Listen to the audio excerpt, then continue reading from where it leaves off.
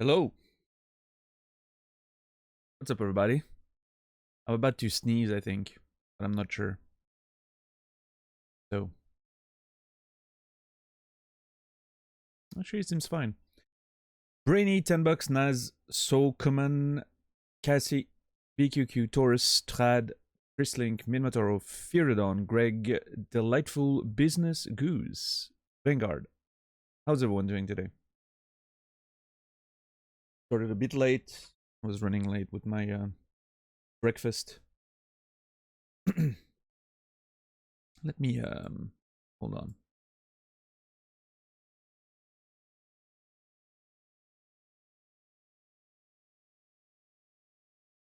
There you go.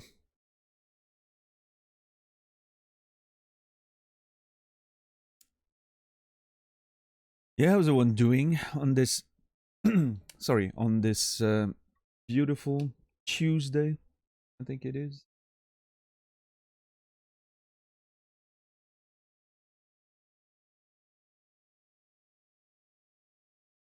Yeah, I'm alright. $10.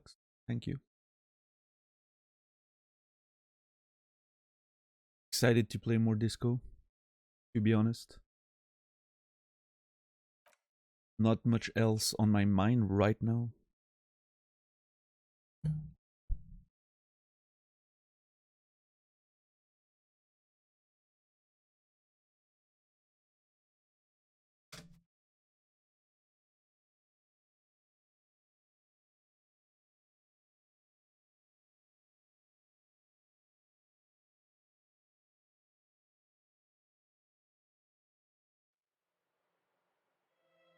It's very strange how long the music takes to start on this screen. I get it, you know, it's sort of like a slow, atmospheric setup and everything before the music actually starts, but I always expect it to be faster. I don't know why.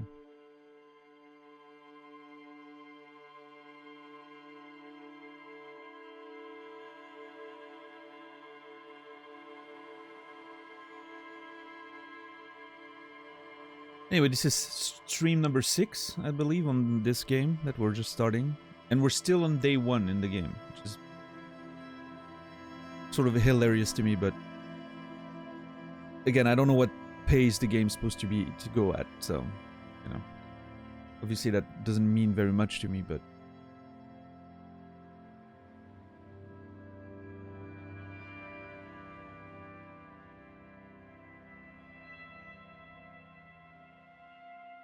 we've had about, I don't know, 20 hours of gameplay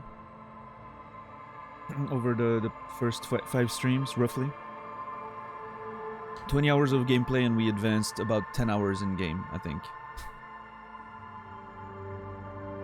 So again, we're on the pace for 2 hours of real time for an hour in game, which is interesting. How many times have we died so far? I mean, we died a bunch to the like 6 times to the fucking fan at the beginning of the game, I think. That's about it, right?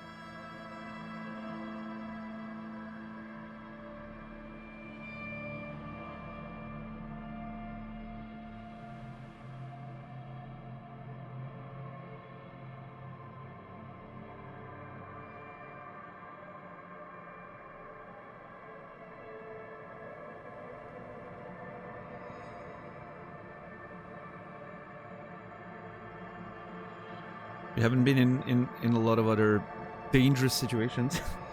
I can't believe the most dangerous situations we've been in so far was grabbing a tie off of a fan, but here we are. So.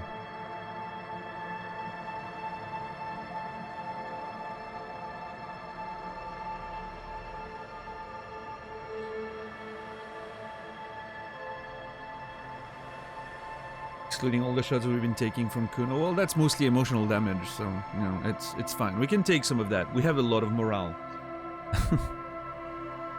Our physical condition, that's not, you know, very on point, but...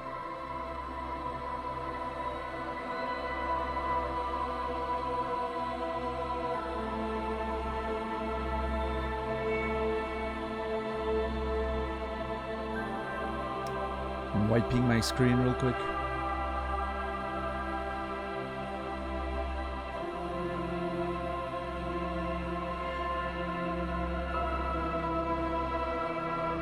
There you go. Beautiful.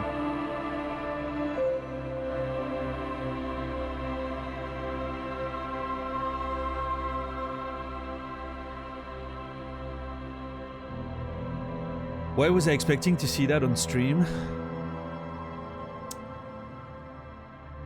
You know what? I get it, BQQ. I have those moments sometimes when I'm expecting to be able to see something, right? It's the miracle of the streaming game, I guess. Hold on for a second.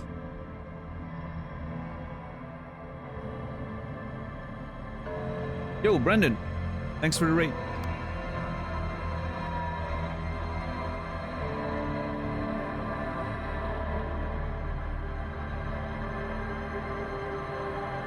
How are you nerds of the fighting game community doing today?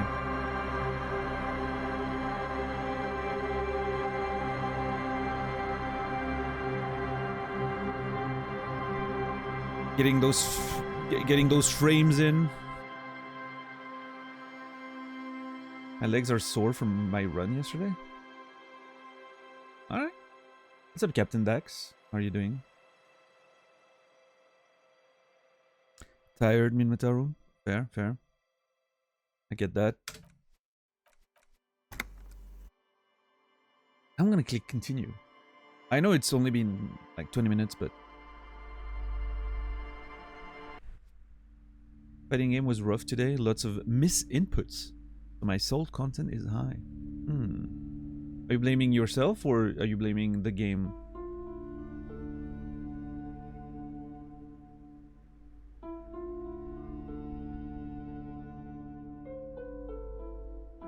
What's up, Garcini? How are you doing today? Garcini LLC.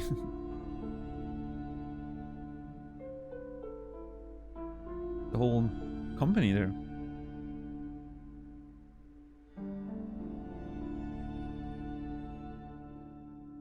I'm salty because I don't know whose fault it is. Input system in SF6 is kind of weird. Okay. Everyone talks about it, especially pros. Interesting. Yeah, I mean, Mataro, I feel that was my Sunday for me, being up for since 5 a.m. and having to like stay up my sleep schedule. Hopefully yours involves getting to bed at a normal time, not the next day later than 5 a.m. But yeah.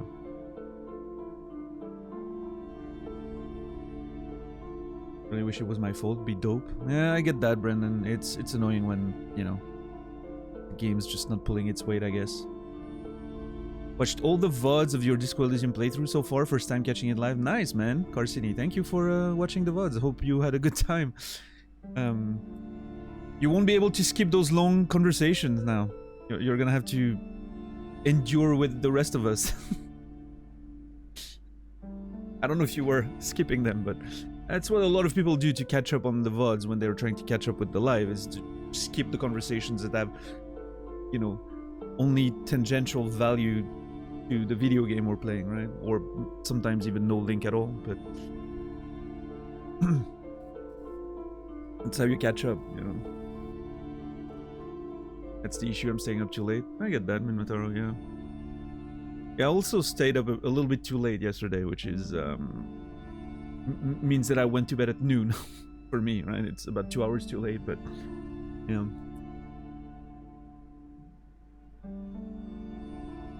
You like the conversations? Well, that's nice. That's awesome. Yeah, this game's been it's been pretty great so far, I will say.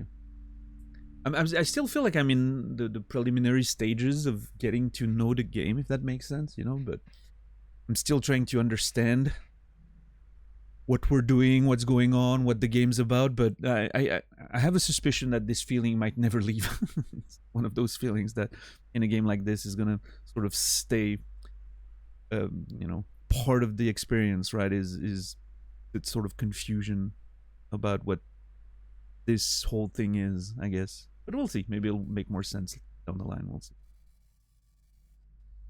Obviously, nobody say anything. No, I don't want anything to influence my understanding. I'm anxious.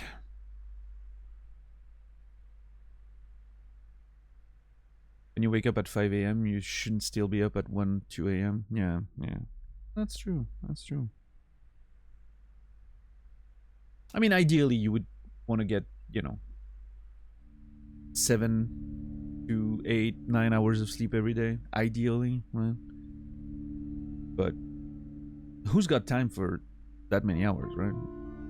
I don't know. I'm trying to get at least 7 hours every day. And for the most part, I've been pretty good about it. Just not yesterday.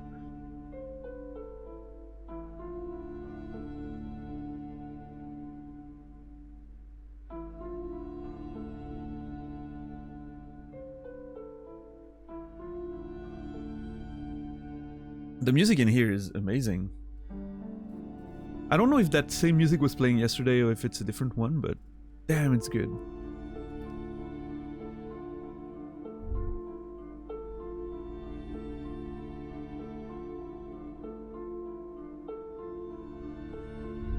Okay, so there's a whole bunch of books we need to click on still. We finished talking to Plaisance, which... oh my god. Man, that conversation was something. We managed to convince her to get, you know, to let Annette be inside instead of out in the cold, which is great.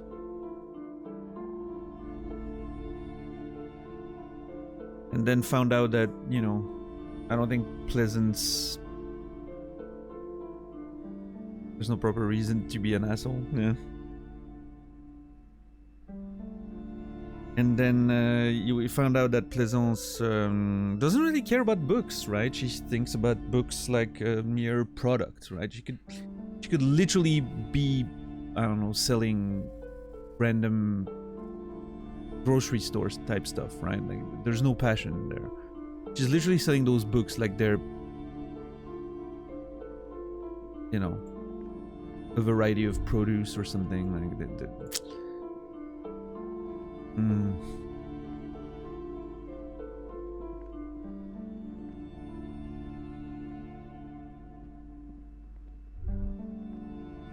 I wanted to talk to Annette again, what she has to say, but I wonder if maybe I should check the books first. What's up, Rico? How are you today? Be responsible for your energy. I mean, I still stand by the idea that this line, I love this line. Someone should be responsible for the energy they bring into a place. I think that's amazing. I like that. I can see how it can, you know, be twisted into some sort of like weird new age crystal mummy type, you know, situation, but I still think there's value in there.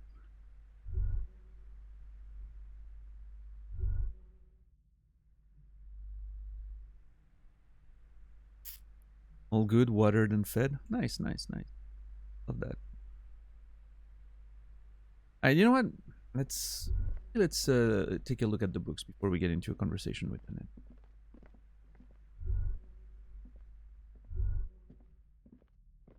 There's a whole bunch of stuff in this place.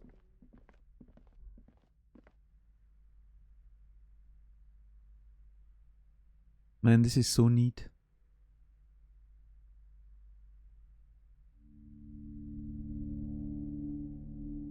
Love to explore this place.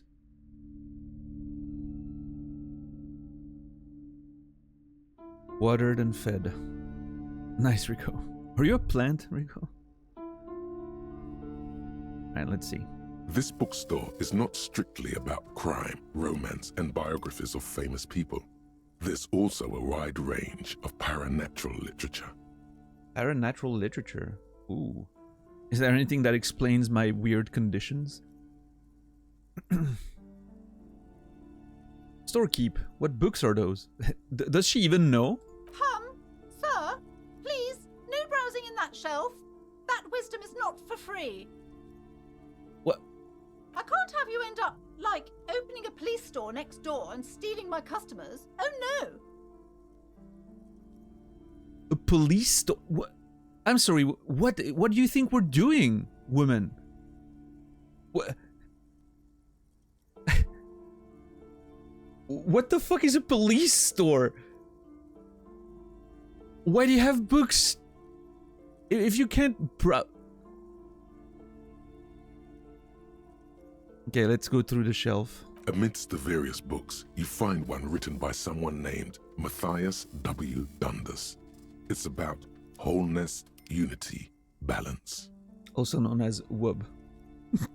I don't know why that struck me so hard, but it's just WUB.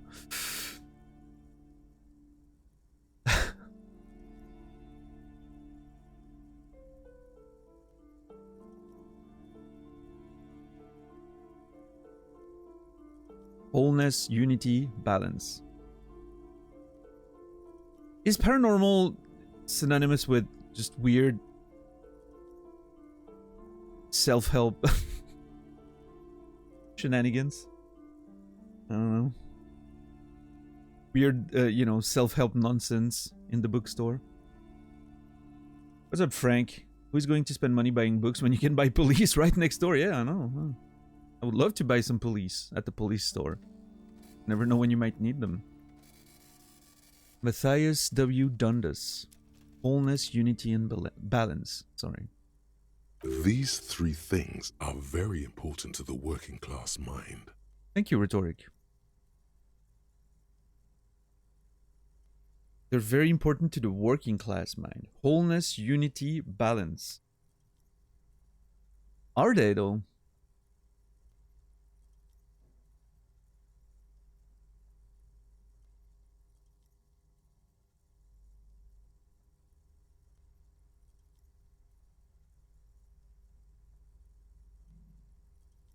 Paranormal is like the subject of the X-Files? Are you actually telling me what paranormal means? Because I know what paranormal means. I'm just making a joke because the book's about wholeness, unity, and balance, which sound like self-help nonsense themes, you know, when put together like that.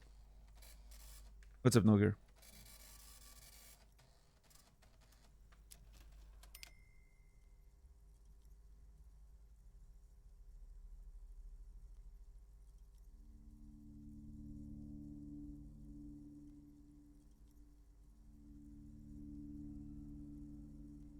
Three things are very important to the working class mind. I'm trying to understand. I'm trying to figure out if I agree with that statement. I mean, you know, I'm not a sociologist or anything, but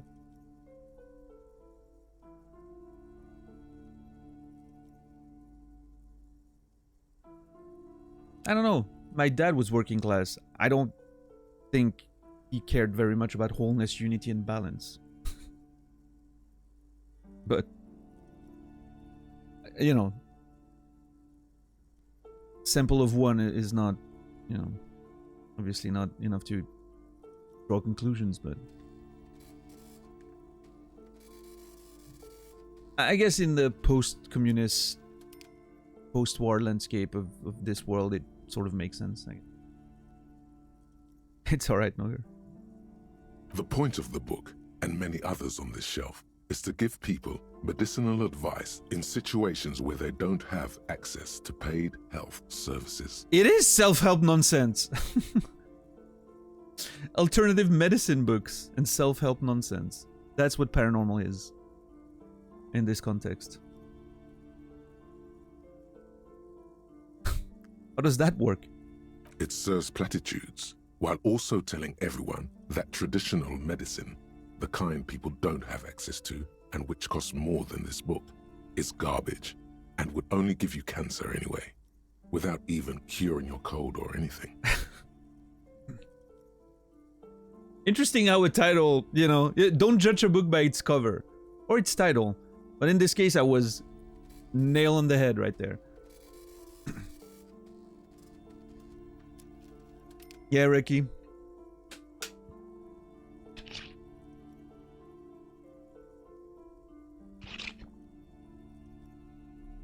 That unfortunately makes quite a bit of sense, but, you know.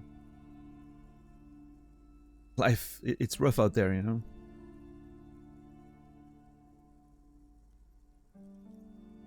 These are the books for Garrus. I'm sad Garrus is not here. He would really love that. Yeah.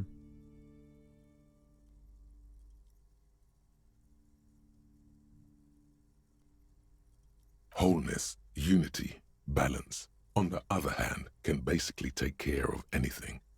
Though it is important to note, Yes. when it's up to your mind to heal yourself, then it's because of your mind that you're ill in the first place.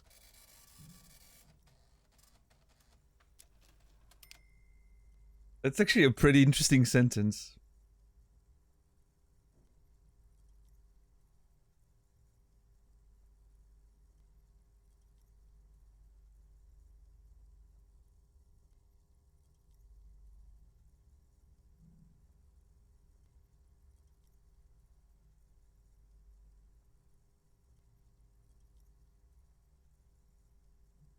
I like that. I mean, it can be understood in several different ways, right?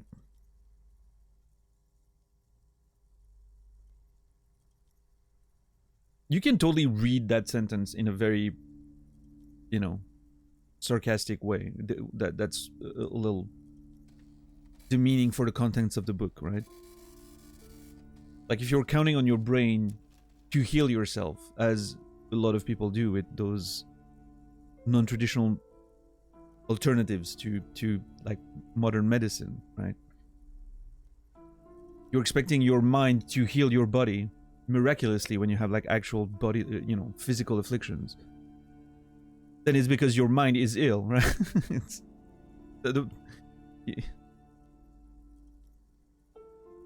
as well as your body, right? Both are in trouble. Which obviously is a cynical way to look at this sentence. I understand what that's probably not what the author of the book's going for in this context. But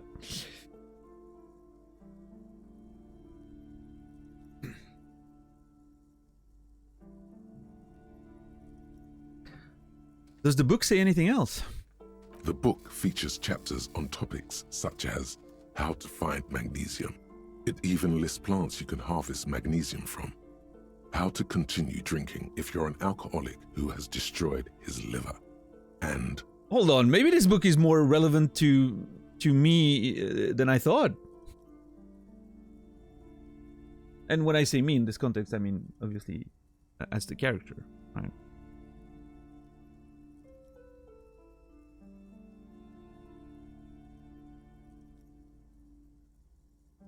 Your parents, yes, see, it actually, suddenly it makes sense why the working class is so interested in all those things. there's even a chapter on the ancient Seraïs tradition of using duck gallbladder preservatives to treat and prevent sexually transmitted diseases. Pre and post factum apply. Nothing worth buying. Duck gallbladder to treat and prevent sexually transmitted diseases. An ancient Ceres tradition. I don't think I've taken notes on the Ceres, but... Big fan of magnesium. Yeah, I mean, magnesium is, you know, very important for the human body, you know?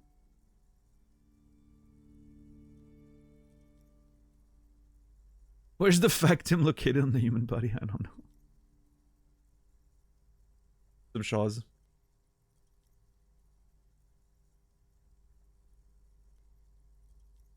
Okay, so this book is a mishmash of a lot of different things. Most of it nonsense. Got it. Alright, what part of my psyche has something to say about this? This is just mundane garbage. What's even paranatural about this? Thank you! You know, sometimes Inland Empire's getting on my nerves a little bit. Right?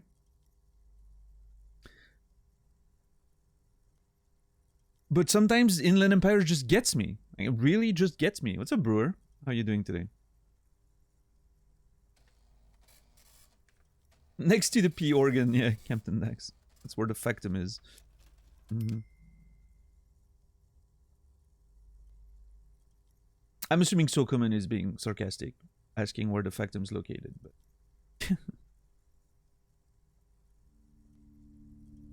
My inner monologue is also quite irritating. I mean, that's the thing though in this game. Your inner monologue is comprised of a variety of different things, right? So many different aspects. Inland Empire is just a weird one. Rhetoric is amazing. I've been mostly enjoying rhetoric. I've been mostly enjoying empathy as well. Encyclopedia, you know, with the occasional lore, you know, info dump. Love that. Esprit de corps, pretty interesting too. I don't know, let's okay, hold on. Let me look at this. Let's make a tier list of I should do that after I'm finished with the game. A tier list of my you know, different aspects of my personality. Logic, pretty good. I like logic, even though most of the time logic tells me stuff that I already know, which is sort of makes sense, I would guess, but Encyclopedia, awesome. Love Encyclopedia. Rhetoric's been amazing. Probably my best friend so far in this world in terms of actually getting me places. And drama, you know, a little dramatic as you would expect, but always interesting. Conceptualization, yeah, you know, I don't think it's actually interjected quite a bit, but it's mostly flavor so far. Like, it hasn't been of like insane value or anything. Visual calculus, you know, very matter-of-fact-ish, but every time it was involved, it was very useful. Volition's been okay, you know, kept me together a few times. Inland Empire, of course. Extremely present, both positively and negatively so far. Empathy's been great, you know. Yeah, authority's been a little bit of a bitch. I am not a fan of authority. In fact, we neutralized authority through items and thoughts right now, and it's great. Esprit de corps, pretty good. Gives me insight in that cop life that I supposedly lived. And suggestion, I don't think has played a big role so far. We haven't seen suggestions too much. Yeah. As far as those go, I haven't seen, you know, any of those have a real role. Electrochemistry tried to get us in trouble a couple times, but we managed to, you know, avoid it. Shivers, I haven't seen too much of it yet. I'm hoping for more. I'm hoping I can unlock more leveling up opportunities for it. I don't think I've seen Half-Light do anything so far. Maybe once. Perception's been decent since we added a point in there. And eye coordination, I don't think has been... Well, maybe it played a role when we were trying to shoot the thing. But we didn't get it, so... Reaction speed, I don't know. You know, it's probably some checks that I'm not even aware of. Savoir-faire. I mean, it's certainly not doing anything for me right now, but... Oh yeah, savoir-faire got us into the funniest scene of the game when we tried to escape and... you know... And we tried to, escape guard. That was funny. Interfacing. I mean, we haven't really interacted with it, but it was fine. Composure. Haven't seen much of that either. I think it like helped once or twice. Keep your poker face straight in your back.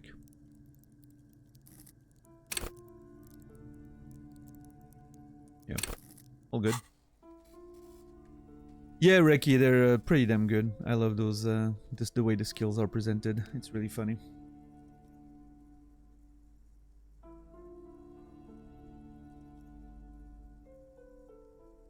Yeah.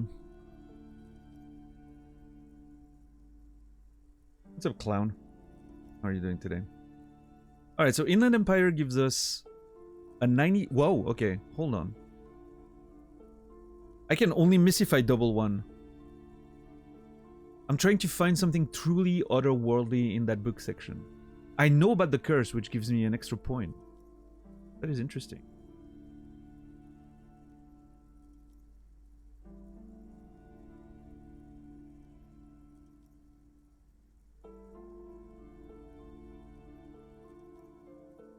Alright, let's go. The throbbing in your head increases with every passing moment you gaze at this shelf. Mm-hmm.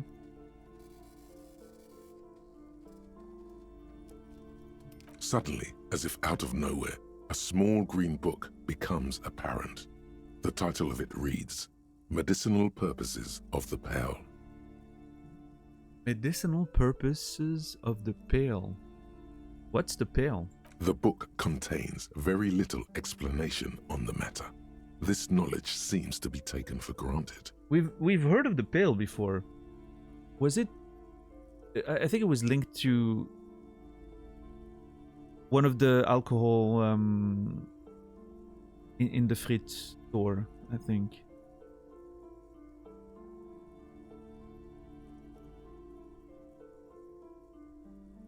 Very little explanation on the matter. This knowledge seems to be taken for granted.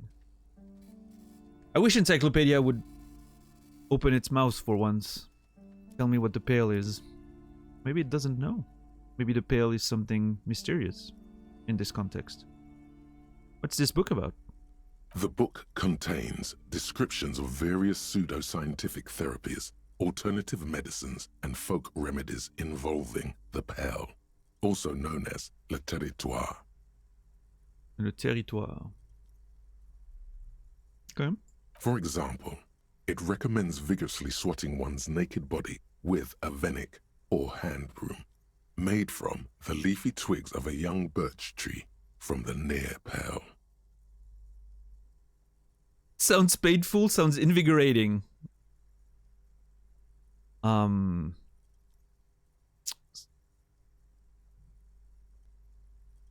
Sure.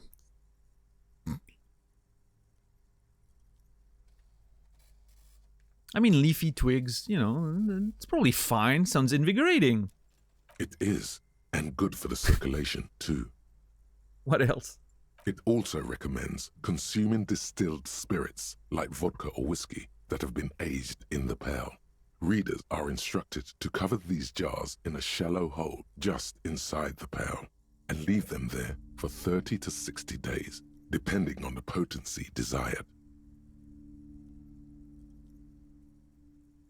So it says, you know, the Pale, and then it mentions le territoire, also known as le territoire, right? It says that here. So I'm assuming le territoire, you know, the Pale, also known as le territoire. Le territoire means the, you know, territory, right? In French. I'm assuming the Pale is a region?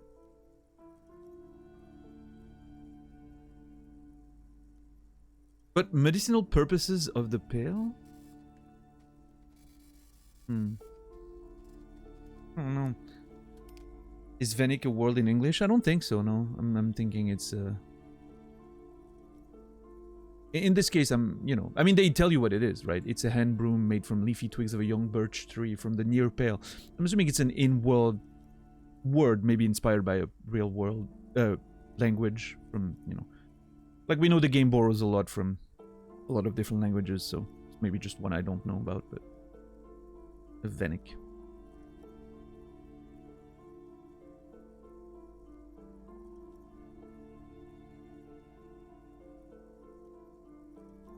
It's a Russian word meaning the same. Hmm.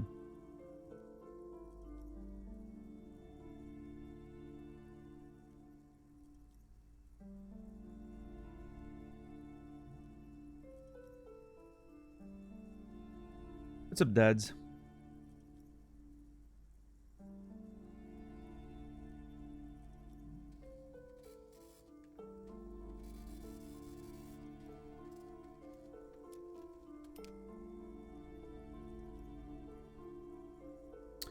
What does this pale age liquor do?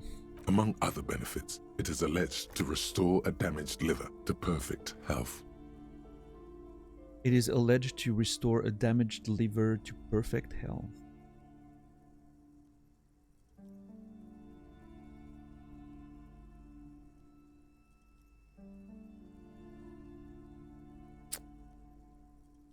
I mean, I'm not sure that works, but the Fritz store has some. I think it was the vodka that was aged in pale. We could test that theory. I'm not you know, I'm pretty sure it's not going to work, but yeah,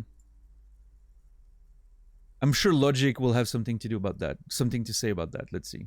That seems improbable. There you go. See, logic and I were perfectly on the same page most of the time.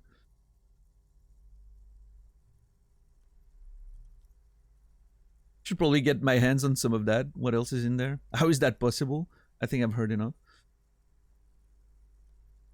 I'm gonna question the shelf. How is that possible? Is it any more improbable than anything else that human beings put their faith in? You know what, shelf? Fair. That's actually fair in many ways. That's why faith is bullshit.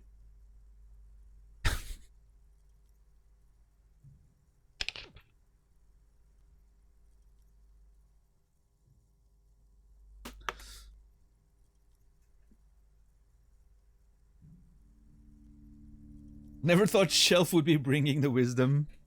Hey, you know what? Yeah, it is what it is. We, you know, faith is, and I mean that in the greater sense, right? Not just religious, right? But in the greater sense. Faith in things is a mechanism we use to just survive whatever current trouble you're going through, right? Most of the time. It's just I don't know. It's a way to find hope and survive one way or another. But in this case, the problem is there's pretend actual like physical benefits, which can lead to a lot more issues than just, you know, having faith in, I don't know.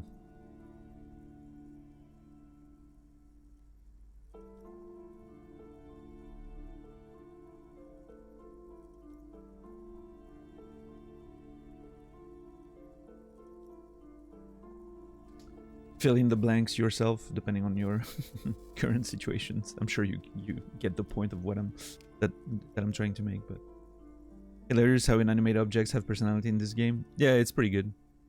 I like it.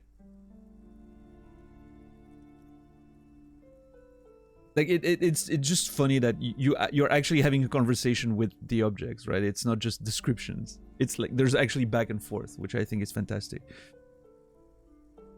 Obviously, the implication is that you're sort of having a conversation with yourself. I mean, it can be that you're having a conversation with yourself. Then again, we've had the Thai talk to us, so I don't know. Is it just my imagination, or is this world stranger than it looks? I don't know.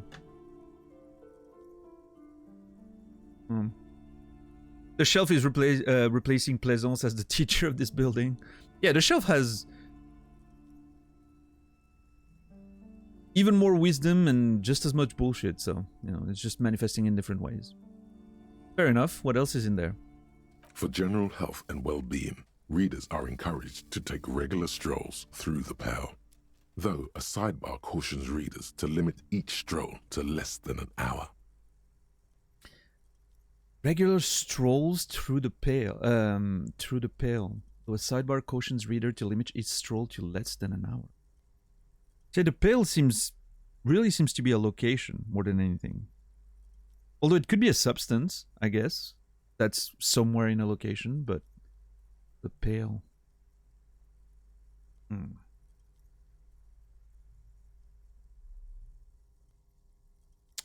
In a certain sense, faith can mean progression as well as survival, considering our ability to unify and have faith in other humans sometimes to make the once impossible possible.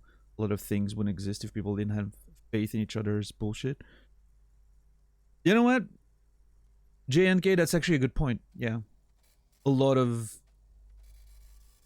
inventions, a lot of, groundbreaking science or theories or whatever initially were just, a leap of faith from a bunch of people or scientists, right?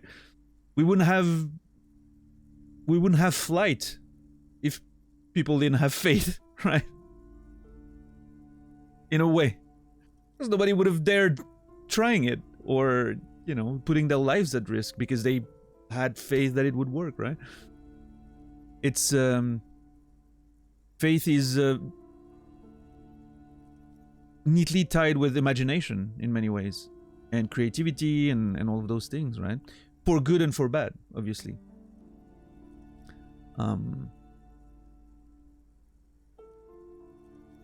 But yeah, you're right. That's true.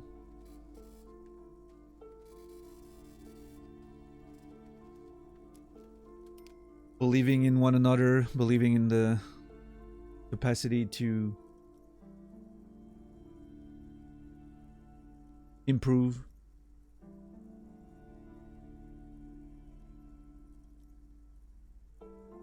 Believing that you can save the world, right? In times of war and whatever, which, drives probably a lot of people to actually accomplish the things they need to do. I don't know. It makes sense. There's a whole lot of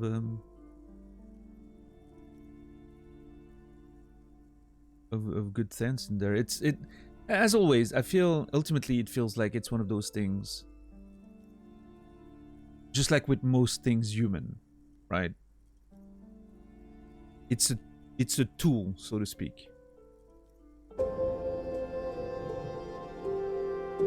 And it can be used for amazing things, and unfortunately is often used for manipulation and other predatory reasons. But that the problem there is not doesn't lie with faith itself. It lies with the human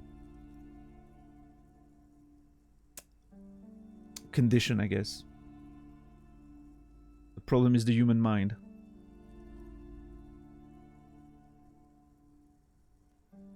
I mean, in this sense, Sorrow, you're reducing faith to the religious meaning, which the conversation so far has been a bit greater than that, right?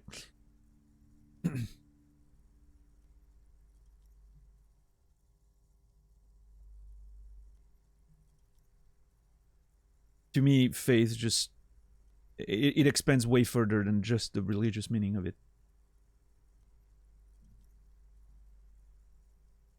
But you're right. Despite that limitation, what you're saying is right.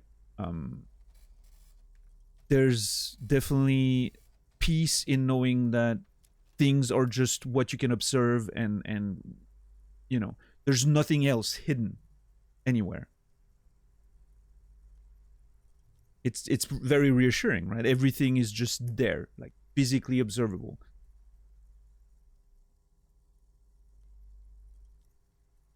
But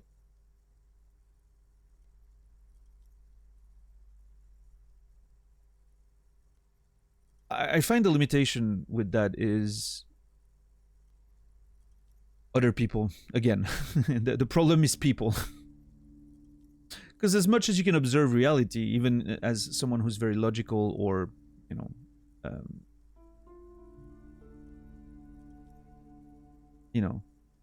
does not believe in the supernatural or gods or whatever, the limitation is other people. I can't read other people's minds, right? Which means there is an unknown in there that I do not control, that I cannot observe, and that I have to believe on faith that I'm being told the truth. or that people are being honest, or that, you know, and that's when it becomes really difficult.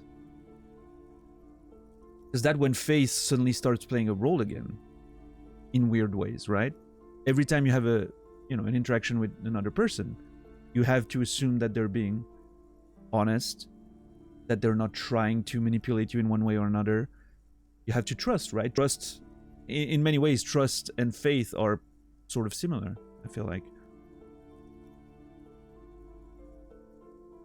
Cassie, thank you for the resub. 16 months. Disco December has lived up to the hype. Hey, it's just starting. Even though December is, you know, almost 2/3 done, I think the Disco December is going to turn into Disco...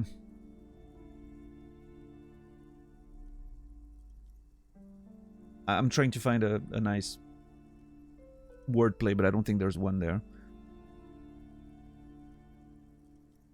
January Elysium? I don't know. Sounds like an illness. January Elysium.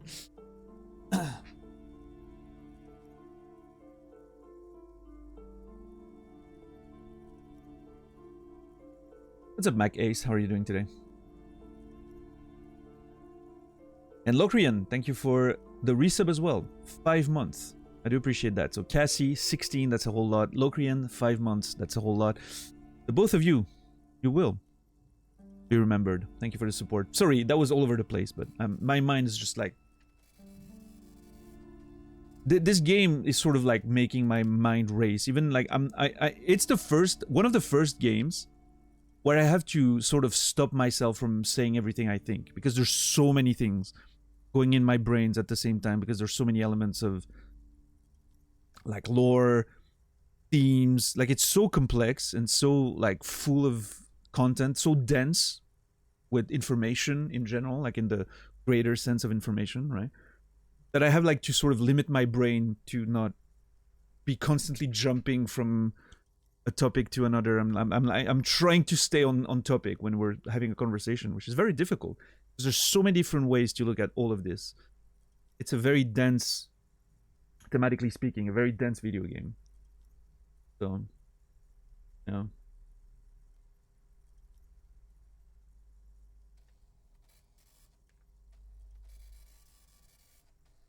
Yeah, I mean, it's the line between trust and faith, Brendan, is I think the difference to me potentially is that trust manifests through observable actions, right? You can see proof that you can trust someone, that someone is trustworthy. For the most part, right? You can observe like actions and be like, yeah, this person I can trust. Like, they're proving their trust to me for the most part. I feel like faith is more of a thing like that is based on something you cannot observe yet, maybe, right?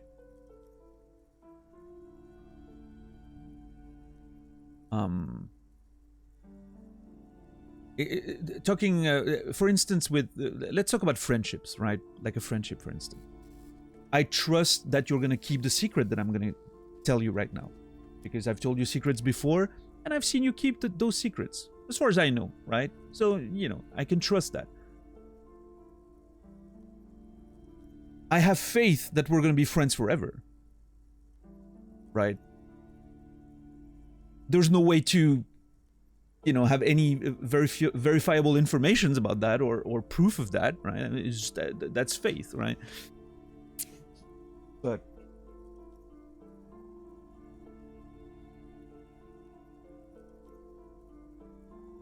all right, Locrian, I get that. Absolutely. Don't spoil yourself. It's a great experience, and I'm hoping you'll have a good time when you get there. And thank you for the support.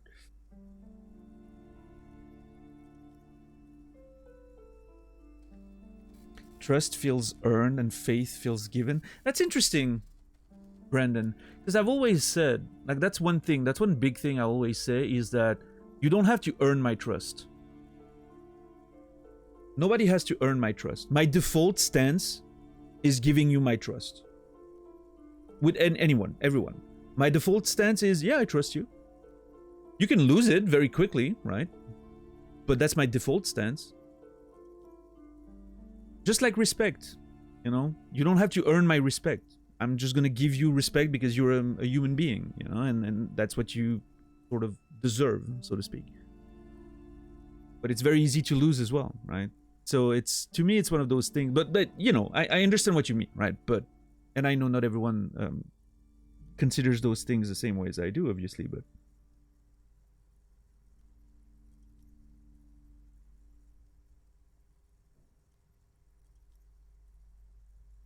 What's up, Shinimas? How are you doing today? But, I mean, if we really go down that road, maybe my preliminary trust is sort of putting my faith into people. Maybe it's a terminology problem, right? A semantics question more than anything.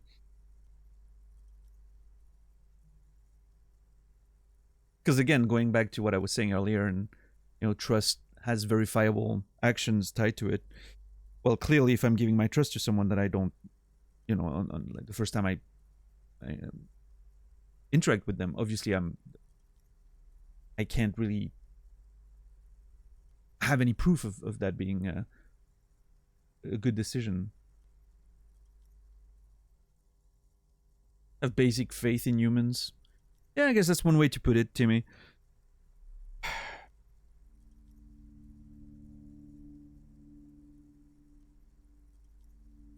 And I guess like you phrasing it this way, you know, it's one of those things. I'm someone who can come off as very cynical. If you've watched me on stream for, you know, the past year and a half, some of you even maybe earlier than that if you were there in the old days, but you know, I'm a pretty cynical person, or at least, you know, I say a lot of cynical things. But I think deep down inside, that's sort of, you know, not necessarily who I am. I do have a lot of faith in people in general. I do trust people easily. I guess the cynicism is a way to... It's a protection, self-defense mechanism, right? By adding that cynicism on top of the you know, layer of innate trust. Whenever my trust is betrayed, I can always go to, oh, well, you know, obviously that's what happens. I expected it.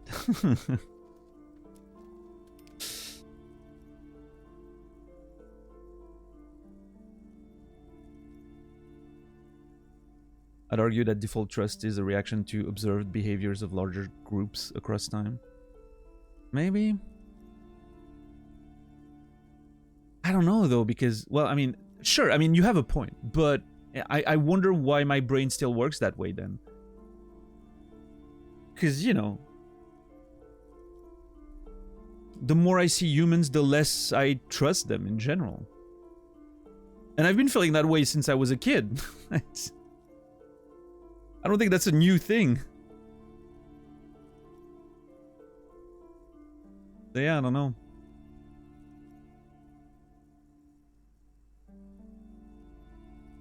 People were a mistake. You know what, Bunch?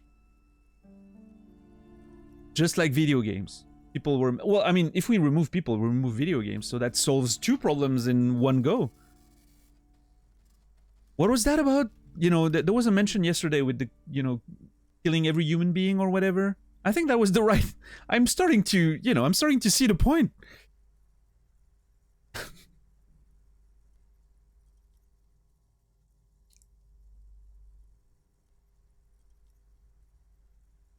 Yeah, tabula rasa.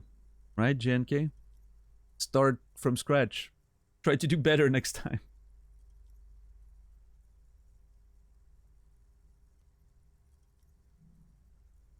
You're responsible for the energy you bring into a room, yeah. I wonder what kind of energy we're bringing in this room right now with this conversation. I have people lie to me in my work all the time. I have basic mistrust if I'm in another setting. I don't assume people will lie to me. But if I'm in another setting, I don't assume people will lie to me. Okay, yeah. I would ask you what your line of work is, Cassie, because I don't think you've mentioned it before. And if you have, I'm sorry that, but you don't have to. Obviously, you don't have to give information you don't want. What's the most harmless thing one of us in the chat can do to lose your respect? That's an interesting... Oh boy, that's an interesting question, Anxious. What is the most harmless thing one of us in chat can do to lose your respect?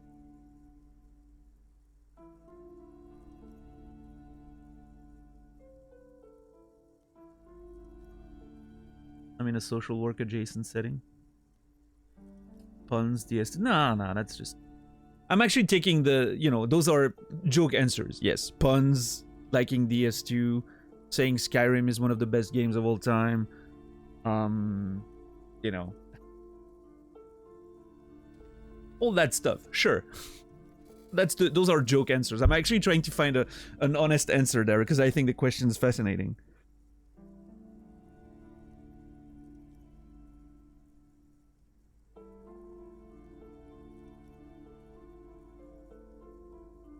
I mean, the modifier in here that bothers me is harmless. Is most things harmless? They're just gonna, you know, I'm just gonna be like, whatever. Right.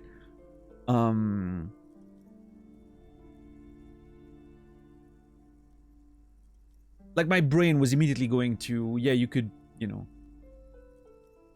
you could say something that's like incredibly, I don't know, incredibly sexist, or you could say something that's incredibly offensive, or, you know, not even like, especially not to me. Like, it's interesting because like stuff like, if it's insults or, you know, stuff directed towards me, I'm mostly not gonna care for the most part. I'm gonna make content out of it and it's gonna be fun, right? Like, will it make me lose respect in you? Maybe, I don't know. Like, that's the, well, I mean, if I see a random name appear in chat and say some bullshit, I'm just gonna be like, whatever. You know, it's not even a human being at that point for me, in my brain. It's just a random name in a chat. Especially if they come in and they just say nonsense, right? You don't reach that level where you register as a human being for me. Before you actually say hi and, you know, have a normal interaction. But those things are not harmless, right? The things I mentioned. Like if you're like spewing like actual bullshit in chat, right? Those things aren't harmless.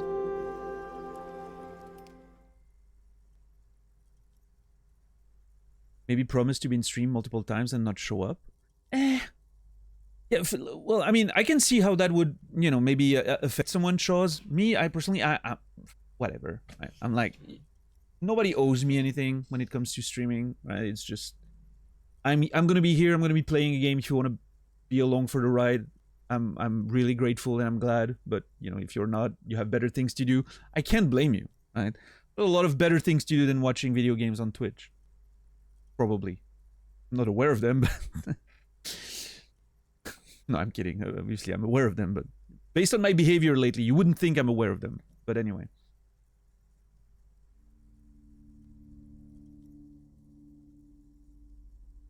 Something that damages one's national pride could be considered harmless? I have absolutely zero concept of national pride. That literally does not register with me. So I can't relate with that. Like, national pride legitimately means nothing to me.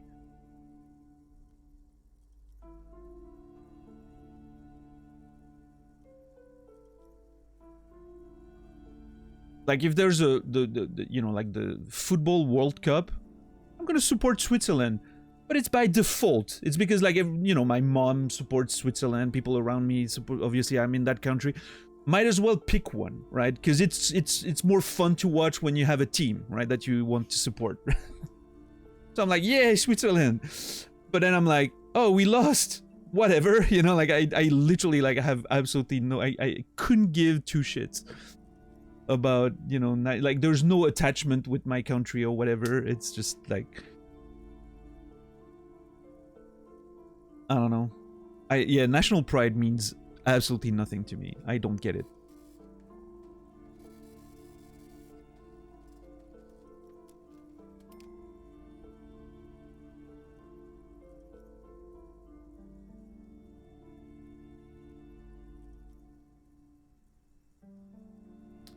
There are definitely things that are genuinely harmless that we take as markers of deeper problem. Maybe, yeah. People who put water in their cereal instead of milk. Yeah, I mean, all those for me are jokes, right? Those things. Like, I know we love to argue on the internet about like pineapple on pizza, water on cereal, cereal first or milk first. You know, all those things we joke about. But obviously none of this matters. Okay, here's the thing. Here's one thing. Okay, if you're taking these sorts of conversations too seriously and you actually visibly get upset in chat, I'm gonna lose some respect for you. There you go. I found it.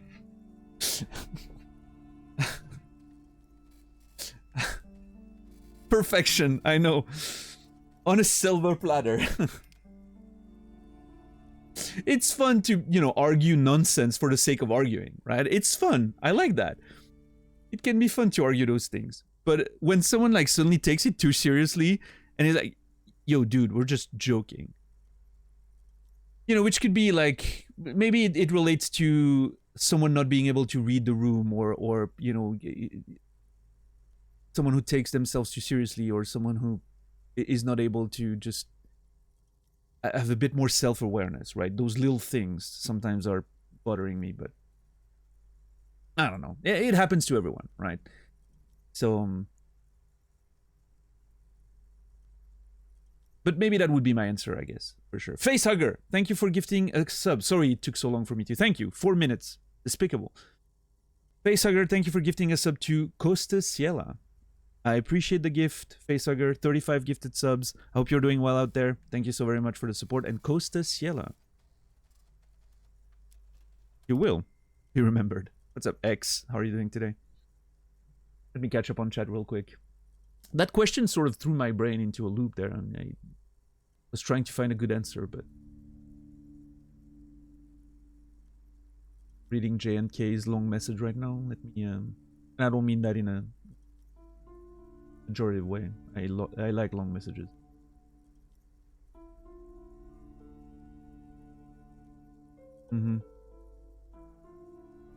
Our ability to not let our mechanism of choice get damaged by small betrayals. I like that. What's up, Pitsy? How are you doing?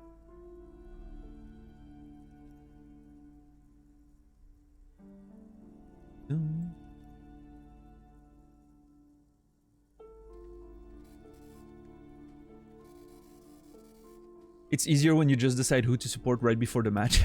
Yeah, X, that works too. No, it's easier when you decide who to support after the match. You just pick the winner, right? That's what you do when you're a kid. And you go to school the next day and you're like, oh no, I supported Germany all along, I swear. When they won the World Cup, you know.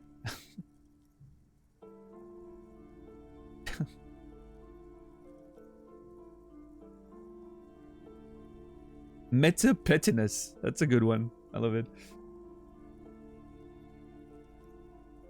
I take pineapple on pizza very seriously. Yeah, Soro. A lot of people do. It was my grandmother's favorite pizza, so it will always, you know, even though it's not my favorite topping, I will always respect it. What's up, JC? How are you doing today? That was a good question, Timmy. Yeah. Beautiful question there by Anxious. A real, you know, real brain buster of a question. Those arguments are good mental exercise. Being able to take a point and defend it without being completely invested helps you take perspective outside your own. Yeah, it's, to me, that's exactly it, Bunch. It's brain workout. Having those arguments on the internet about stuff that ultimately doesn't matter is a brain workout, right? You just, but it requires doing it with people you sort of, you know, and you know that everyone's going to be on board. That's why I love just arguing with Nasrallah, because I know we're not going to, you know, be upset at one another, and, you know, we're just going to argue endlessly about stuff that has no real importance. And then from time to time we have a serious conversation, right? But because we're used to arguing about stuff that makes no sense and we know how we work, we then can have those serious conversations a bit more adequately and without, you know, being upset at one another, right? That's a good way to do it. So I think arguing about, you know, unimportant stuff, and when we're done, we watch wrestling and we agree that wrestling is bad. That's the best way to find peace after a friendly argument.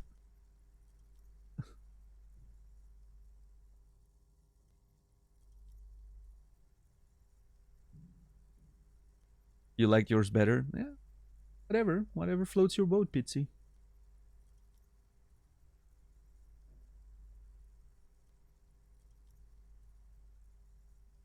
Steel man? Yeah, Captain Dax, I'm not familiar with that terminology, but whatever happens in your head is your business. Exactly. Yeah.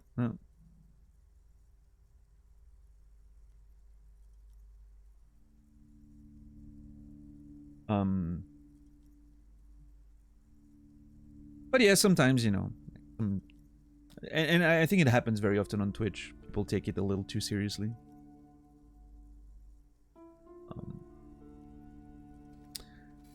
But yeah, I mean, and sometimes it doesn't have to be, like when I say things that don't matter. Weirdly enough, it includes opinions on video games. Like if you ask me what I think of a video game like Skyrim, I have a lot of stuff to say about a game like Skyrim. I fucking hate that game, right? Maybe with too much passion. And that's my true opinion, right? I'm not faking my opinion on Skyrim. That's actually what I think about the game. But does it matter? Is my opinion on Skyrim important to you? No, it's not. If you love Skyrim, if it's your favorite game of all time, my opinion shouldn't change that. It has absolutely no bearing on what you think of the game, and it shouldn't.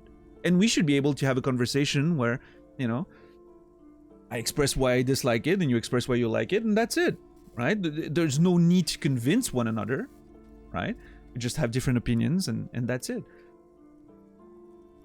But then you will see, and that happens very often on Twitch, you will see those people, and we've talked about them recently, playing Lies of P and whatever, people who attach their sense of self-worth to their video game preferences, like their favorite games and whatnot. And suddenly, if you speak poorly about a game that they love, they're gonna go ballistic because they feel attacked in their taste, to which they attach their sense of self-worth to. And that's insanity to me, right? That's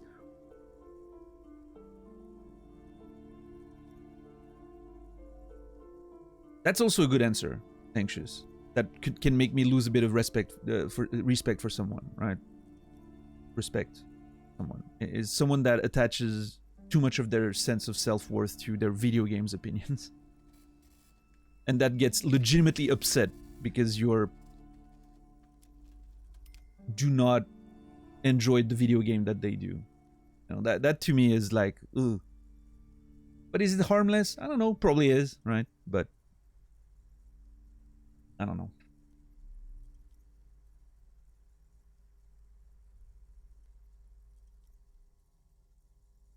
It's just, it's just video game opinion. Who cares? Daniel and I have both been banned for talking crap about DS2. Oh yeah, that's true. I always forget about that one. But yeah, that's true. That actually happened. Oh.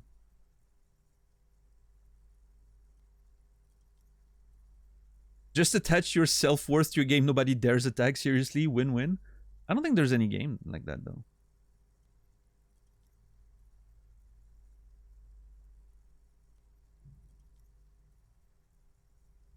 And well, to me, that's the other side of it, right?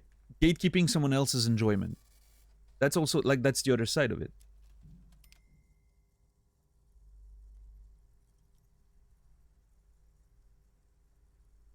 Obviously, that's also, as much as I like criticizing a game, if you're enjoying playing a game that I don't like, I'm not going to judge you negatively for it. It's just, oh well, great. I mean, it's fun to enjoy things.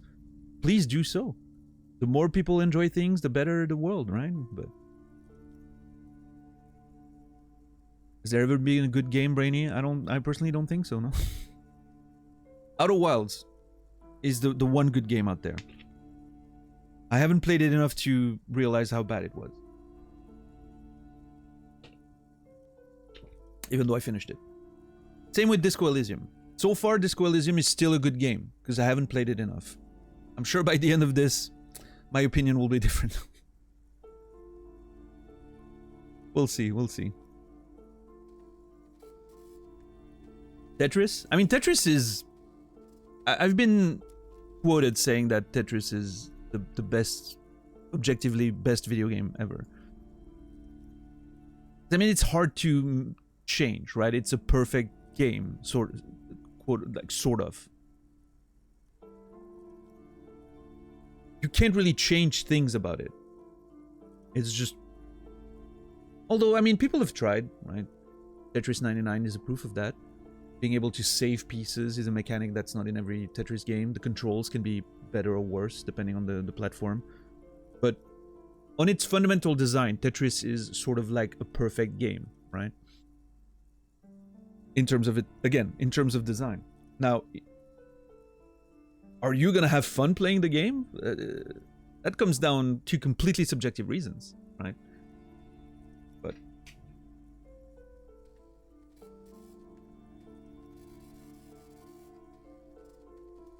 making critiques is very different than attacking someone. Yeah, exactly.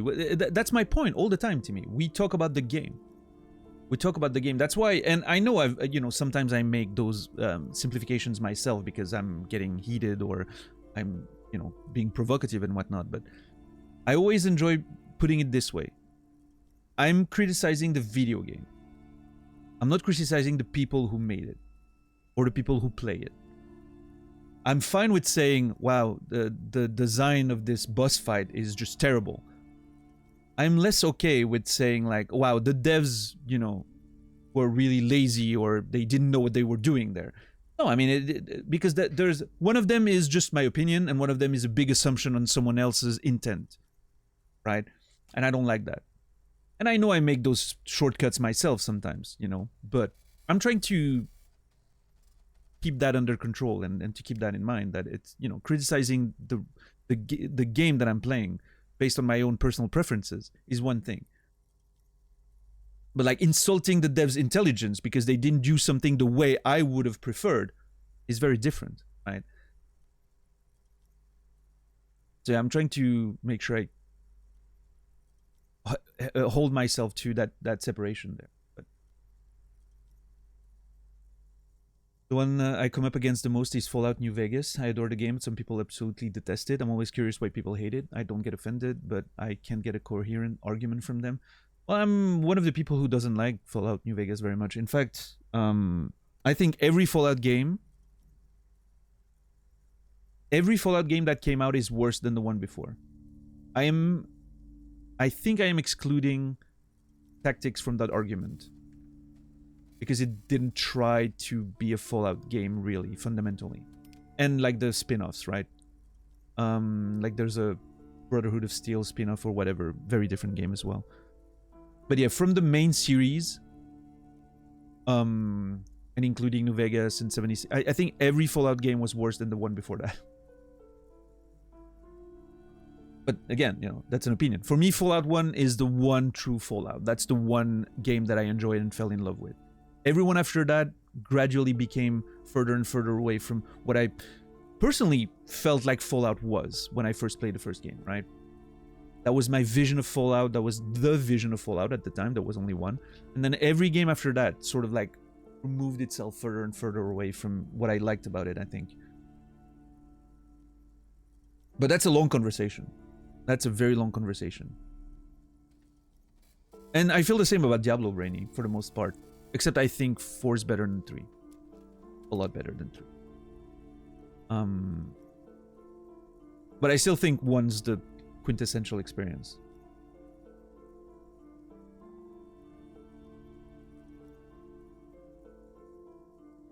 In fact, I think Diablo completely changed genres after 1. Fallout didn't. Fallout is still sort of the same genre, but yeah.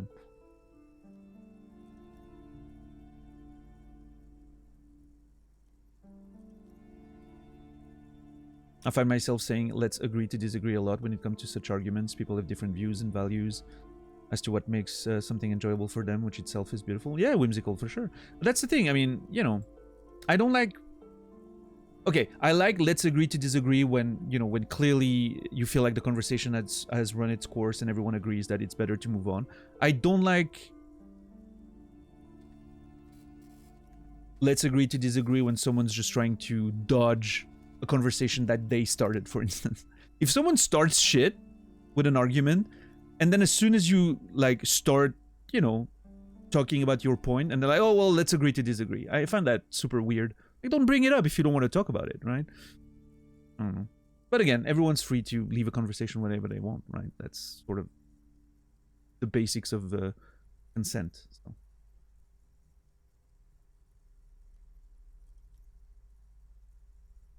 But I hate when people do that. They bring up, you know, a topic in an argumentative way, and then as soon as you disagree and you start making a point, they're like, oh well, you know, I don't want to talk about it. Like it's like, well, then don't bring it up. Like you just want to. And again, they're free to do so. Again, consent, you know, goes both ways. You can express your opinion without wanting to go in a big argument about it. That's totally something you're free to do. But I'm not gonna enjoy it. Like I'm not gonna like it myself. I think it's a bit of a dick move to bring something confrontational and then just dodge the answer, right?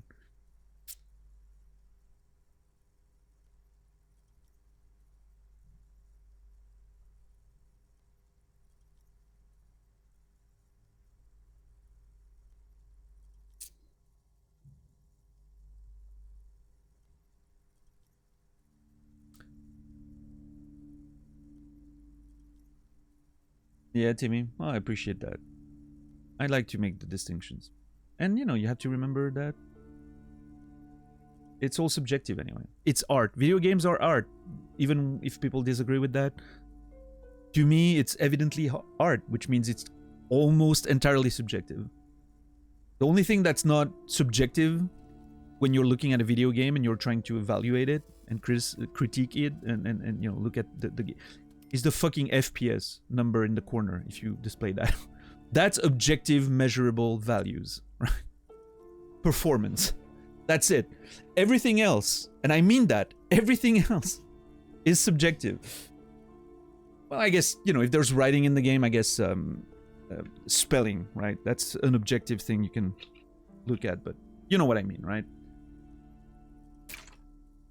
All design decisions, all decisions that come with the visuals, the sounds, whatever, it's all subjective. So, it's important to remember that. We're all just sharing opinions, and that's fun. It's fun to do. I like it. My first reaction hearing Tetris is still rip Jonas. Yeah, dude was good. That was a good dude. I remember watching a few of his streams and whatnot. After I first saw him in the Ecstasy of Order movie, right? Then watch his streams a little bit back in the day, but yeah, man, way too young. It's one of those things. Like, I try to not think about it too much because it's scary. It just happens like that, you know. And one day you're here, and the next day you're not. He reminds me of a friend, actually. I had a friend who was the person who was actually hosting all the LANs.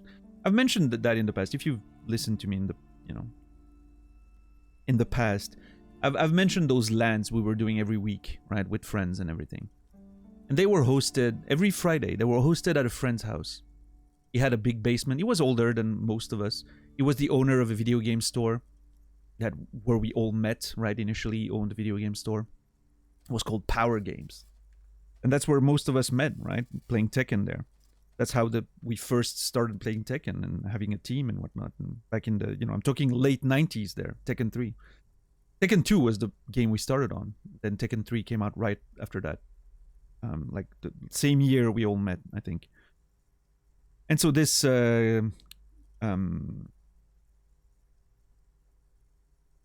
this dude, the owner of the store, he had a big basement in his house where, you know, with a lot of electronics and a network, a whole thing. He also had like a computer store that he was owning.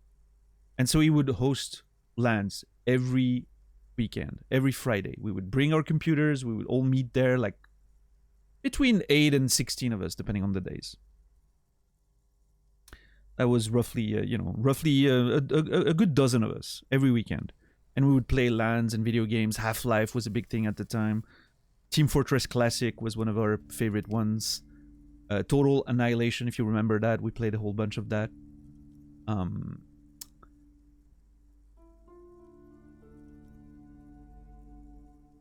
I also remember we played Ultima Online when it first came out. We all had our little account and we would just all play from that room there. And we had a side room with a PlayStation and Tekken, and we would just like, train there for hours and hours and hours. Share files on the network, all the DivX, was it called? Like the movie format at the time. We would like share movies and whatnot over the network, and music, MP3s and all that. All that good old school. DivX, yeah. And man, that dude was so great. Like, he just took us all in, like every week he would host and we would order pizza, and man, it was such a fucking blast every time. I was like 17 at the time, 18. We did that for a couple of years. And then we sort of like gravitated away from one another. I don't remember exactly how it stopped, but like the video game store went bankrupt, and he had to sell the whole thing, and so we didn't have that like daily meeting at the video game store that we will always go to. And then I don't know, I think the internet started being more of a thing, right? People started playing Final Fantasy 11 online. People started playing WoW also when it happened, EverQuest and all that. And I guess we just all started staying home and playing online instead, right? As the internet started developing, it made sense. And yeah, a few years later, it stopped. We stopped sort of all seeing each other. We all went our different ways. Like most of us were just done with our studies also at the time. I was done with high school and all that, so we sort of gravitated away. And yeah, one day I just, had a message by one of my friends from that community, and dude passed. Dude just like heart attack, collapsed one day, and that was it. I don't even know if it was, I think it was just 40. It was my age now, I think. I think that was in 2010 or something. That was quite a few years after we stopped doing those lands and whatnot, but yeah, I think it was about 30 something at the time, 31 when we were doing most of the lands, 30, 31. I was 17, 18. Most people were in their early 20s. And yeah, so that happened about 10 years later. Just suddenly collapsed, and that was it. I always think about that. Like, I always fucking think about that. I can, like, there's still the forums that we were using at the time. They're still fucking online. Because I think the guild, the WoW guild that they had, I wasn't part of the same guild, but they had a WoW guild that was going. And I think that their forums are still online. You can still see his messages from that time period before he passed, and all the plans they had for World of Warcraft. And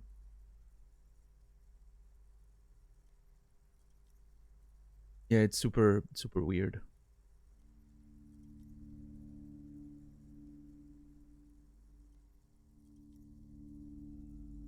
Was a good dude. So every time I think about Jonas, for some reason I think about Christophe. His name was Christophe. Because I don't know, they looked a bit the same too. They had a similar appearance, and I don't know, it always makes me think, people dying at around that age, like just like that for no reason, passionate with games, and suddenly they're gone. Fucking insane. In Control, the dude from the StarCraft community, pulmonary embolism. Yeah, that was crazy too. Yeah, In Control was great. I love that dude.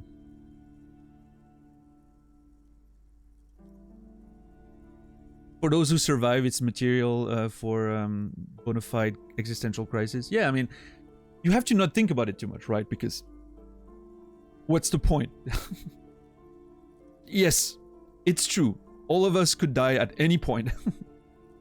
That's what happens. For all we know, there could be even a cosmic event of some kind that we don't know about that just literally erases the Earth from existence in an instant. You can't think about that, right? That's not the way to live life. Instead, you just play video games all day and you know, try to pass the time until you die of natural causes like a proper human being. No, what I mean to say is live life to the fullest. Have stupid arguments on the internet, yes.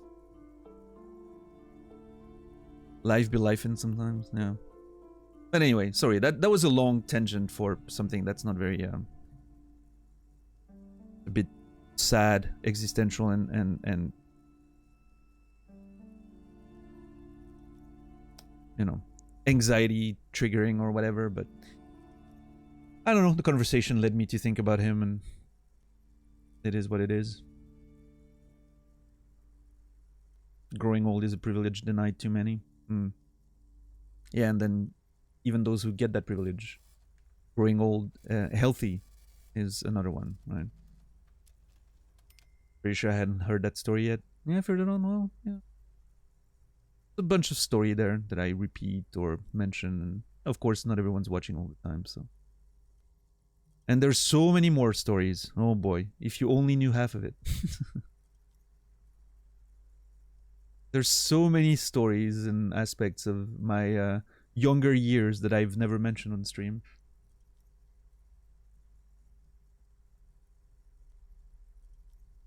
I love it when streams double down on the existential crisis I'm already going through in every moment. I'm sorry, Naz, it happens. Sorry about it, though.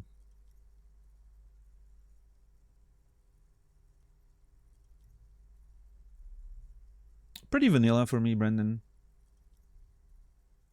FFZ to like remove all of the trash that I'm not interested in, and that's about it. If I'm a mod on the channel, and most of the channels I actually watch I'm a mod on, so I use like mod view for some reason, because I have a nice little setup in mod view that makes it easy for everything.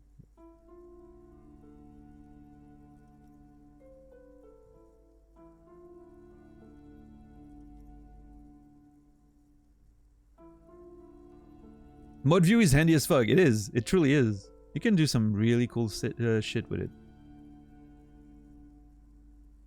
Mine is very minimalistic. I want a few things, and that's it.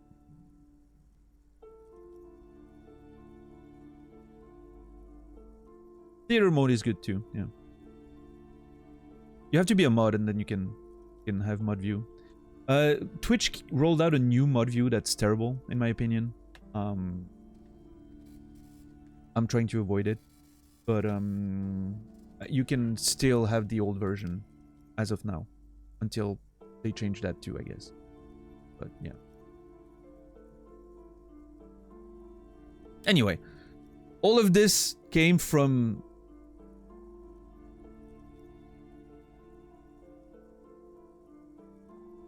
the mention of faith. This little line here. Many of you, I've said that already, but many of you said you're gonna love this game. It's gonna be perfect for you. It's gonna trigger conversations that you're gonna love. And I was like, okay, we'll see. Well, all of you were right. It's insane. That whole fucking conversation was just this one little sentence here. Love it. What a game. And none of it had actually much to do with the game itself, but it's like... That's what happens when you have a well-written game. Thought-provoking game. That's beautiful. It's like reading a book with other people, right? That's the beauty of some of those games. Like, reading a book is great, right? It's thought-provoking. It's leading you on all those thoughts, but more often than not, it's a solitary experience, right? This is like reading a good book, except you're doing it with people. So there's all those conversations and... Well, I mean, playing it on Twitch, at least, right? Right, Quasi. Yeah, I know. Conversations take a while. And especially I sort of move slowly through conversation. That's one of my...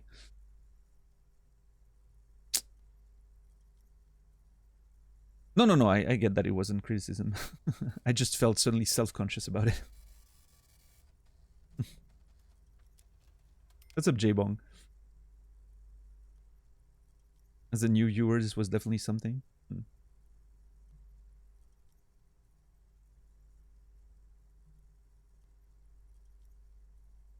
Yeah. I mean, the last game that truly did that was Outer Wilds, interestingly enough. I mean, Hollow Knight had a few conversations, but I don't think it was that on that level of depth, right? Hollow Knight was a lot about the game itself, I feel like. Although I don't remember. Maybe there were a lot of interesting side convos as well. But yeah, Outer Wilds, just like this one, triggers just a lot of thought-provoking, topics because of the nature of the game itself. And I'm not going to talk too much about Outer Wilds because if someone hasn't played it, you don't need to know anything about it. Outer Wilds is a game that should be played without any knowledge of it. Returnal was a good one as well. Yeah, for sure. Oh, Returnal had literally 2-hour-long conversations. Sitting in that one spot. You know the one. If you were there, you know the one. With the great music. I'm pretty sure there was one stream where we pretty much, sat in one of those spaces for like 2 hours.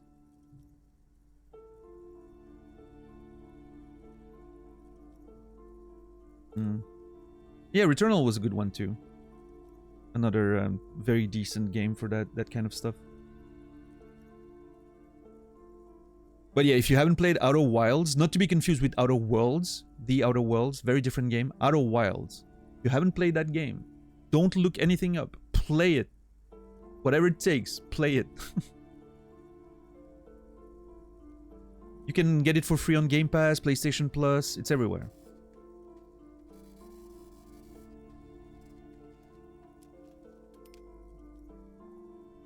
No, it's not about Overwatch, no. No, Outer Wilds is still my favorite video game of all time. It's not on Game Pass anymore. Never mind, scratch that. It is on PlayStation Plus, though, I think. No. Yeah, it's incredible. What an adventure. Would you recommend Returnal from a purely narrative point of view? The gameplay does not seem particularly interesting to me. That's hard to say, because for me, Returnal was a very holistic experience. That makes sense. The gameplay I found incredible. The visuals and sound design, all of the technical aspects I found incredible. And personally, I thought the narrative was amazing. Would I recommend it purely on that? Maybe not. Because it is first and foremost a lot of gameplay. You cannot sort of avoid the gameplay, right? It's not a game where you can be like, oh, I mostly want to focus on the narrative, so I'm gonna, take a non-combat route or something, right? For instance, that doesn't exist, right? You're gonna have to engage with the gameplay very much to see the narrative and whatnot. So I don't know, it can be a little grindy even to get like some of the more juicy parts of the narrative. I don't know if I would recommend it purely on that. But hey, I mean, I thought it was a great roguelike, and I think the gameplay was pretty incredible, so.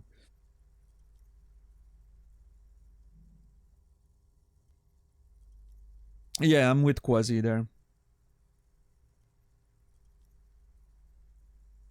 And Naz. Yeah. I mean, yeah. I think Returnal is one of the best narratives I've seen in a video game. I loved the way it was delivered. I loved the way it was thematically complex and layered. But yeah, I don't know. If I didn't enjoy the gameplay, I don't know if I would have been able to see all of it, right? I would have probably been annoyed and given up on the game before getting to the bottom of all of it, I guess. Huh? I mean, worst case scenario, if you don't want to play it, you can always watch my VODs of it. You're gonna get the full narrative experience. It's not that long of a playthrough. It's a Puka.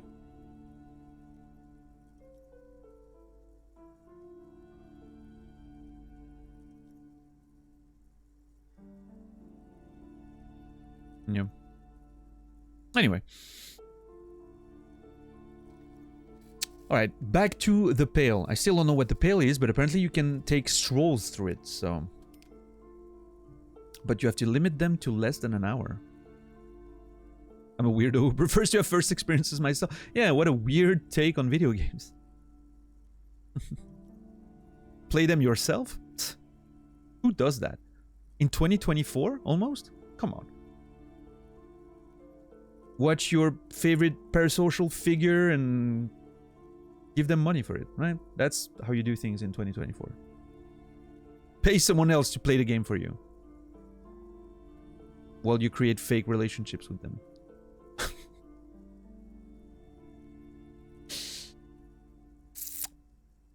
There comes the cynical view on streaming and whatnot, right? Daniel thinks our friendship is fake.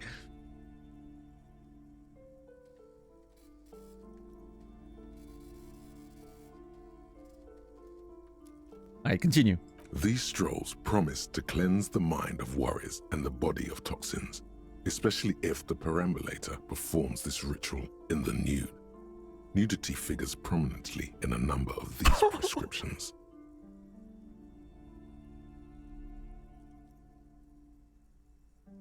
Okay, hold on. Is that book Medicinal Purposes of the Pale? There has to be a sex cult around that author who wrote that book.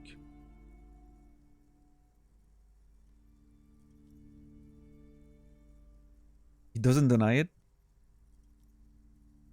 I'm not saying anything, Naz. You're the one who said a lot of things right now.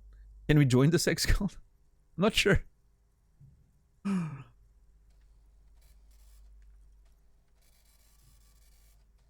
Hold on. Take a note of something real quick there.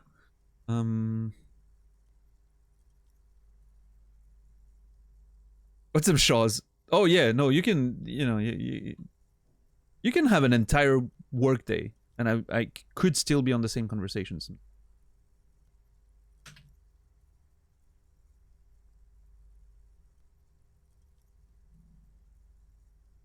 There you go.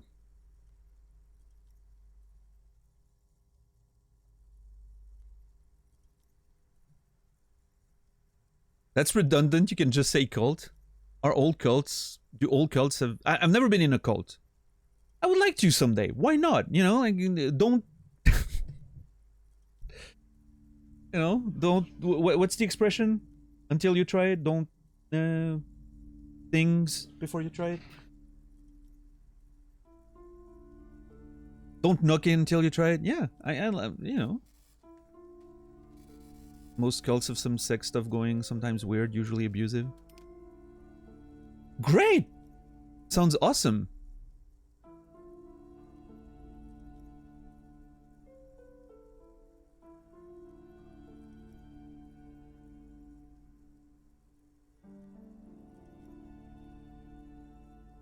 Don't go into cults, people. I mean, do whatever you want, but...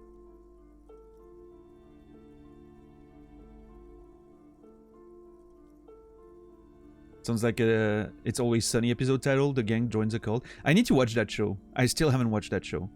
I keep hearing that it's a show about terrible people, which somehow doesn't make me want to watch it.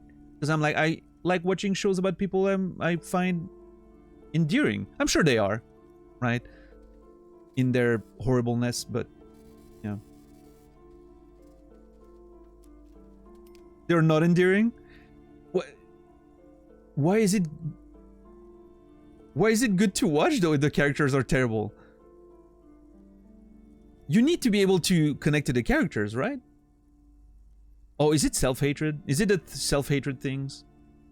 You watch them because they show you the worst about yourself?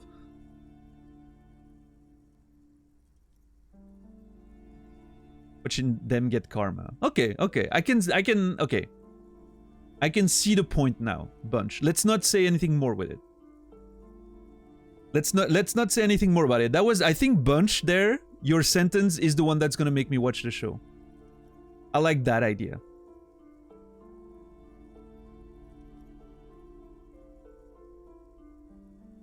You know what? I might throw season 1 on later today when I play some video games and just have a show on the side.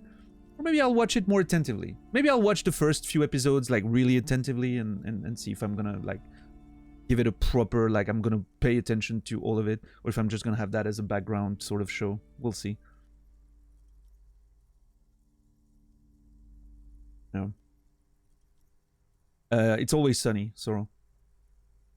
Season 1's a bit tough. Yeah, I'm used to that. You know, right? With a lot of my favorite shows have a weird season 1. So, yeah. We'll see.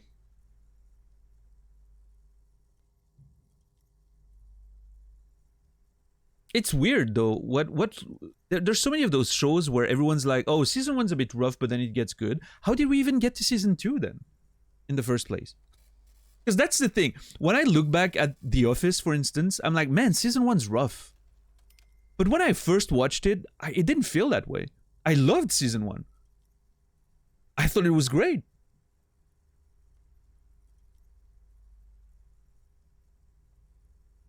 I feel like maybe there's a phenomenon there where you get attached to the characters, and so it gets a lot better. And then when you look at season 1, it doesn't feel like they quite had it figured out yet.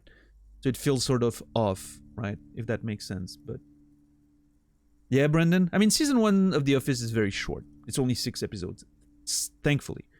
I really think it gets good from the start of season 2. I will always try to recommend people to actually try to at least watch until episode 3 of season 2. If at this point you're still not invested, you can probably drop it. But yeah.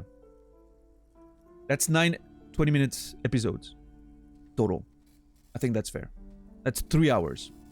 You can literally go through it in, an evening. So, I mean, Brendan, I'm not promising you, it's not going to be The Leftovers, right? Very different shows. But The Office is still one of those shows that I watch at least once a year entirely. Not actually paying attention. I just like put it on the side when I'm playing a video game. But I go through the whole thing at least once a year.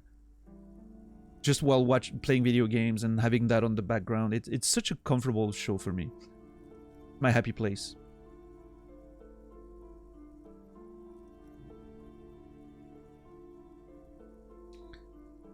Yeah.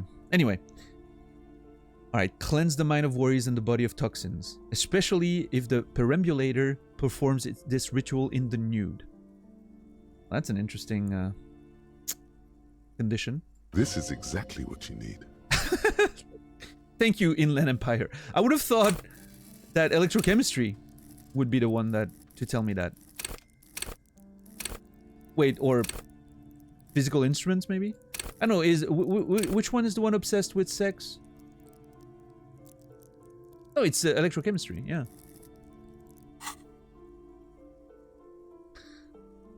Anything else of note? I mean, I'm wondering if maybe if you have like, if I had a higher electrochemistry and no Inland Empire, maybe that's the one check that would have worked.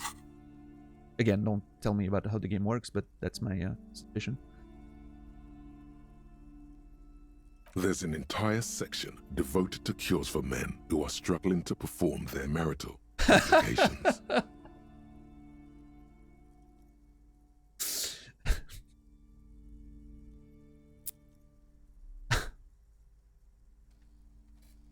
I certainly don't need that. I probably need that. Oh boy.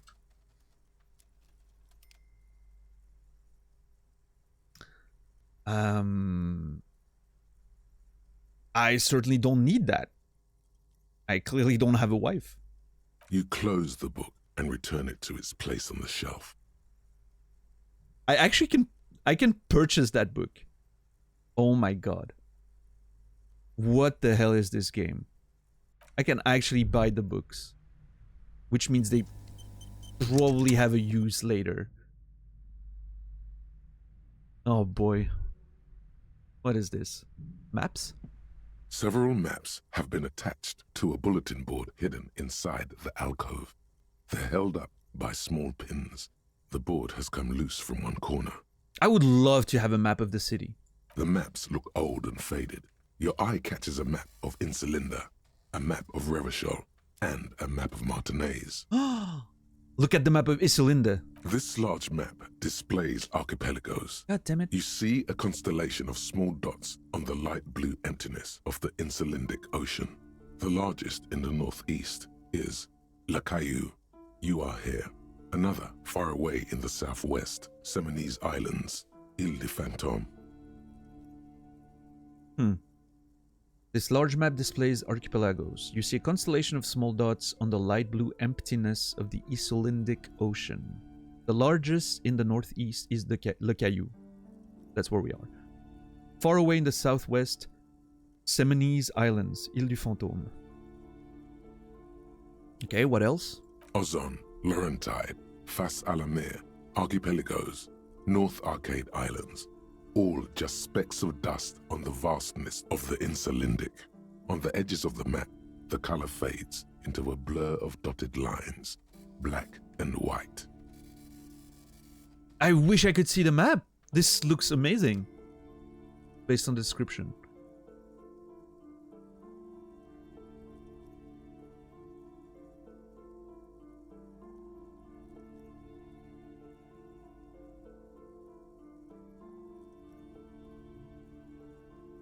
Ozone, face à la mer.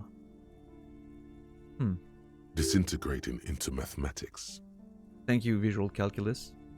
In the northeast, a dust mite stands on the north coast of Caillou in a bookstore. It's you. Come on, Inland Empire. A dust mite stands on the north coast of Caillou. Okay, so we're on the north coast of the landmass we're on. Interesting. Squint first. Can you see cities on the islands? You can. On Caillou, Revachol, a single black star. On Ozon, Fondelier, and Vilmandu. On archipelagos, Croyan Moran, Villiers. On Seminine, Olduvai, and on Laurentide, Deora of the Seven Seas. Man, that poor voice actor had to pronounce all of that. Caillou. Okay, Revachol on Caillou. A single black star representing Revachol. Interesting. On Ozone, Fond de l'Air and Virmondeux. On archipelagos, Croyan-Morin, Villiers. Croyan-Morin. That's an interesting name. Croyant means believer, right?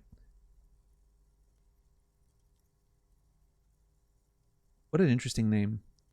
On Seminine, Olduvai. And on Laurentide, Deora of the Seven Seas. What a cool name. What's up, Lily? Thank you for the lurk. I wish I had that dude narrating everything. Yeah, in the current life, you know. You're walking to the bathroom.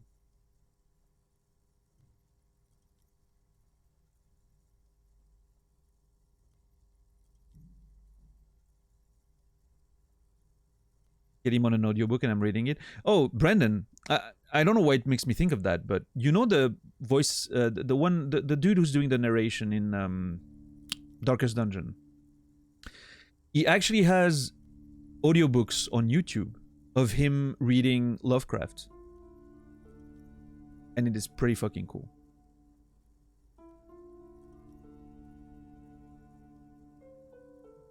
Yep. What do I look up? Wayne June Lovecraft audiobook?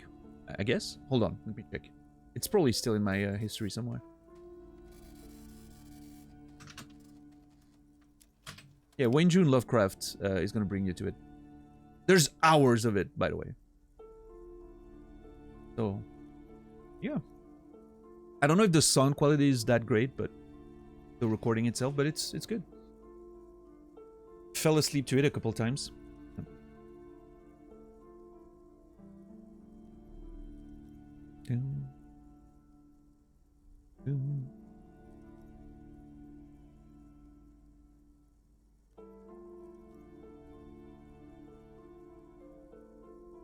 All right, Inland Empire. What you gotta say? Lost little pearls of light. Empathy. Tiny fires in the dark. Lost little pearls of light. Tiny fires in the... 850 million people live on these little dots, an oceanic world of culture and commerce torn apart by history. Okay. Look at the edges. The ocean breaks apart into a tangle of cosines and azimuths, all pointing into pale nothingness. Muindi is the north azimuth. Grad is the northeast azimuth. Samara is the east azimuth. Seol is the west azimuth. Isolas, they're called. Ooh, okay. Hold on.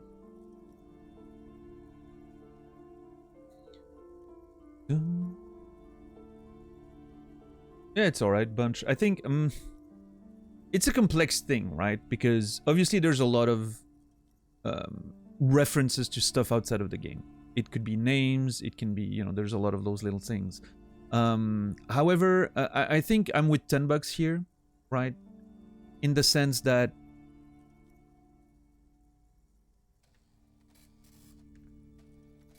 it sort of removes the mystery around those areas. If it's like, if you tell me, oh, that's just like that's a sort of a reference to another media, right? It can be like, oh, well, that removes the mystery about it, right? It's probably not a place that we're gonna see or explore or whatever, if that makes sense, right?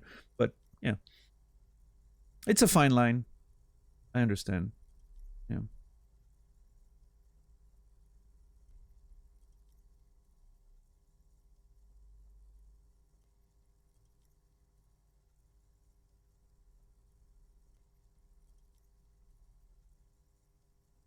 And you never know. Yeah, that's true, $10. It could be a thematic link, or you never know. That's true.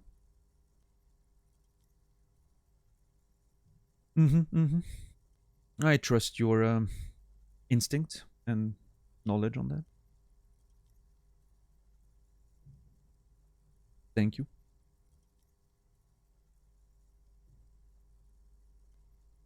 The ocean breaks apart into a tangle of cosines and azimuths, all pointing into pale nothingness.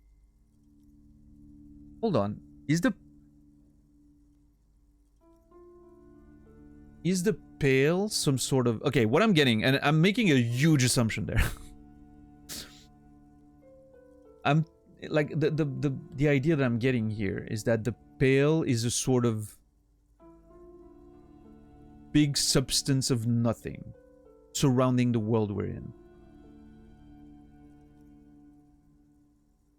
Which is very weird, right? It makes the world feel, again, adds a dreamy nature to this whole world. Makes it feel like it's out of time and space, sort of.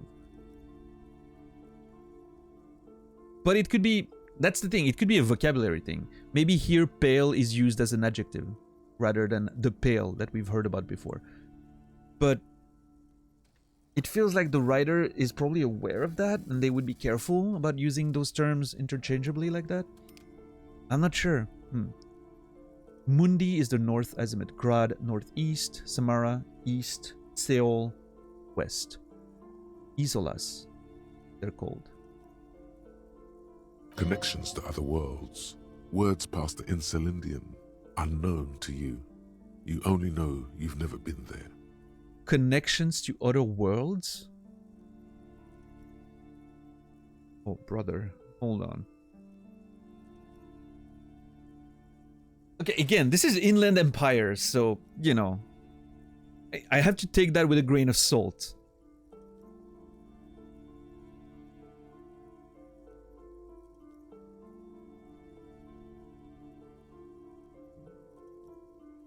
You only know you've never been there. Can Encyclopedia shed some light? You have little idea what they are. Distant stars, gods, but looking at them makes you feel almost non-existent. Whatever they are, the Isolas are immeasurably large compared to you, and very, very far away.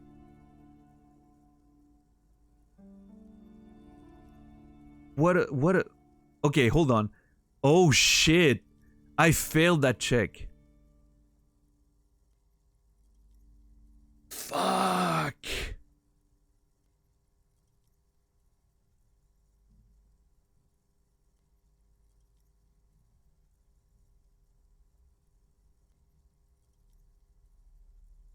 Oh man, I am so intrigued now. This is so strange. What a strange description of a world.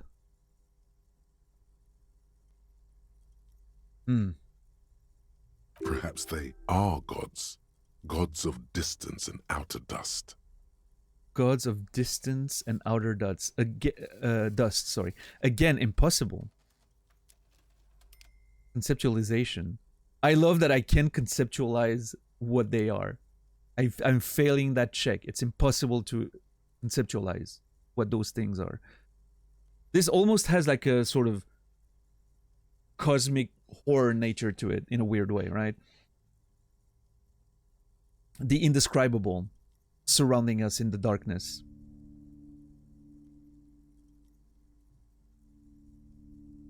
Oh, we're good.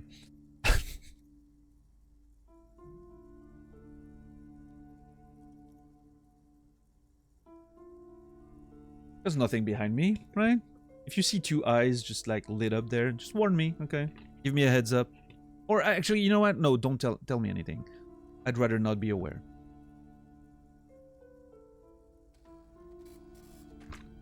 Just let it happen, exactly. Take a clip once it's done, so I get some fame after I'm dead. Maybe that's how I blow up. Figuratively and literally.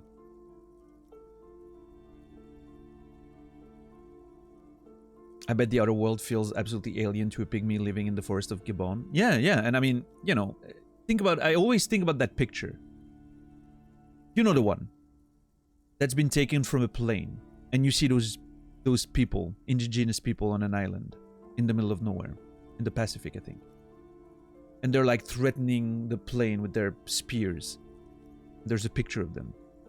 How fucking weird must that experience have been for them?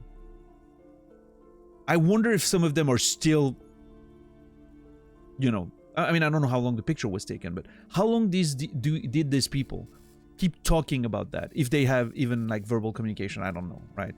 I don't think we know too much about them, but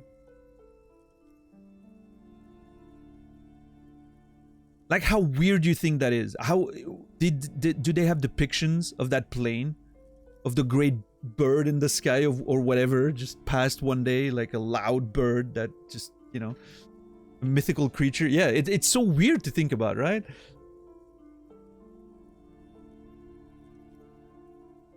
And what's the, you know, I always think about those, and I don't know, maybe that tribe has been reached since that picture was taken, but I remember that picture being taken and them being completely isolated from the rest of the world, and I think people were actually respectful of not disturbing them any further, right? But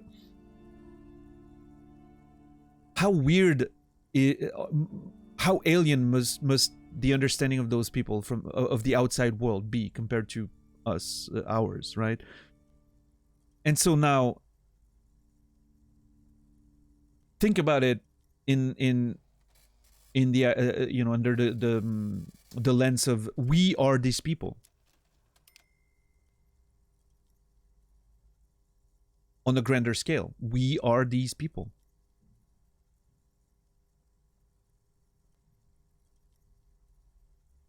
There is a limit to what we know and what we understand of what's surrounding us. How much do we not know? And do we have no concept of understanding about the, you know, we have a lot of scientific studies and whatnot. We think we understand what the universe is, and we can observe it to a certain extent and calculate it and measure it and all that. But what are we actually, you know, how much are we actually getting? It's like those people on that island can look at, you know, at the ocean and look on the horizon and see that there's a distance, and, you know, that things are moving in the sky and whatnot. They can observe the stars and probably take some, you know, maybe draw some conclusions from that, but they can't see what's just a little further over that ocean, right? All the civilization and what the things we're doing now, right? So I wonder if, you know, in a way, if there are things just as invisible to us in the universe around us, right? That we have no idea exist right there, just just beyond our field of vision, so to speak. And I'm sure science has answers to that. And that what I'm saying doesn't really have any weight to it, because science gives us like a, vision on things we can't see. But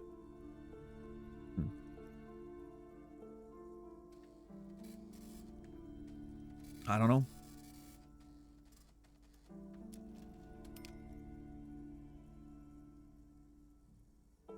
Some zealot rafted over to spread gospel and was killed. Wow. I don't like to wish harm to people, but that dude had it, he had it coming. Like that is a consequence. Like, I mean, I don't wish harm to anyone, but that is a direct consequence of your action right there.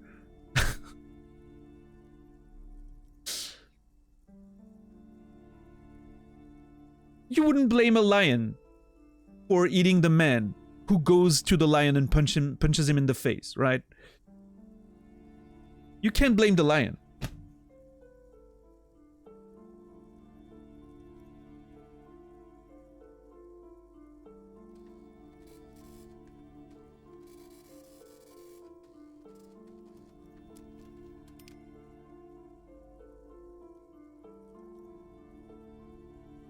Weren't there laws in place specifically for that reason? I don't know.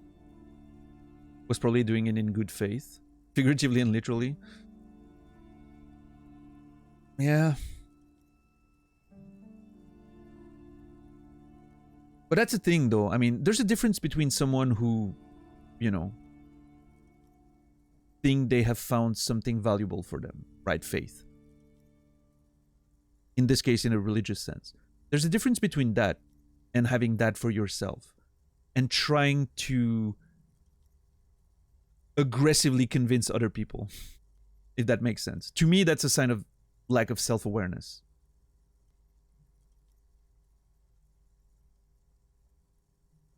It's a lack of understanding what faith truly is to yourself, I think. It's not supposed to be something you force on other people. It's supposed to be something that's here for you, right?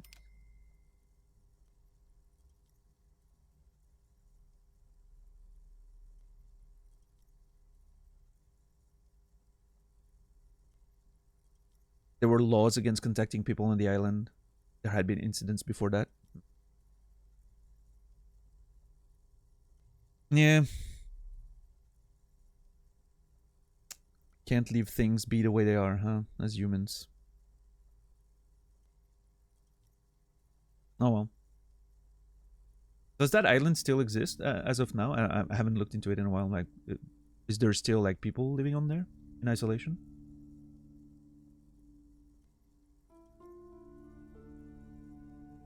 He was convinced he was saving them. Savior complex. Big thing.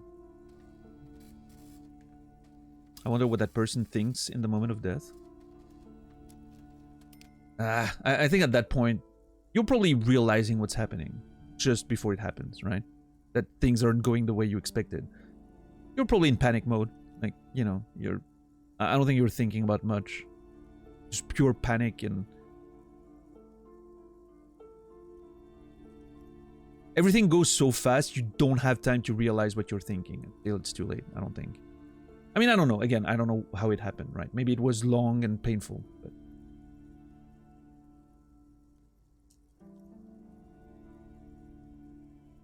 I mean, if he arrived there and he got speared in the fucking face as soon as he set foot on the island, he probably didn't have time to think about a lot of stuff, right?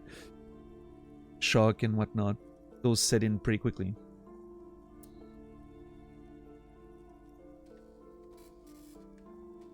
Very anxious. Oh, nice shoot you. Anyway, let's look at the map of Revachol. The north coast of a verdant island is shattered by the delta of a river. It is the River Esperance. Countless bridges put the shards back together, connecting city blocks to river islands.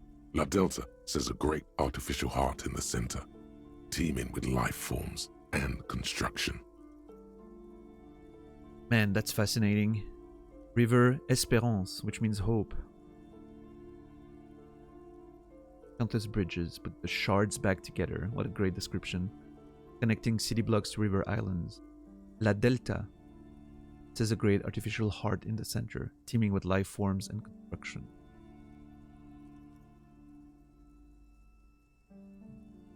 It's interesting because in French, we would say Le Delta. La Delta. I wonder if it's because of influences from a different language. Maybe like, you know, Spanish or something. Or if it's just a choice, right? Flavor choice.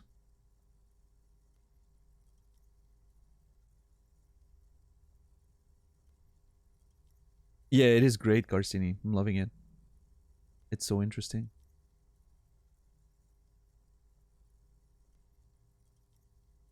Poor Carcini, finally joining us on live after going through all those VODs, and we're barely playing the video game today. Just literally made zero progress in the past 2 hours. Beautiful. But it, you know, it's all part of a memorable experience. At least to me, for sure. Like, I look back at Outer Wilds, and the things I remember were, you know, I almost remember the conversations and in white, I'm gonna say. So, you know, you guys who were there know what I mean. I almost remember those conversations more than the game itself. Interesting. Okay, time to go back to the VODs, yeah. They don't entertain outsiders at all. Violence inside. Yeah, a bunch. I mean, it makes sense, right? I mean, they probably feel very threatened, right?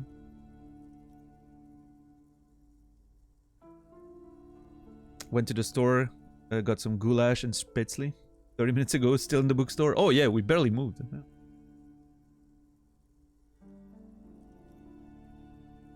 Love me some spätzle. Those are delicious. Love goulash too.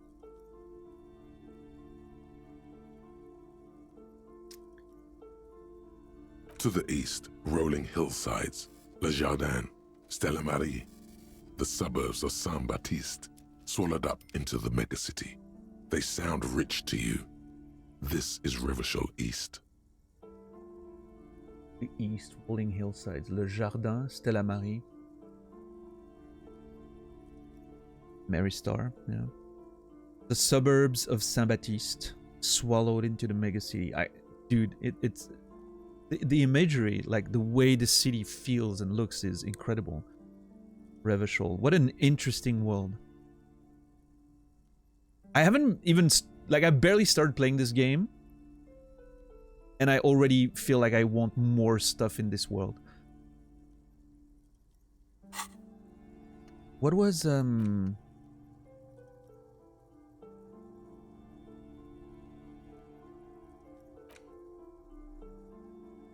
Southwest. Okay. Shamrock. Okay, I wasn't sure if East, Revachol East is the rich area, it seems. That's not where I lived. Alright, Soro, have a good one. Who needs pictures when you have these words? That's true. And west of the river? Hudon. It's somewhere to live. Not bad. Then there's Jamrock. It's bad. Okay. People shouldn't live there, but they do. Yeah. Then We Forberg. did, actually. It's almost as bad and much larger. Then Coal City. It's the worst. Okay.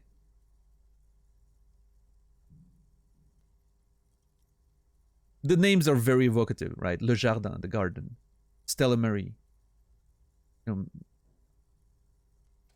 Very religious names, right? Saint-Baptiste, garden, obviously. Mary Star, right? It's very, like, sort of, you can tell that it's steeped in religious stuff and old wealth, probably. And then you get, like, the more low-level stuff. Faubourg, obviously. Shamrock, Couron. Coal City couldn't be more obvious, right? Very interesting. The world building is just fascinating.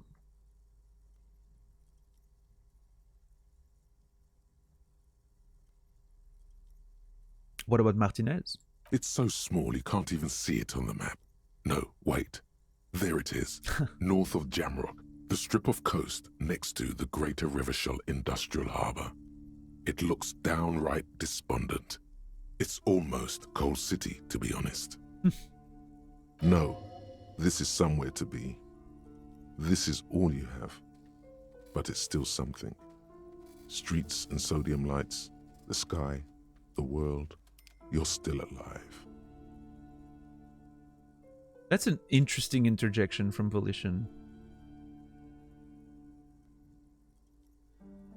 This is somewhere to be, this is all you have, but it's still something. You're still alive. Volition trying to keep me together there, huh? Look at the map of Martinez. It's not really a map. It's a tourist thing. A picture postcard with buildings on it, drawn from an isometric perspective. Nice. A date in the upper right corner says 48. 3 years ago, okay. Still, it's detailed. Could be pretty useful for scouting ahead. You see the jagged boxes of an industrial harbor, even the whirling in rags there. Oh, I do. Can I buy this map, Storekeep? I'm sorry, officer. The map of Martinez is the only one available. Fine. The other two are not for sale anymore. And besides, you could scarcely afford them. What the hell? Well, how do you know? You don't know how much money I have. I mean, she's probably right, but... Okay, how much? They're quite valuable, though they might not look it. The map of Martinez is 90 cents, though. Oh. You seem to underestimate my resources, but sure, okay. I love that this is an answer. Beautiful. See, the game's in tune with me right there. Am I forced to use this option now, since that's pretty much what I've been saying? I feel like I'm forced to use it now. Clearly, I can't find a better answer. It's literally the one I had.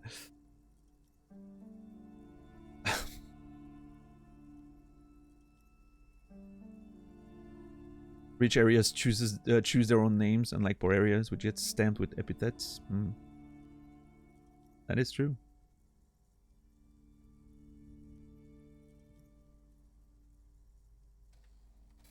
You seem to underestimate my resources. But sure, okay. I mean, she's not. Like, that map is literally half of my value right now, net worth.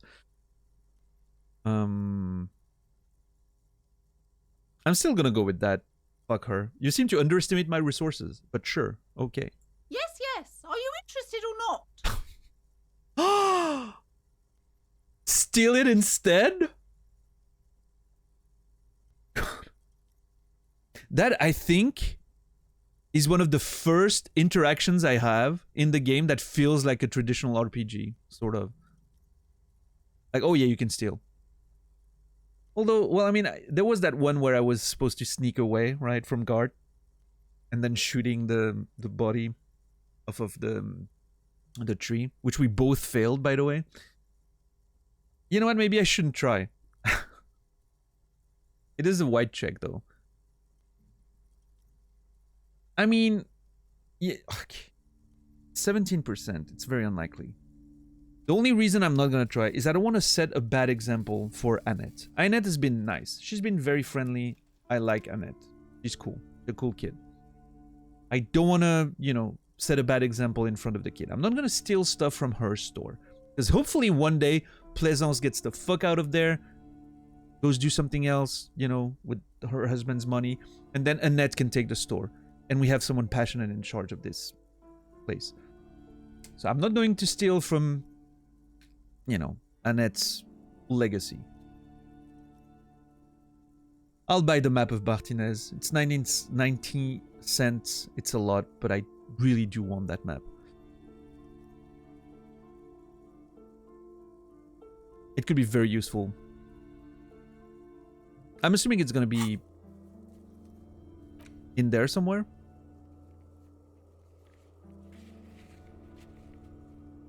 Trash container. Physical instrument legendary? Wait, trash container?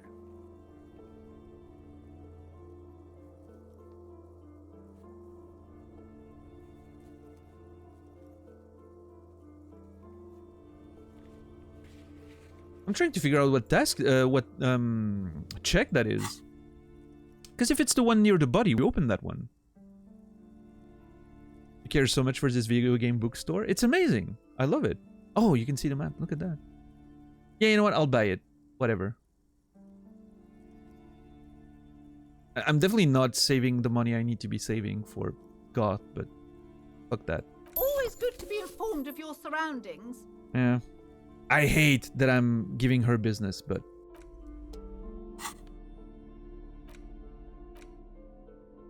Worn and torn map of the Martinez area dating back from 48. The title on top reads, Bienvenue à Revachol. It's a bit out of date, as it was originally created by a design studio in a failed attempt to spruce up Martinez and turn it into a fancy tourist location. We've heard of that.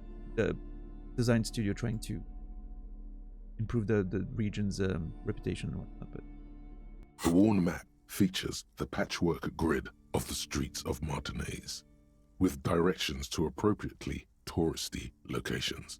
Year 48 resides on the upper right corner.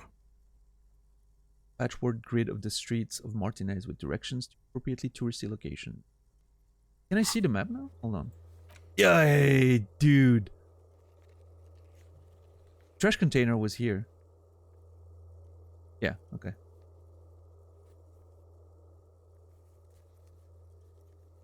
Martinez waterfront, Fisherman's Shack, church. Martinez district of Jamrock quarter of Revachol zone of control. So, okay. It's a bit out of date, but I can still recognize a lot of areas. This is the Whirling in Rags. That's the bookstore we're in. That's where we look through the view things. Viewfinders or whatnot. That's the church. Yep, yep. Nice little wheel. I don't know if it still exists, but and those are the ruins with the tree that was waving to us, right?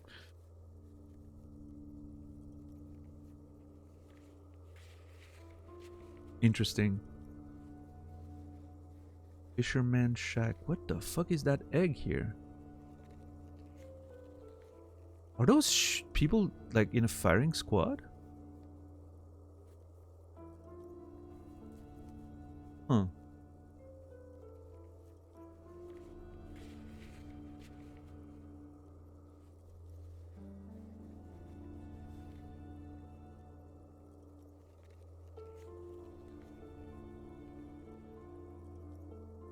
And this seems to be like a bit more of the like city space. There's a bunch of cranes up there. This looks like the proper harbor section, right? With the all the gigantic crates and whatnot. What is this though? What the fuck is that? That building.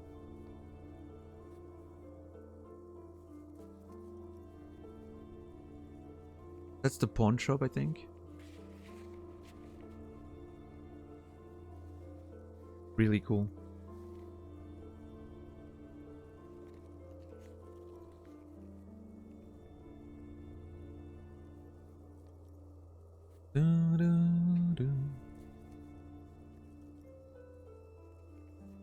All right, cool.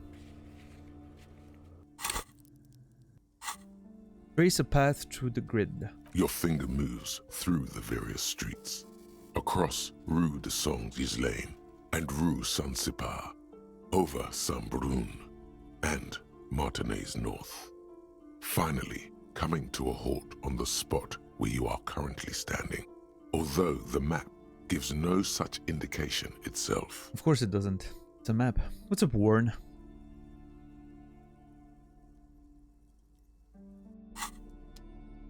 Well, I do have a map now. I'm very happy with that. Maps are cool.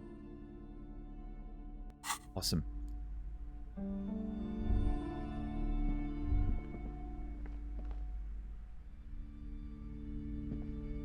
The plaque on the shelf reads, Biographies of Famous People. You see a large variety of names, none of which ring a bell. Storekeep, anything of note in this shelf, as if she was gonna know. I would say the The Greatest Innocence. Yes, most certainly. It's an important educational tool delving into the depths of history, religion, and their relation to innocentic power. She knows something. Great. Who or what is an innocence? A very influential historical figure. But surely I don't have to tell you that. You're a law officer, and law officers have at least some education. I mean, your book... Anyway, I'm not going to argue with her. She's very annoying.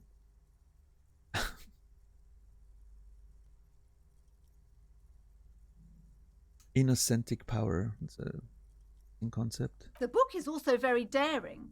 The author aims to re-examine the universal understandings of the innocentic system, creating a fresh vantage point and a shift in the tired order of things.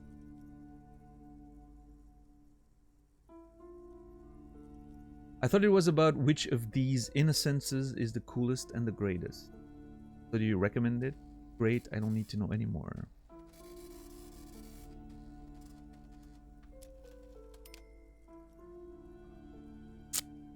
Do you recommend it? Certainly. It's prudent for a person to have at least an elementary understanding of history and society. Imagine the chaos we'd be in otherwise. She's making a pretty decent point, I think. Yeah, Frank. You feel like you should get this one. Definitely. It's important somehow. There's something personal inside. There's something personal inside? What the fuck? Oh man, it's so much money though. Oh, God, I'm gonna need so much money.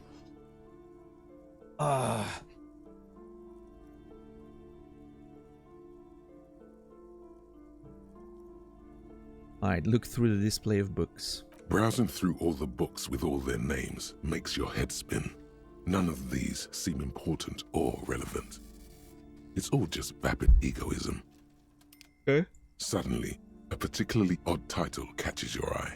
It reads, High Speed Love, the tragic true love story of Jacob Irv and Alfie Delatraz, by one Cecilia Averbrook.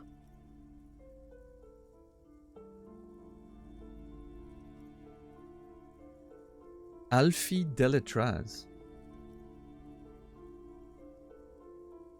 By Cecilia Averbrook. What's it about? High Speed Love chronicles the romance between two of the finest tip-top tourney racers in history. One of them is the madcap driver, Jacob Irv. His blonde mane graces the cover. Okay. Next to Irv's life story, you see a slim biography of an Occidental rock star called the Anti-Star. He's famous for shooting morphine into one of his eyeballs and cocaine into the other. Oh, that's a claim to fame if I've ever seen one. Is that Marilyn Manson? The Anti-Star? Is the reference supposed to be him? And all the myths surrounding his things he may or may not have done. Mostly hasn't. Next to that, Revacholian radio personality Guillaume Bevy stands in front of a rundown drug den. He's a permanent fixture on Channel 8, reporting on real-life crime and ruining cops' days. Guillaume Bevy. Reporting on real-life crime and ruining cops' days. Interesting. I really must insist you buy one of the books. Reading them is not for free. Do still browse though, but not too long. I hate when shopkeepers like in bookstores do that. She understands she has erred against the customer and immediately corrects course. I'm sorry, I did not mean to rush you. You are browsing. Go ahead. Take your time. Time is commerce. I never saw a shopkeeper do that in real life, have you? Well, a couple times. So when I was in high school, there was a bookstore not far from the school. And we would go there during lunch break. And we would read browsing stuff. And the problem is, it was at the time where manga started being really popular.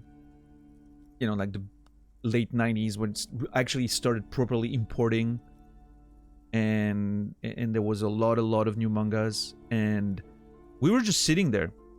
There were like comfortable little benches and whatnot. And we would sit in there and read entire mangas during lunch break. And obviously, the shopkeepers didn't really like that, because we would literally read an entire manga and then just fuck off, right? Didn't have to buy them. So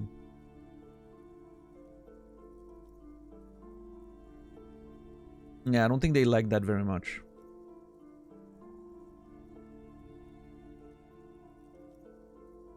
But I mean, I don't know. I think it's a bit short-sighted, right? That's a short-sighted way to treat younger people. Instead of just... I've went back to quite a few bookstores in recent years, as you might imagine. For signings and whatnot. And there's one in the same city. Not the one... it didn't exist at the time when I was in high school, but it sort of replaced that same bookstore where I used to go. And so I went there, and they have like little places to sit for kids, like actually like a lot of little benches and whatnot in the manga section, which is now huge and like a proper section of the store. And they have literally places where specifically there for those kids to be able to stand and read mangas during their breaks and everything. Because I don't know, I guess they figured that, hey, you get the kid to read the start of a manga for a couple hours during lunch break, and then they're gonna buy the entire series to keep reading at home or whatever. So yeah. But now they're just leaning into it, for sure.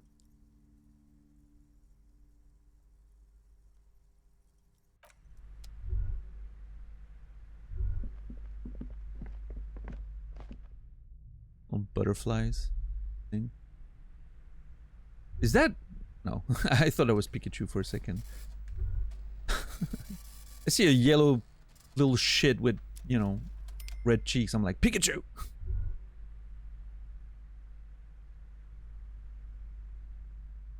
Maybe, Timmy, I don't know. These shelves are overburdened with books from the same series. You see the name Dick Mullen over and over. Storekeep. What's all this crime fiction? Oh, crime, robberies, murders, even sexual crimes. We're fortunate to have Dick Mullen and his stories to sort all that out. You're a police officer, apparently. You should buy all of these. They really do teach a person how to be a proper detective. Oh yeah, they do. What's up, make it? Look through the display of books. Crime fiction is a disgrace. An asinine misrepresentation of the physical attributes of the arduous everyday work of actual police officers. These books greatly overstate the excitement of police work, glossing over how long it takes to actually follow up on leads and eliminate dead ends. Well, I mean, the excitement of police work. Yeah, most of it is just like going through documents over and over and filling in forms. What's more, they completely ignore the psychological hardships of year after year coming into contact with people during the worst days of their lives. All right, man. That shelf sure has opinions. Not a single mention of all the stress this work creates upon the officer's family. Detective fiction just doesn't tell the truth at all. Now, would you like a list of all the books found on the shelf? Sure thing. You see Dick Mullen on the job. Get Me Mullen. The Stalwart Adventures of Richard P. Mullen. Dick Mullen and the Murder in the Orchard. The Sordid Affair of Dick Mullen. A killing is declared. Oh my god. Dick Mullen in the Murder House. The Final Case of Dick Mullen. An obvious lie. Dick Mullen in the Clock Tower. The Ordeals of Dick Mullen. Dauntless Dick. Dick Mullen's Funeral Pyre. The Murder of Dick Mullen. Dick Mullen dies? Oh no, turns out he faked it to solve a case. Spoilers, yeah. Are there any more? Yes, there's also the dame who did it. Farewell, my Mullen. Faking death seems to be a common trope in the Mullen series. The morbid tales of Dick Mullen. A dark tide turns. Faking death seems to be a common trope in the Mullen series. I wonder if that's foreshadowing or something in the game. The shelf needs to chill with the spoilers. Tragedy calls for Dick Mullen. Another one with fake death. And, of course, Dick Mullen, the murderer. In order to catch a murderer, Dick Mullen must become the murderer. Again, I'm really wondering if that's some sort of foreshadowing. Come on. This is not the way real police solve crimes. The real police are some 20 kilometers away, sitting in an armored motor carriage. That's an interesting note, Esprit de Corps. I wonder why specifically it is mentioning the real police are some 20 kilometers away, sitting in an armored motor carriage. Come on, Chester. Tell the story again. Oh, well, there you go. We get a whole little flash sideways scene. Interesting. A bald man turns toward a lean man and pats him on the back. Again? Man, I tell that one at least once a month. It's not that interesting. Chester replies. The fuck it is. And these guys haven't heard it. You see, Chester here.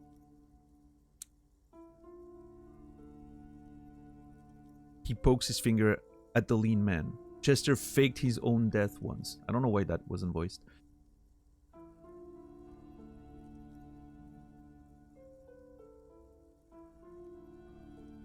Gosh, why?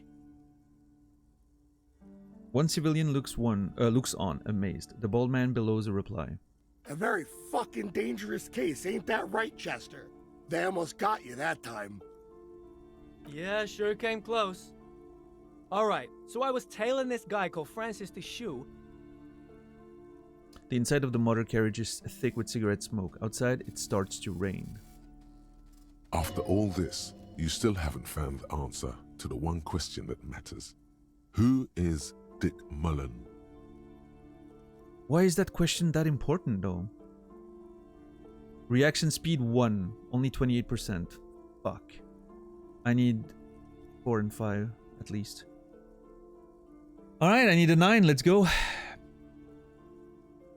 It's a white check, so might as well. Your quick eye notices a small caterpillar crawling across the spine of a book. The title reads, Dick Mullen and the Mistaken Identity. Hell yeah, look at me! Holy crap! Barely made it. Pro strats. We gaming. Your quick eye notices a small caterpillar crawling across the spine of a book. The title reads, Dick Mullen and the Mistaken Identity. What do we have here? Mistaken Identity? A worn paperback from Dick Mullen's classic hard-boiled phase. The premise seems to be that Dick Mullen is framed for the murder of his best friend and has just a few days to prove his innocence. Why does this speak to me? Okay. Could it be the motifs of unstable identities and shocking betrayals? That's probably right. I'm a complicated guy full of contradictions. No, it's gotta be something else. I mean...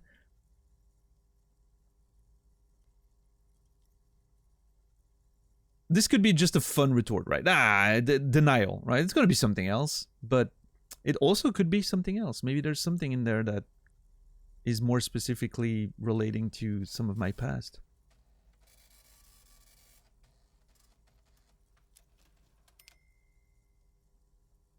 I'm still gonna go with it. No, it's gonna be something else. Perhaps you're drawn to the dark and noirish atmosphere. I'm pretty intense. I'm all about that dark stuff. Oh, brother. Okay. I'm gonna have to pick this one. Yeah. I mean, this seems like exactly my kind of shit, right? I'm pretty intense. I'm all about that dark stuff.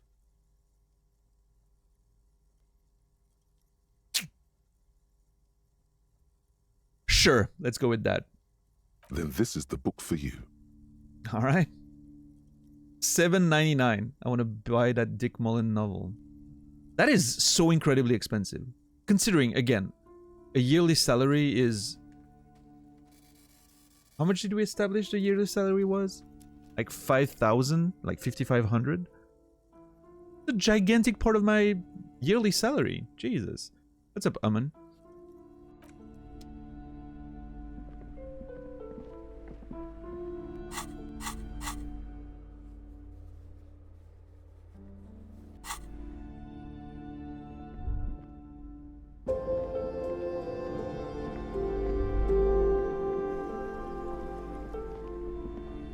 Going through his edgelord emo phase. Well, that's been my entire life, I think. Sadly. Warren, thank you so much for the gifted sub to Frank Big Time. 93 gifted subs. Thank you so much, Warren. I appreciate the support. Again and again. More than you know. Means the world. Thank you. And Frank Big Time, you will be remembered. Alright, let's keep going with the books and then we'll talk to Annette. What about this? A small mountain of colorful board game boxes. There are numerous types of games for all ages. A lot of shelf space seems to be taken up by Wirral-related merchandise. Wirral? What is that? A big franchise in the games universe, I think? I mean, possibly? Storekeep. What board games do you have here? Wonderful board games, sir. The Viticulturist is a classic for sure. Or perhaps you'd like Archipelagos of Insulinda, a very educational game for those interested in geography. The Viticulturist? Is that a game about Maynard's desperate attempts at making wine to escape a life of making bad songs for Tool?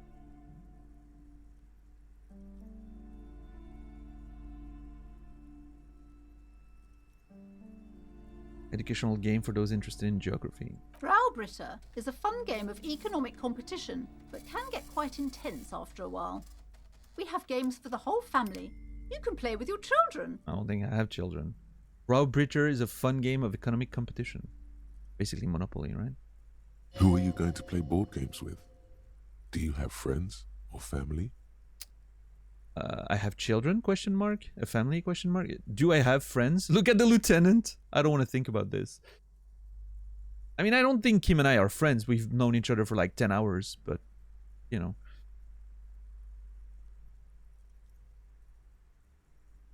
Well, I mean, do I have children and a family?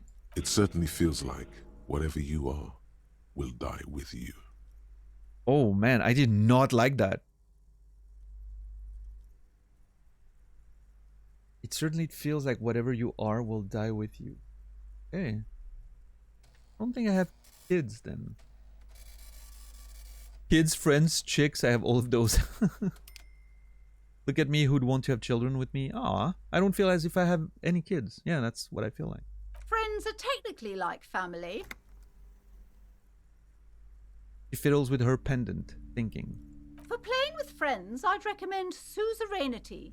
It's a civilization building game where you build a civilization, then set off to brutally colonize and repress other civilizations. It'll cost 12 real. 12 reals to buy Suzerainty. Okay.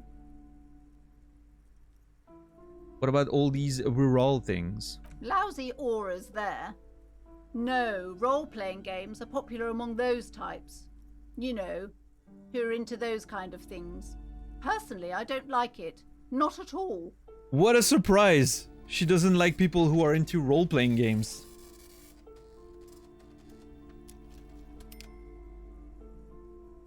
I mean, can we blame her? Right? They're a bunch of nerds.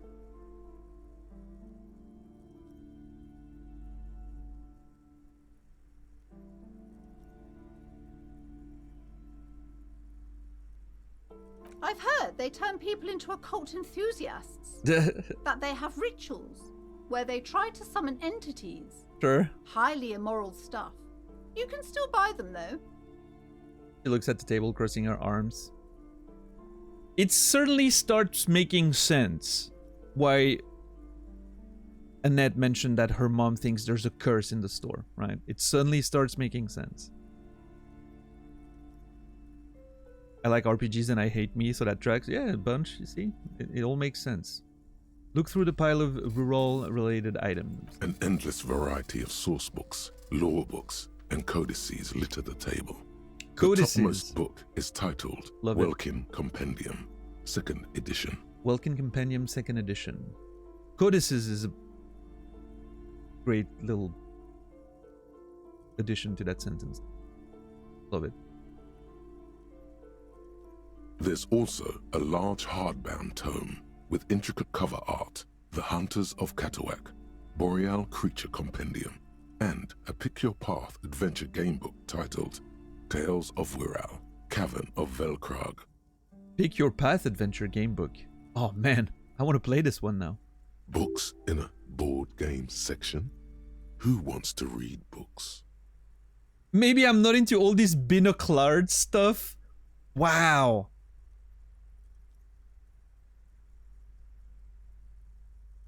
Shooting on turbo nerds there. Potentially. Anything that really catches my eye? What's up, Gleger? Yeah, binocle means a person with glasses in French. I'm sure the word exists in English. I think we had a conversation about that, right? But it's probably a French word that was borrowed. Means somewhat with the binocle, which are glasses, right? Yeah.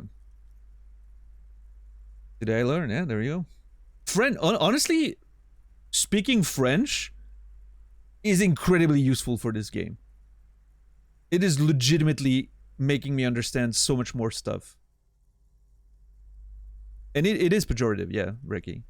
It is meant as a bit of an insult. Right? Oh.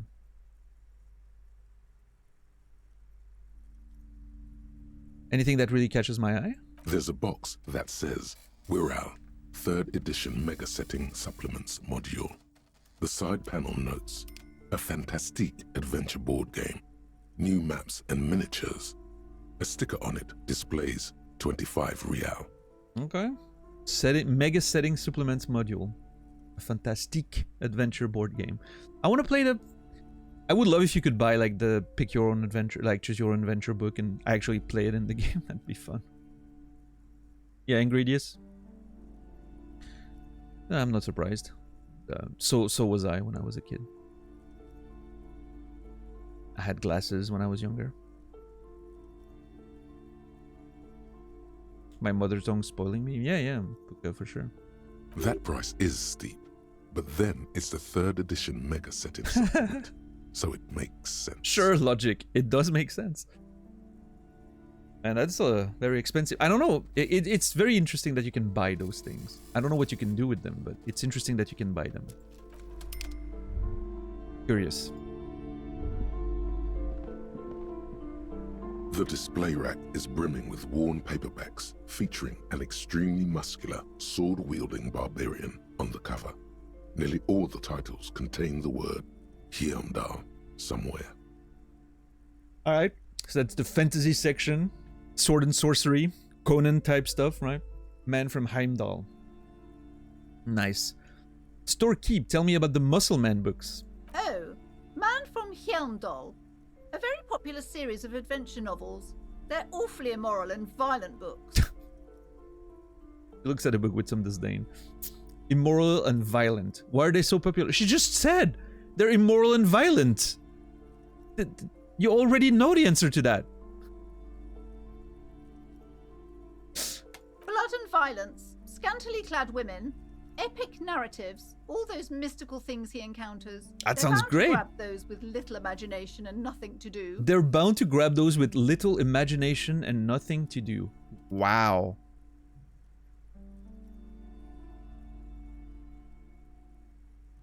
Sounds good. Which one should I start with? What does it matter? They're all the same. However, the customer is always right, they say. Mm-hmm. Wasn't she just juicing over crime novels? Yeah, a bunch, I know.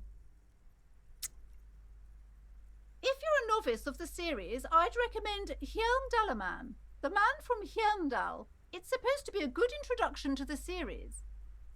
$9 Man, the man from Heimdall. Supposed to be a good introduction to the series. Well, I wish the cover was more explicit.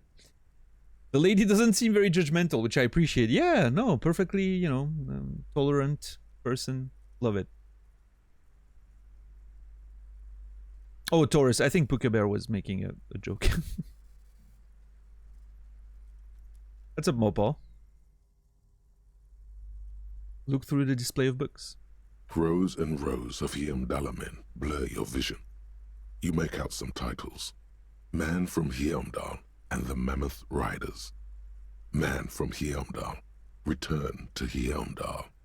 And the Solipsistic, Man from Heimdall and the Heimdall Man. Those titles are incredible. The list of titles, I could spend literally a whole day in this bookstore just reading titles. It's so fucking amazing.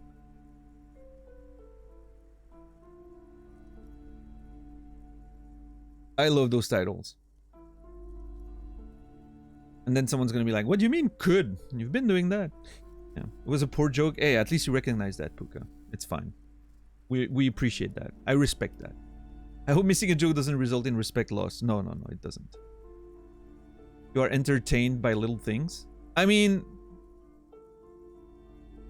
yeah. I'm very easy to please. They clearly enjoyed making this for sure. Yeah. Good God, how many are there? Maybe 100. Let's go. Man from Heimdall and the sages at the end of the world. Man from Heimdall and the false god. Man from Heimdall and the scorched earth. Man from Heimdall, the Heimdall colonies. Man from Heimdall and the swamp beast. The swamp beast! Man from Heimdall and the snow crabs. I've seen, I know all about that one. The swamp beast. We spent hours fighting that thing.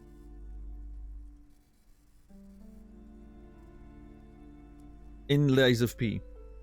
Beautiful. And the snow crabs. Nice. How long do you think they spent brainstorming book titles? I don't know. Yeah. Hey, book titles are not easy to find, man. It's hard.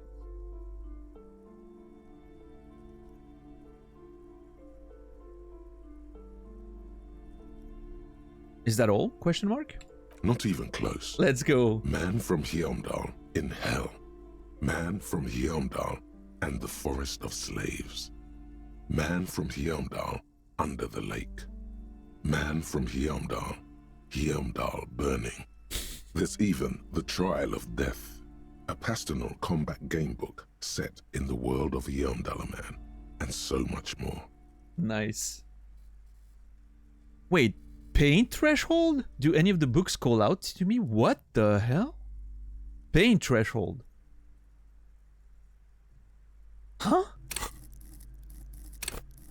Shrug off the pain, they'll have to hurt you more? Even mental pain, heartache, and loneliness. Okay, maybe there's something there about me reading one of those books in the past and, memories coming back. Let's try. 28%, not a big, not a high chance of me succeeding, but let's try anyway. Nothing of interest. Only silence and the cosmic background pain radiation. The cosmic background pain radiation. All right. Well, I have to try that again someday. I think we're good. I think we've pretty much clicked on everything. There's obviously this, but I want to talk to the kid before. Again.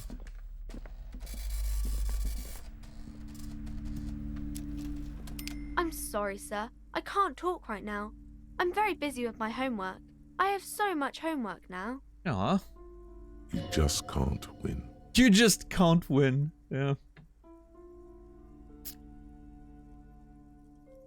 Hey, I mean, it's probably better that she's doing homework than standing outside and trying to lure customers in, right? What's up, Saladino? How are you today? Out of the rain and into the gutter. What a sentence. What are you doing now? Math. It's really difficult. Like, really. They say you need it to get rich. Better than standing outside in the cold, I guess. That is true, but who says that? Who says you need math to get rich? Is your mom saying that? The game's going great. We barely made any progress, as you can see. We've just been talking about a lot of different topics while reading books, titles and whatnot. It's been great. Neck pain's better than yesterday. Still a bit there. I need to be careful not to, you know, make it worse, but yeah, better. You were in a work Christmas party, just came home. Nice, nice. Hope it was good. Math does help to get rich. Well, I mean, any skill helps with getting rich. Right. I'm fairly sure there's a correlation between being rich and having more skills. That being said, it doesn't, you know... Understanding how numbers work is a big plus. I guess so.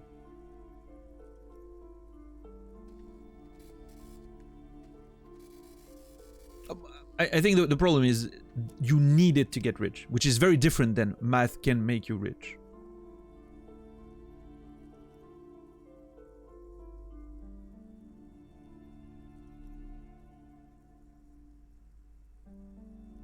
I don't think you need math to get rich.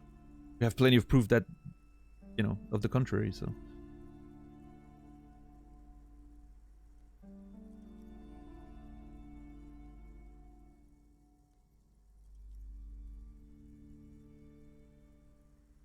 I don't know about multiplications and division, but addition is definitely a plus. Wow, Frank, really?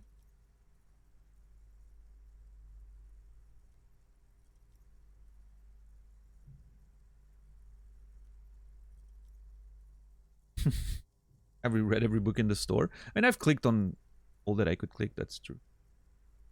I continue. Oh, I found something while you were away. What is it? I thought this would fit you. Like, thanks for helping out. Not me. The city, I mean. Like a detective does. She gives you a hat! Almost exactly like the one Dick Mullen wears on the covers. Wait, where did you get it? It's a fedora? A detective hat? Okay, I get it. I can look just like Dick Mullen, except I'm an actual police officer.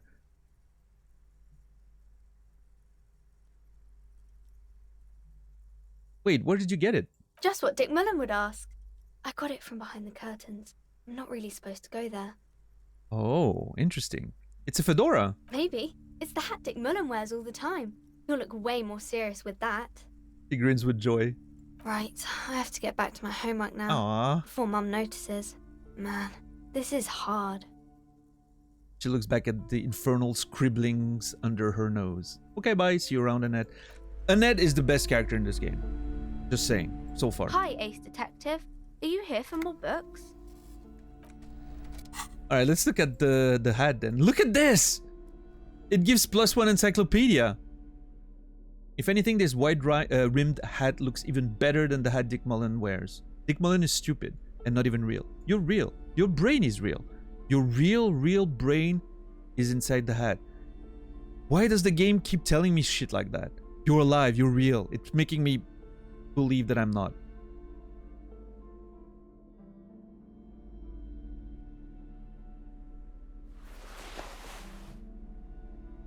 I wonder if I should replace interfacing with electrochemistry. Do I have an electrochemistry check that I could... There's one in Bird's Nest, but we already did it with the gloves. Oh, you can see the pictures of people. That's really cool. I like that. It's really weird that the trash container's still showing, even though we've opened it before. I don't know, maybe there's more to do. We'll have to check that.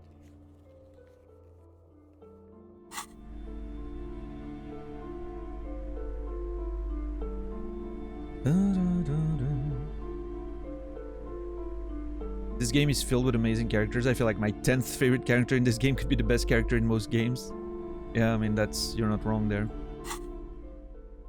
Look at me though, with that hat. I look so great. I change gloves, electrochemistry instead of interfacing. Probably not.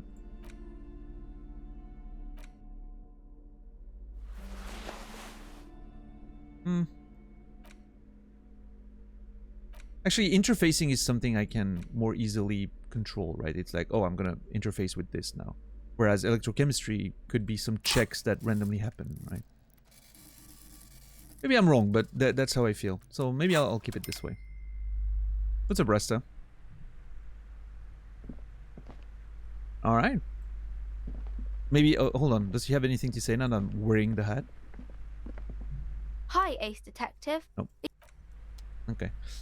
I would like to see what's behind that curtain, though. There was mention of, you know, mysterious stuff and a curse.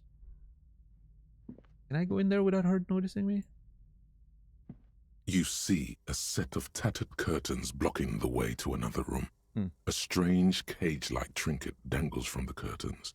A strange cage-like trinket dangles from the curtain.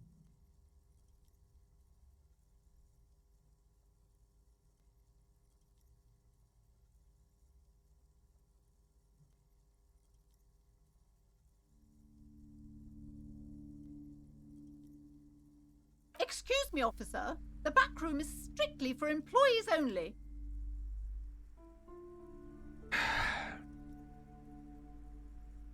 She's right. Those curtains give off some eerie vibes. Better not mess with it. There's a lot of options there. What is so eerie about those curtains? Be wary of those mysterious ornaments from the Dark Isles. The Dark Isles? What's going on? Do you realize what's out there? Upon the mist-shrouded islands of Ile de Fantôme in Seminine, eerie pygmies and wild shamans practicing unnatural mysticism. I mean, we've been thinking about that, right? What's beyond the, you know, the pale, so to speak. I've sensed that. It's terrifying.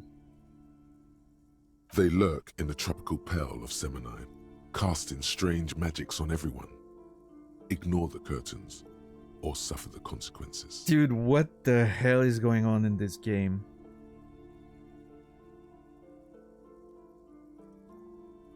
It is so clever the way it's done with the Inland Empire stuff, because you like it's so hard to see the difference between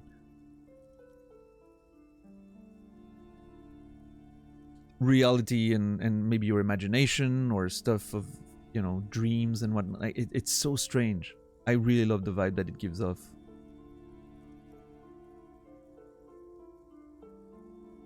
Examine the strange cage-like trinket. You see some kind of charm, an irregular polyhedron assembled from bones, sticks, and straw.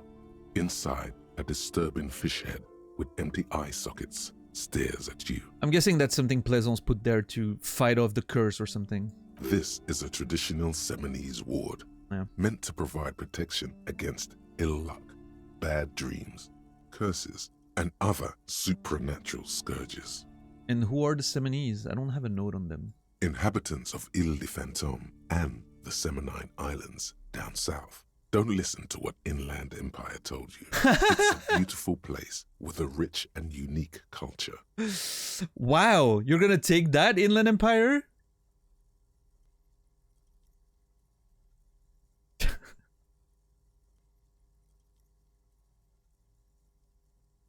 Alright.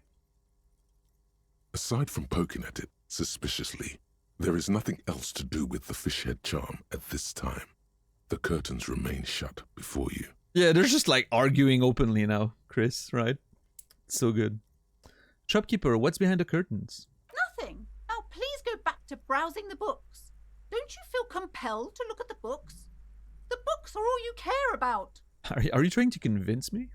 She speaks almost as if she's trying to put a spell on you, urging you to buy more books. Well, it's not working. Oddly enough, The more she tries to draw you away from the curtains, Yeah, the more alluring they become. exactly. Pull open the curtains. I'm gonna do it. Just as you're about to pull apart the curtains, the petrified voice of the shop owner cries out once more. Sir, don't touch that. I told you it's off limits for the customers. Her hand has closed around her pendant, her fingers nervously playing with the talisman. Parapsychologically speaking, we're done if you decide to open them. I won't be held responsible for the consequences. It's too dangerous. But you're okay with me opening them then? I'm just taking the responsibility for it, right? She looks away, mumbling. Why is everyone always messing with the curtains? Why can't they just buy books like normal people? Oh man.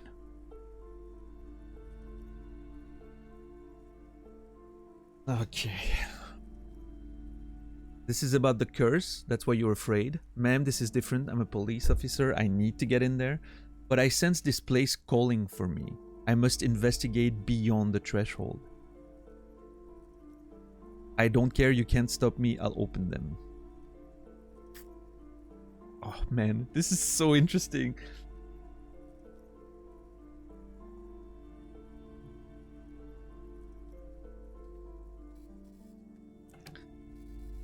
Okay, I'm gonna question her about the curse.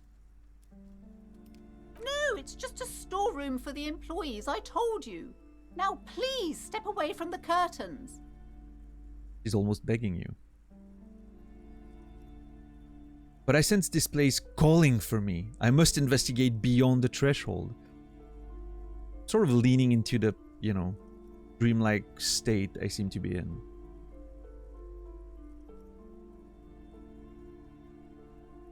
You do?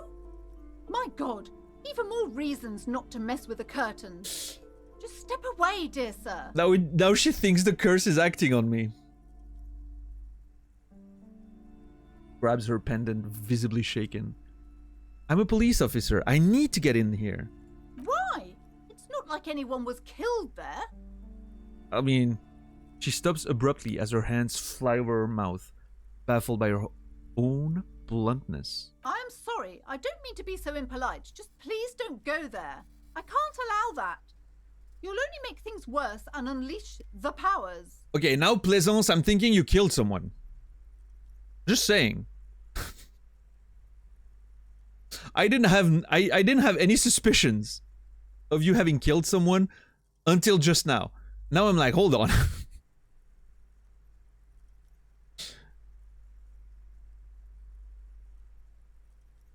I don't care, you can't stop me. I'll open them. Alright, I'll think about it for a while. Both of these options continue.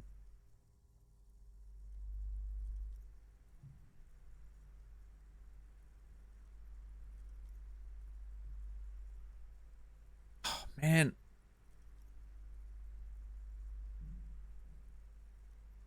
I'm way too intrigued. I'm way too curious. I have to open those. And I don't care about Plaisance. She's annoying. I don't want to listen to her. I don't care. You can stop me. I'll open them. No! Please just talk to me, officer. Come here and let's talk this through before you decide to do anything extreme. Okay, rhetoric. Talking is always good. Go see what she has to say. Okay. Who's this one going to be? Authority? There is something No. mysterious about the curtains. Be careful. Ah, yeah? Inland Empire? The curtains, tattered with age and covered in dust, hang before you, as if taunting you. Rip them apart? This time for real? Oh boy. I love how it adds to, you know, it has to add this time for real. Because that's the third time I click on, you know, opening them and it doesn't happen. You know what?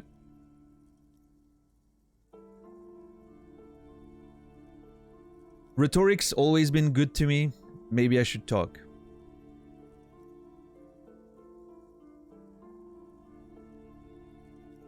Ignore the curtains for now. Alright, what you gotta say? Hello again, esteemed officer, and welcome to Crime, Romance, and Biographies of Famous People. Why are you so uptight about those curtains? I just want to know what's on the other side. I already told you, it's just a storage room for employees. I don't understand why it's so important to you. I'm a police officer. Just let it go, officer.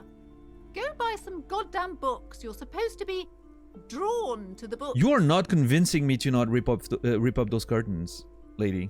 She recites it like it's a poem, or like she's playing a role she's grown tired of.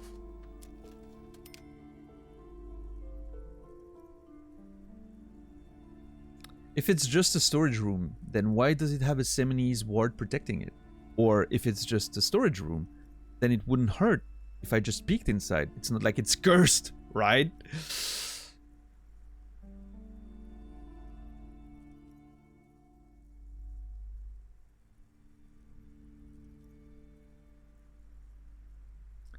Yeah, what about the cement? I mean, did I mention the curse earlier? I think I did. But she sort of dismissed it, I think.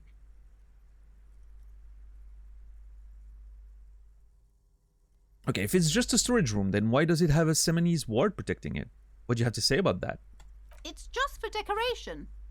She wavers under your gaze, mouth pressed into a tight-lipped smile. And then something breaks.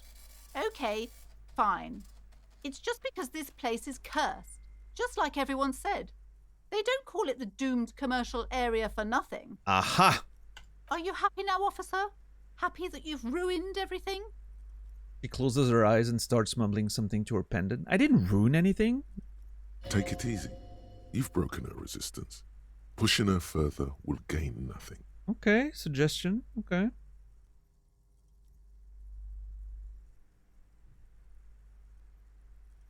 I mean,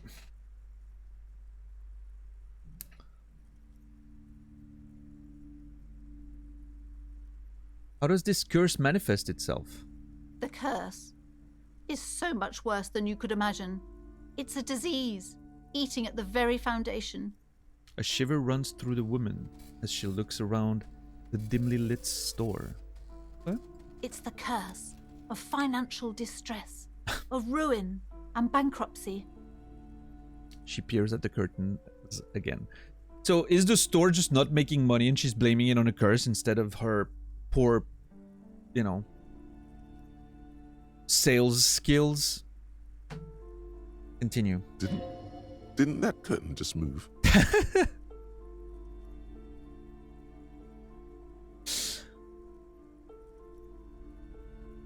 Did it? Inland Empire? Annette mentioned that the previous tenants have experienced some financial troubles. I'm not sure I want to bring Annette into this. I'm worried she might get, in trouble. Wait, that's it? I was hoping for something more paranatural. Or I'm a little confused. What does that mean? I'm gonna go with, wait, that's it. I was hoping for something more paranatural. But officer, there's nothing natural about entire companies declaring bankruptcy. I'm talking about cacodemons feeding off bad business practices and disappointing income statements. Sure. There's something wrong with this building, I can tell you. Ever since I arrived, I've sensed an eerie lingering presence, as if I was unwanted here. Oh, yeah. Sounds familiar. Empathy just shooting straight. Empathy just like, yep, no, I'm going straight for the jugular there.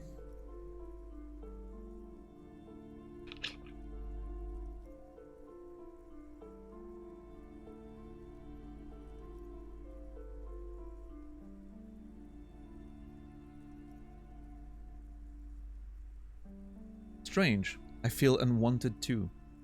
What does it mean? Truly so? Perhaps the dark energies are leeching off you.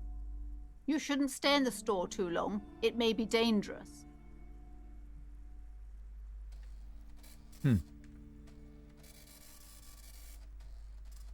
Would you like me to take the case? I could investigate, see if the curse is real.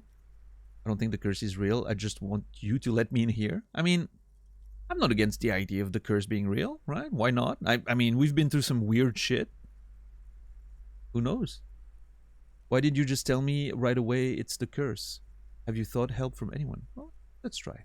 It's not good to talk about the curse, not in detail. The negativism, it's dangerous. Talking about the void wraiths angers them. Wow. Void raves. You have new words. Have you thought help from anyone? Yes, I've contacted numerous parapsychologists and even a pair of Simonese mediators. They provided me with the wards. She nods at the strange cage-like trinket curtain. Okay. The wards help to keep the doom at bay and protect us against the darkness that lies further in the building. Even though now I fear, it's not enough. Is your pendant part of the wards as well? Point at her necklace. Oh, this? No, it's a special Himian amulet, blessed by desert pygmy shamans, with a spell of compulsion. It's to compel people to buy books. How's that working out for you? There are numerous spells cast throughout the store. I had the books anointed with a different inducement spell, for example. It's guaranteed to boost sales 15%. 9 out of 10 parapsychologists recommend this ward. Yeah. Oh, man. Desert pygmy shamans.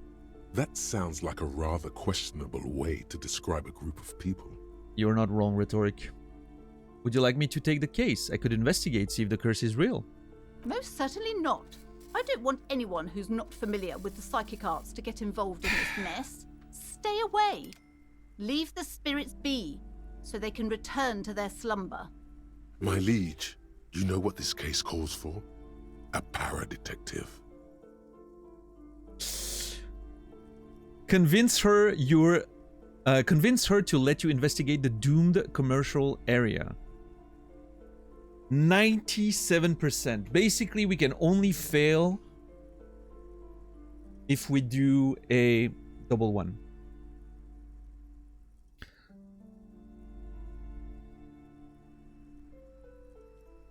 Helping Annette gave us +2. That's very cool. Alright, time for drama. Time for drama. Let's pretend that we're a paranormal investigator. It sounds very fun, actually. Slither up to her, you silver-tongued fiend. Show her what world-class perfidy looks like. Wait, what if I don't want to lie? I don't care. Her? I don't care lying to her. Ma'am, I came here to help. I've handled paranatural situations before. Are you sure? Don't think I haven't seen charlatans before. Well, I mean, obviously you bought some wards from them, so... I've sensed the psychic emanations from afar. The sleeper beyond calls out. I have returned from the void. A paradetective from a long line of paradetectives. Both answers are amazing there. I don't know which one I prefer. What's up, Nix? How are you doing today? Really enjoying watching the Hollow Knight VODs. Oh yeah, those were good ones. A long playthrough. I think Hollow Knight's my longest playthrough to date, right?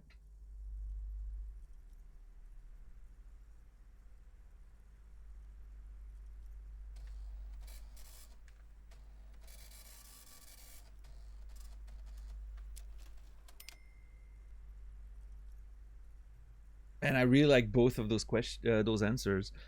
I really don't know which one I prefer.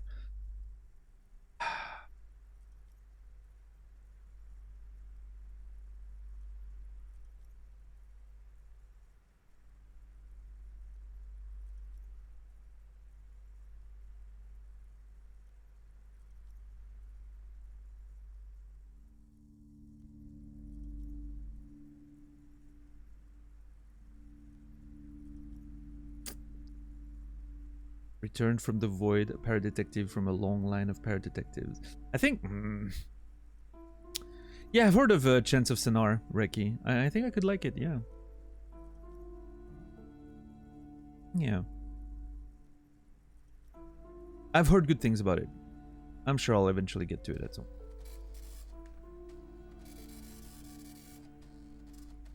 I sense the psychic emanations from afar. Sleeper beyond Kozov.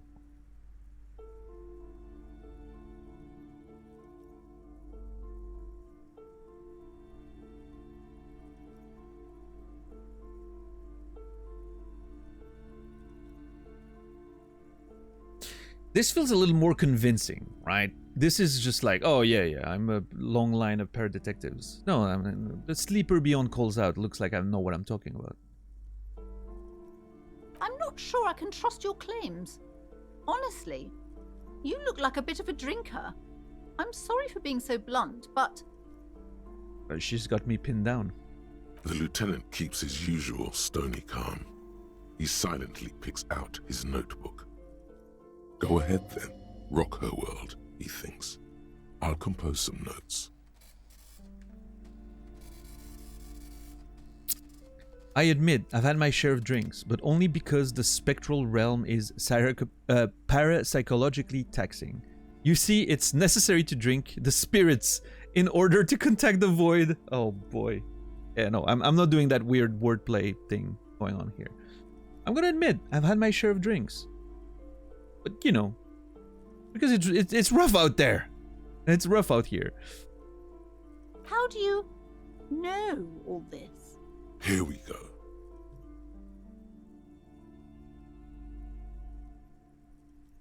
Oh my god.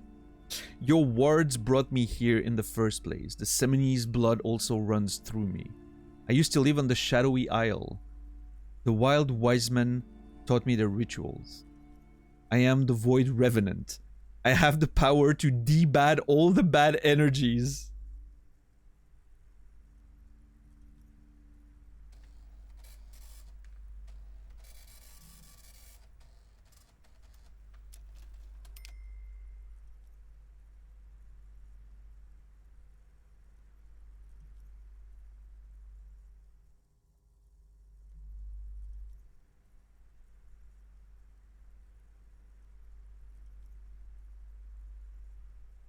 It's between 1 and 2 for me, I think. The power to debad sure sounds convincing, yeah. Hey, sometimes the more stupid it sounds, the better it works on people like that. You never know.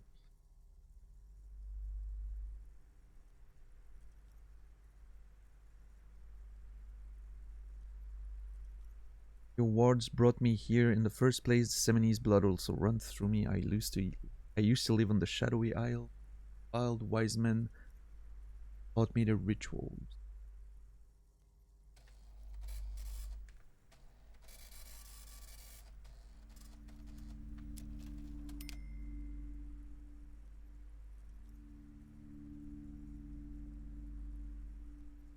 We died 6 times to get our tie. We're still here. Yeah, we are a sort of revenant. That's true. I mean, I'm still not sure. I still have my suspicions that all of this is some sort of weird afterlife. And that we're actually dead. Or maybe it's a solipsistic situation, right? We're the only like conscious being in whatever world this is. And everything else is just our mind playing tricks. Including not only items, but including characters as well. I still think that's a very possible explanation for a lot of what's happening. We're in sort of purgatory. We're paying for our crimes or whatnot. Whatever we've done in our past. I would legit not be surprised if there was some of that in that game. I don't think that's the case, but I wouldn't be surprised. And I think I'm gonna go with this one. This one seems...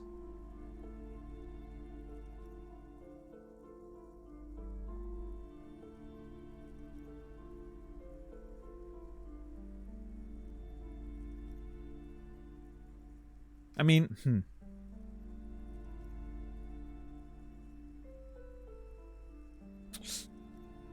Maybe she can tell that, you know, the Seminese blood, maybe, you know, I would look different. I used to live on the shadowy isle. The wild wise men taught me their rituals. Seems more, you know, harder to disprove, I guess. Oh my! I should have known! You do have that wild man look. Our meeting couldn't have been mere chance. Well, thank you. But I am not the only one at risk. I have to think of my daughter. You are certain you can help us? Keep us safe? I can't allow any collateral damage to hit us. No problem whatsoever. Your family is safe. The Phantoms are no match for me. Or just ask my partner, Kim. He'll vouch for me. Oh. I don't know if I should bring Kim into this. Kim is tolerating what I'm doing right now. He's just taking notes in his little notebook and is just like, yeah, whatever. You know, whatever you're doing, fair. She has a daughter? Yeah, Annette. Sitting here. The one we helped in front of the store. Oh.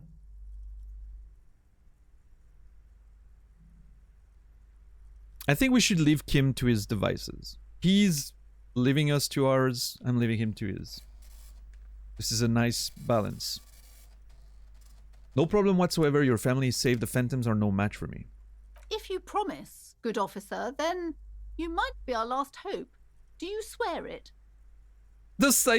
Actually, I'm not feeling the vibe anymore. The psychic force has left me. I love that you can go all this route and then just literally drop it at the last second. A hand on your heart. On my honor. Thank you, sir. There's one more thing I haven't told you about yet. The entity. Oh boy, here we go. What's happening now? What's the information I should have been aware of before taking on that task? I feel like this may be a gigantic mistake and a waste of time, but I'm too curious. I need to know. Alright, what about the entity? Do not act surprised. You know of these things, sire. The entity? Question mark. Of course the entity. Close your eyes, for I have sensed its presence. You have? The entity takes the form of a woman, a witch probably. I've suspected that she must be connected to the curse ever since I first saw her. Did you know that she lives inside the chimney? Okay, there's a homeless person living in that abandoned complex in the back of her store. That's what's going on.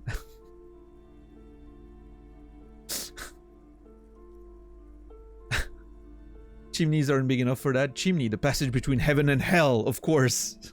Yes, that chimney is part of the building's central furnace, and it's enormous. She has barricaded herself behind some metal security curtains. God knows what she's doing there. Okay. Some unnatural magic, Oh. I assume. I got a key. You should go find the entity and ask what happened to all the companies in the building. What is the source of this curse? Here's the key to the warded door behind the curtains. Take it. Continue. Oh, and please do return to me after you've looked round. I'm quite anxious to know what she has to say about the curse. What you discover in there. Okay. Unbelievable darkness and ruin. Thank you, Inland Empire. I needed the encouragement.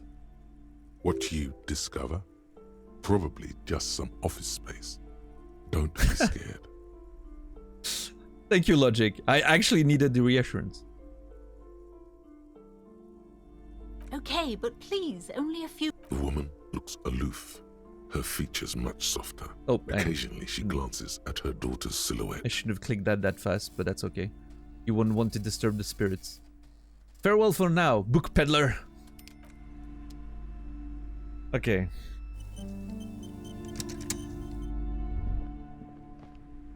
Let me ask if Annette knows anything more. I mean, this is a whole thing. It's already 8:30 in the game. Hi, Ace Detective.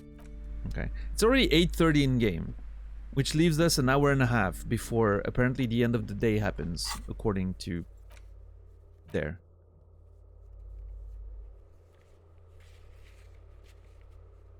I don't know if that's going to be enough time to do that investigation. Maybe? People say the commercial building on the plaza is cursed. No business will ever thrive there without going bankrupt. You promised Plaisance to look into it. Enter the sealed door behind the bookstore and find out what happened to the companies there. Search for the malignant entity. Pleasance said she lived inside a chimney. Find a way in.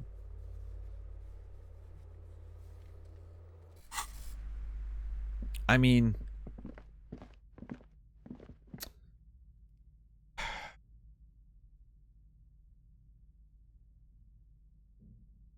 I am intrigued. I do want to know what's going on here.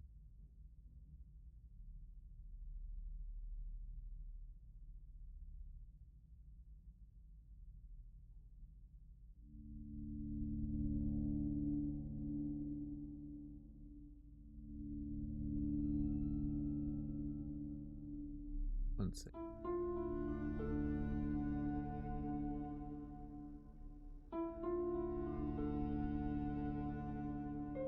There, sorry.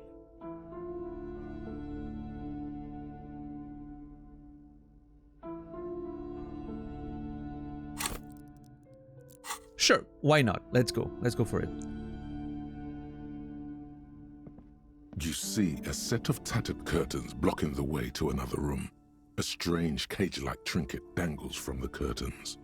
Pull the curtains open.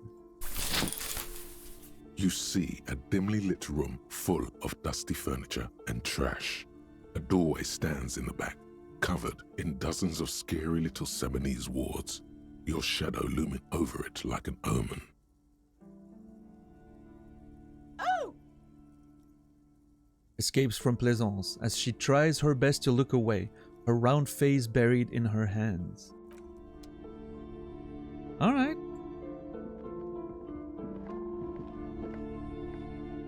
I wonder, hold on. Can I?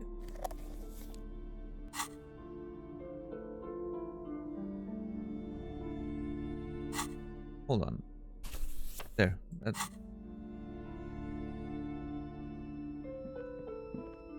I don't know if the flashlight actually serves any purpose, but... I wonder, I haven't talked to Kim in a while. Does he have anything to say about all this? Yes? I love that you seem to be following me. I have never clicked on that. Let me click on it. Excuse me? What if I want to work this case alone? Bid it, you're cramping my style? Nothing, just an observation. You have a distinctive way of walking. If I were to walk in front of you, we would surely collide. What do you mean distinctive? I hope you don't take this the wrong way. It's just a collegial observation. In the 57th, we call it the Jamrock Shuffle. Officers from Jamrock's 41st Precinct tend to move a bit erratically. How's that? They say it's a scene-clearing technique developed by one of your lieutenants for gathering evidence. It's erratic, yet thorough. Prioritizes containers. Wow. Way to call out the player for just going for, loot and whatnot. You're kidding me. Why containers? I don't know. Containers contain, I guess. I'm making assumptions. We should move on. All right. Passing along frivolous interdepartmental stereotypes is not usually his oeuvre. He regrets bringing it up. It's fine. It's fine, Kim. Don't worry about it. What is that? Ghostly silhouettes of hair dryers.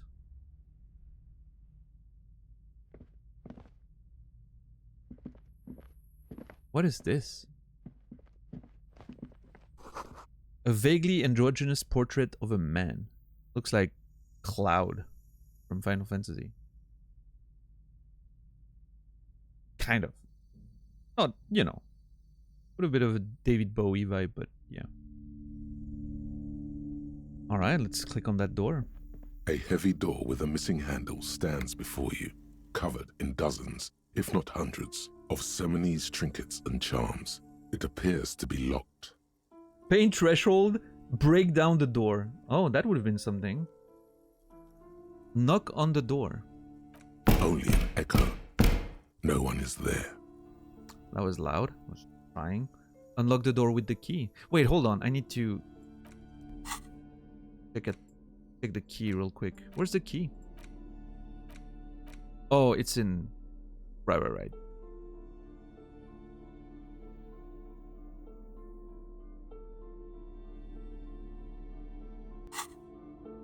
A heavy door with a missing handle.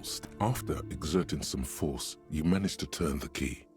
It's eerily silent. The door slides slightly open, letting a draft of cold air into the room. Kim, maybe you should go first. After the conversation we literally just had, that is so funny. Complete coincidence that I just had that conversation with him, but I think the timing here is excellent. Open the door and enter. A draft of cold air. Well, I mean, I'm going in.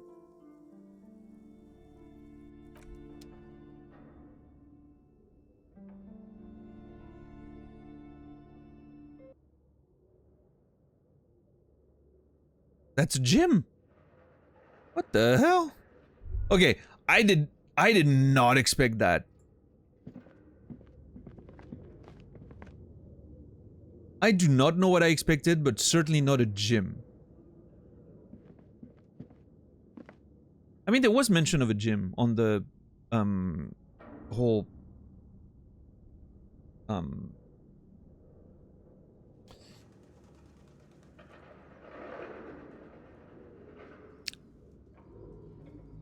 intercom thing outside, right? But yeah. Why does Kim want to talk to me? What is this place? The lieutenant stares at the dusty training equipment. It's an adventure. It's the netherworld beyond the veil. Looks like a gym to me.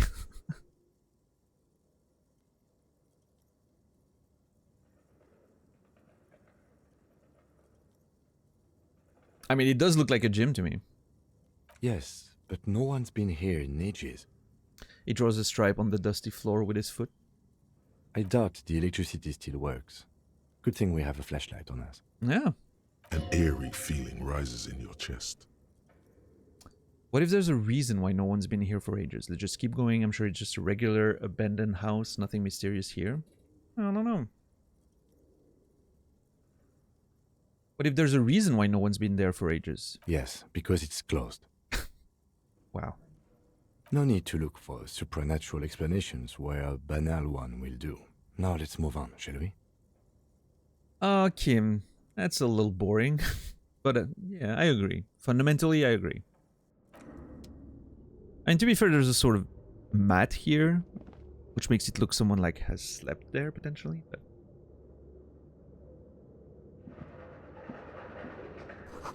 sand is dripping from a punch bag. What?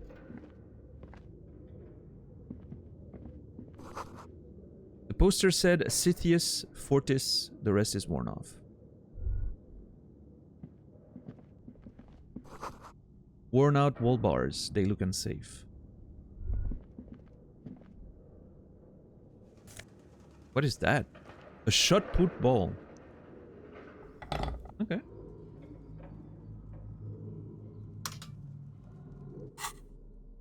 A shot put ball. That thing is worth 13 bucks. Oh my god. I'm rich. A ball used for playing shot put. A favorite pastime of elderly gentlemen. You feel like you could, like you should hold on to this and make good use of it. To sell such a beautiful old school sports equipment would be a sin. Okay. Guess I'm not rich.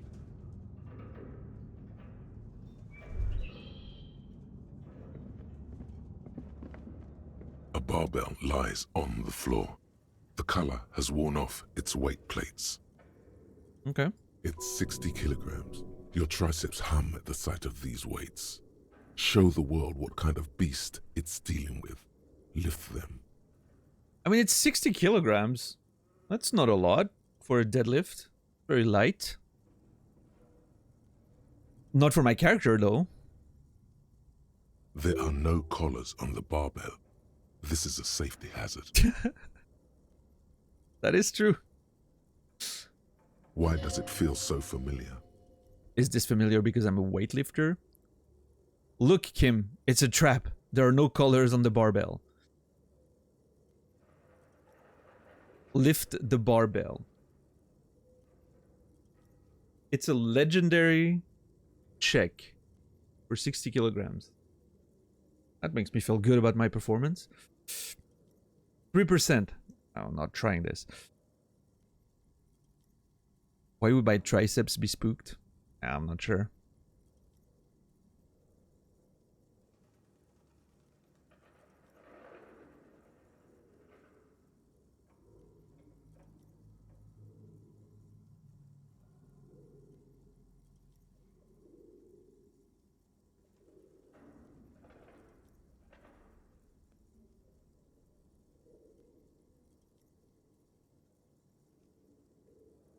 Why does it feel so familiar? Imagine if you pulled it off. Hey, I mean, there's always a chance for a double six, but... No. I don't want to hurt myself. I feel like I'm going to hurt myself if I try. I don't want to spend unnecessary health killing items. How many of us can properly lift 60 kilos? Probably more than you think, actually, Anxious. 60 kilos deadlifting is not that much. Like, a lot of people don't think they can, but they actually can. I remember when I was hitting the gym, you know, a lot at the time. I was a proper gym rat in like a few years back. There would be a lot of people that wouldn't want to even try, right? Because they were like, oh, you know, I'm probably not that strong, so I'm lifting light. And they think that's good enough for them, right? They lift like light weights a ton of times and they think that's a, you know, proper workout, and that's fine, right? But if you like suddenly you're like, yeah, no, you should try, and a lot of people surprise themselves. My girlfriend at the time, when I was hitting the gym a lot, who would come like 3-4 times a week with me at some point, when she initially started deadlifting, she was like literally putting the bar with like 10 kilograms on each side for a total of like 40. She was like, this is fine. I was like, I'm sure you can push yourself more. She wasn't a big lady or anything, you know, she was pretty small. She was, you know, she wasn't that strong or experienced. But she was definitely able to lift 20 on each side. You know, 20 kilogram plates on each side, plus the bar, which is 60 total. Instantly, she was able to do that, right? And within a couple weeks, maybe a month of like actually, you know, getting the form right and practicing a bit more, she got 100 of the floor. Easy. You know, 1 rep max, right? But still. And she wasn't big or anything. She wasn't like particularly strong or particularly tall. She was, you know. I think you'd be surprised, especially with stuff like that uses mostly the legs, right? You'd be surprised how quickly you can push yourself. It's very different with stuff like shoulders or pecs or biceps and stuff like that. That stuff can like way more easily fail. But everything that uses legs and you know, like lower back, you're a lot stronger than you think in those areas because you're using them whether you want it or not. Just walking around all day and you know, sitting down, standing up, doing stuff, carrying a little stuff here and there. You're always losing those parts of your body. So you're a lot stronger than you think with the legs.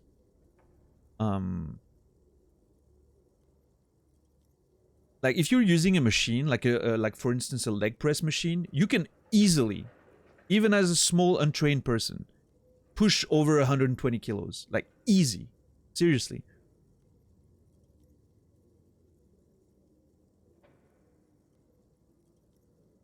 And safely too, as long as you don't look at your knees. But, yeah. My wife refuses to do the big 3 for fear of looking masculine. I can't convince her it won't happen. Yeah, I hear that sometimes, but man, if it was that easy to build a shit ton of muscles, first of all, if it was that easy, we wouldn't know about it, right? We wouldn't have, like, people who actually want to do bodybuilding wouldn't have to use a shit ton of product to actually get there, right? Those who want to actually build, like, big muscles.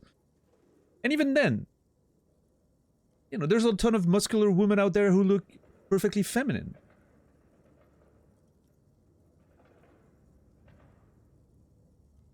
Again, you know, obviously I talk about wrestling a lot because, you know, I watch a lot of wrestling. There's a lot of extremely built women in that sport that look extremely feminine still.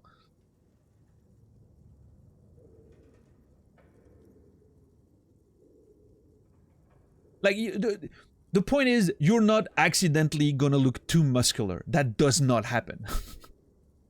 It would take years and years of perfect nutrition, perfect training, and to a certain extent, PEDs, depending on what kind of musculature we're talking about, right? To reach those levels. And it's not gonna happen overnight, right?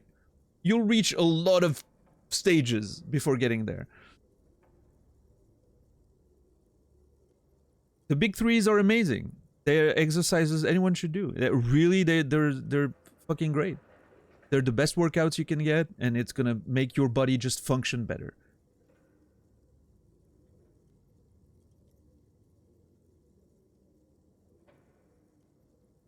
Oh, we just arrived, Naz. You didn't miss anything. Just a conversation that allowed me to get in there.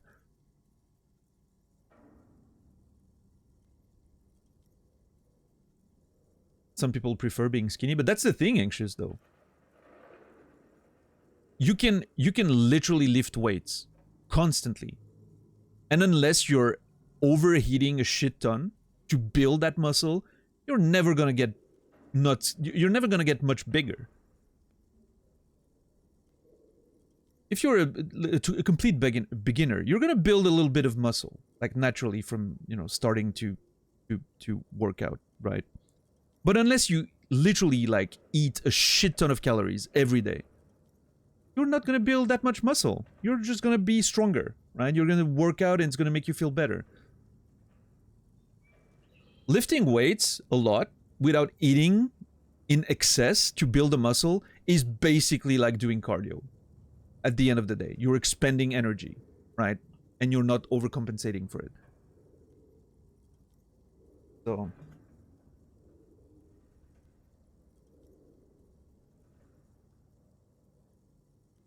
like gaining weight and gaining muscle actually requires a lot of eating, like a shit ton of eating, incredible amounts.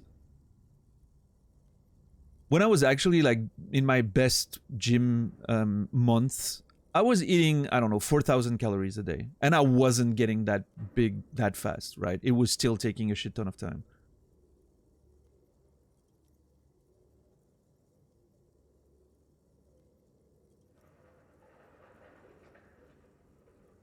It's a very expensive hobby. Yep, it is for sure. Time consuming and expensive. All the food you need and whatnot. It's yeah, it's crazy.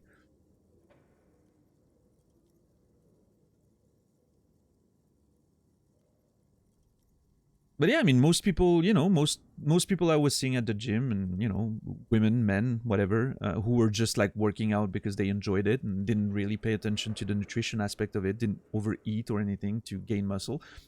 They were just, you know, they were thin, well built, and you know, looked great.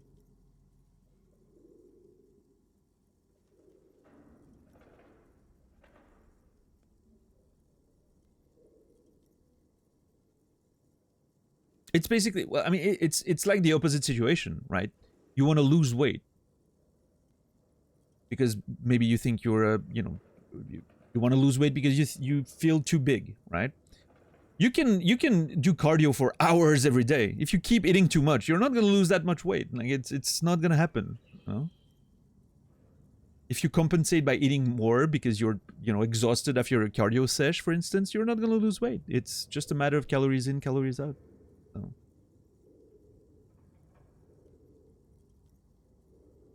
The same goes for gaining weight, right? You can lift all day every day. If you don't overeat like a maniac, not gonna get much bigger.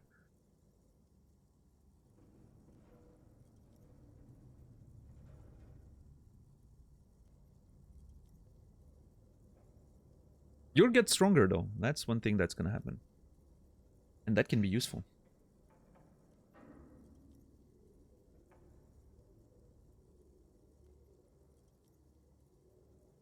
I think more women should lift proper weights.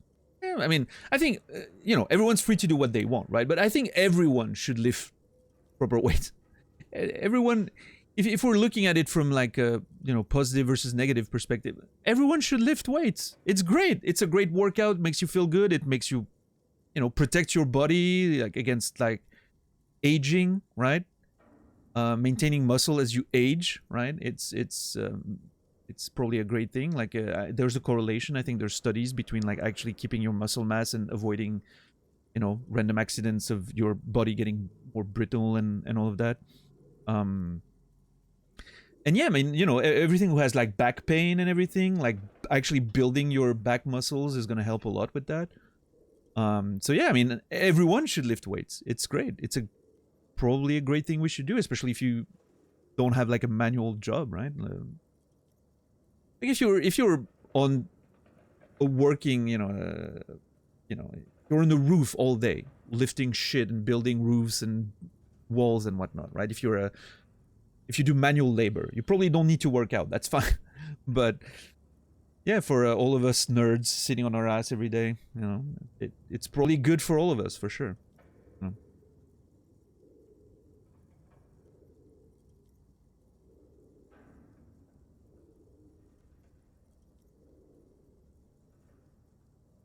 Yeah, Frank. I mean, it could be an interesting part of it, yeah. Knowing how to lift properly and, you know, build your, at least a somewhat of a core muscle base for your body. It helps against a lot of stuff, frankly. You just, you know.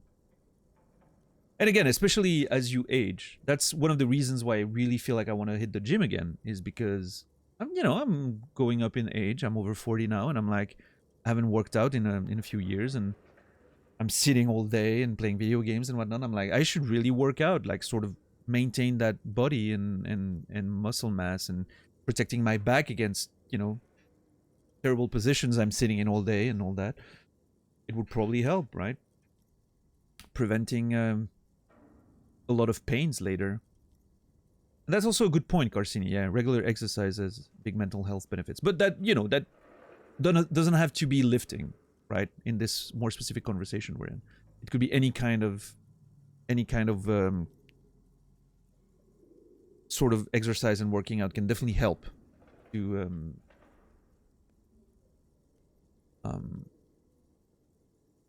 you know, for mental health benefits for sure.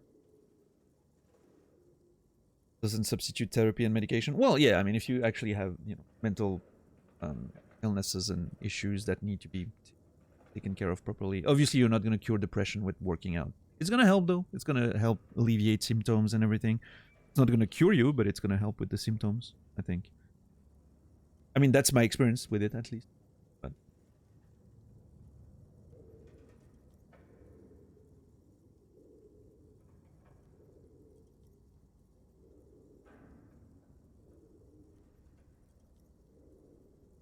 your character looks incredibly fashionable at the moment. I didn't know it was possible. Yeah, I do look very fashionable right now. Look at me. Good old detective right now.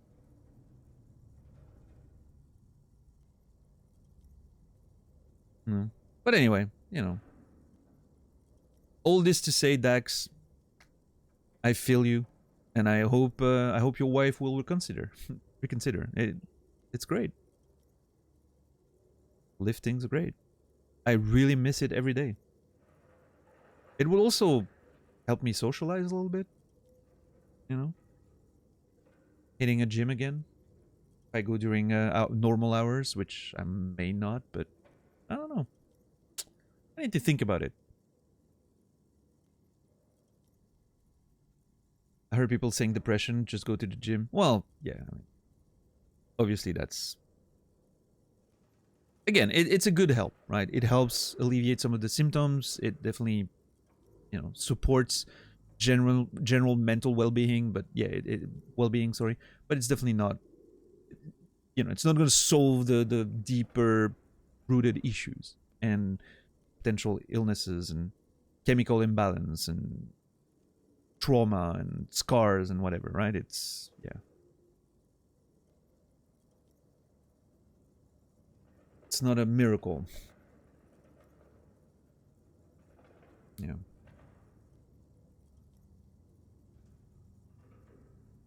I really like that you can point your porch light at everything. Very cool. Ever tried bouldering? You mean like climbing stuff outside? Is that bouldering? I used to climb. I used to do some climbing, but I did it... I used to do it inside walls, right? Not like actual outside. Bouldering gym in Bulle.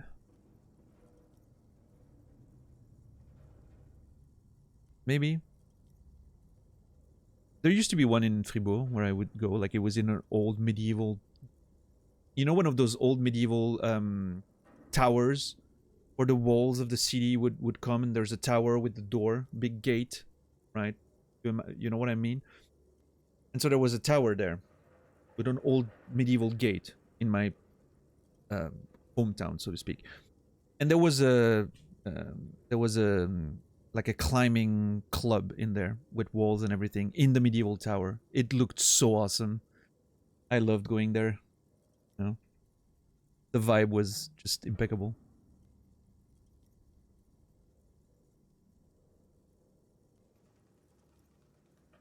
All right, anyway, am I a weightlifter? I don't think so. I don't look like I was a weightlifter, but then again, you know, maybe just like me, the character hasn't done it in a while.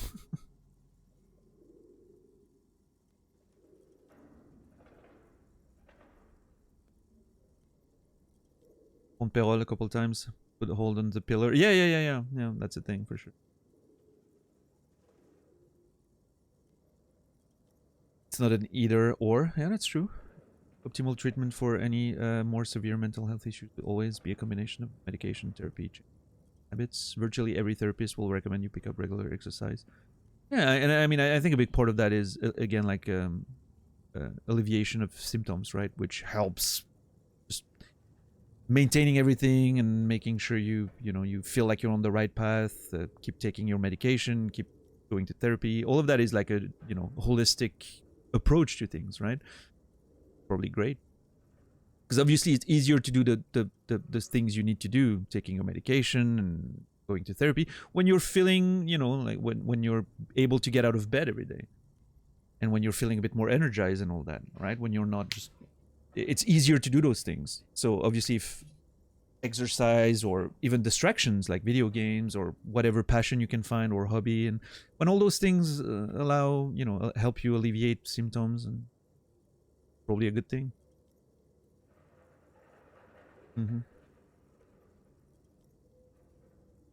Yep. All right, I'm not sure why I'm gonna tell Kim about the barbell, but what's up, Shagrad? How are you today?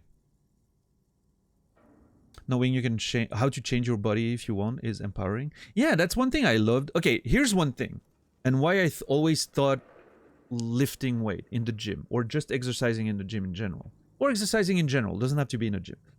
What I always thought was amazing about that, but more specifically for me, was the lifting,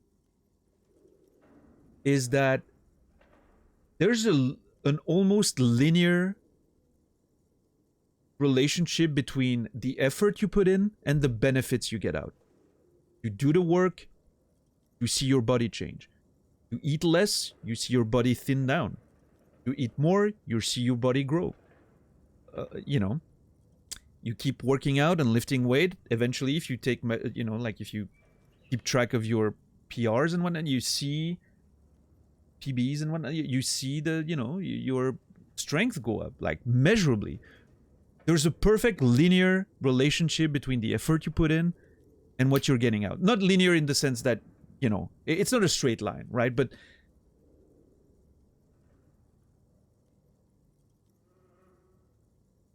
there's no doing all that work and not seeing any benefits, which I think is amazing. I think it's very reassuring, and I think it's something that makes sense. It's very logical. It's, it makes sense scientifically. Unlike, I don't know, you can stream your ass off every day for a year and not make any progress, or even like, or even regress sometimes, right? No, working out, just you put in the work, and the benefits happen, unless you get hurt, but that's, obviously a special case. And again, even if you get hurt, it's just a little throwback, setback. So.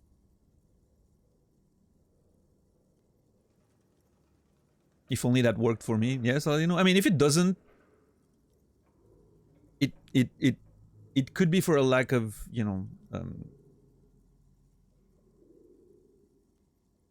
I don't mean to sound like dismissive or anything, but it's often because for user error, so to speak, right? If things are not happening, it's not because the science is not working, right? There's a user error somewhere.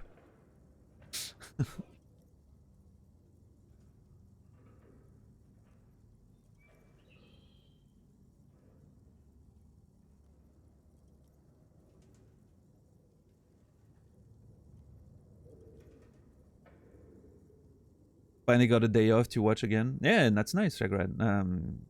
Sorry to hear work is taking you a lot of your time. Hopefully it's doing well. I can eat whatever I want and I don't gain weight. I supplemented the last 3 months with another 500 calorie shake each day and nothing. Well, what's your... There's a lot of questions there, and I'm not here to, you know, like, obviously get into that too deep, but what's your total intake, right? What's your total expense? What are you doing every day? And like, is there like precise measurement of what you're intaking? Like I mean precise down to weighing each and every item you eat to the gram, right? To know exactly what you take in. Because, and I mean, I'm not saying that for you specifically, but a lot of people underreport what they eat, right? Or overreport what they eat. You know, it goes both ways, or underestimate what they actually expend because of work or because of their habits, and you know.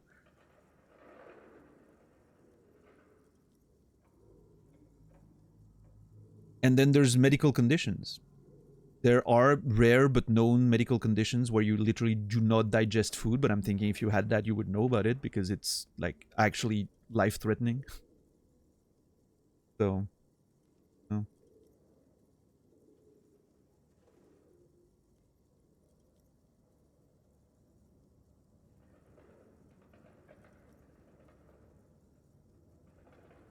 But you know, energy has to go somewhere, right?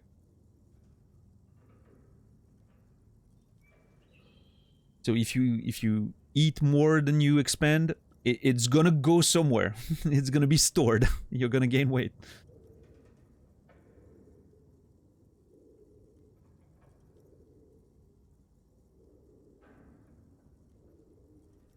The problem is, eating more than you expend is a different value for many people, depending on your, you know, occupations and what you do every day. And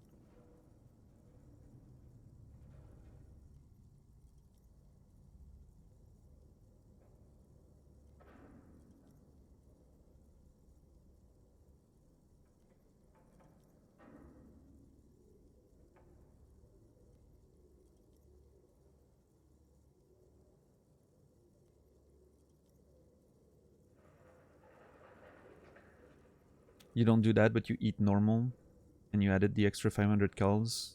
I feel so full all the time, and I hate it. Well, that could explain something. Again, you know, I'm not trying to do like a, you know, coaching session for you right now, but that feeling of hating it and feeling so full, maybe, you know, unknowingly or without noticing, you eat less some other times because you know that shake is going to come and you don't want to feel so full and hating it. So maybe you just, you know, subconsciously get less food on your plate or whatever. And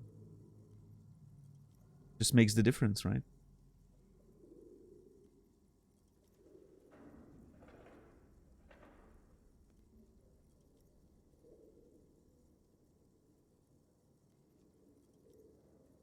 But yes, you know, physically speaking, if your like routine hasn't changed and you don't work out more, or do more exercise, or move more, or anything, and you had a perfectly stable weight before, and you had 500 calories per day,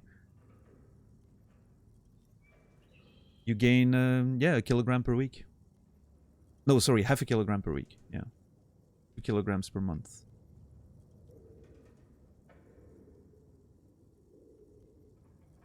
That is the laws of physics, and unless there's another factor in there, like a sickness or, you know, but there's a limit to the rate at which you can absorb calories. Yeah, but it's upwards of like 7,000 to 8,000 calories per day.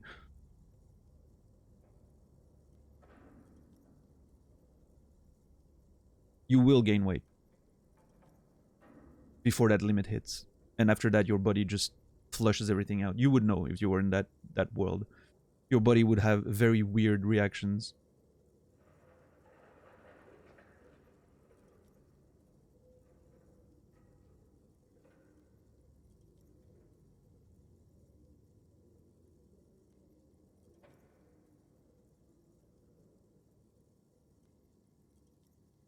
Or absorptions due to gut issues, probably. Yeah, not really sure. But if that's the case, you know,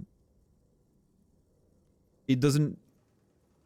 If your weight is stable at a certain level, and if you eat less, you're gonna lose weight. Even if you have, like, the poor absorption doesn't. as far as I know, doesn't scale depending on the amount of food you're eating, right?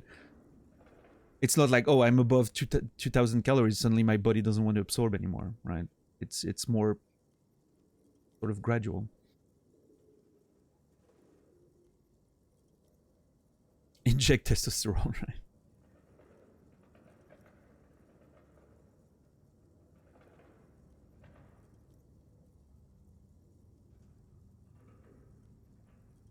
It's always been like this for me, also for my mom.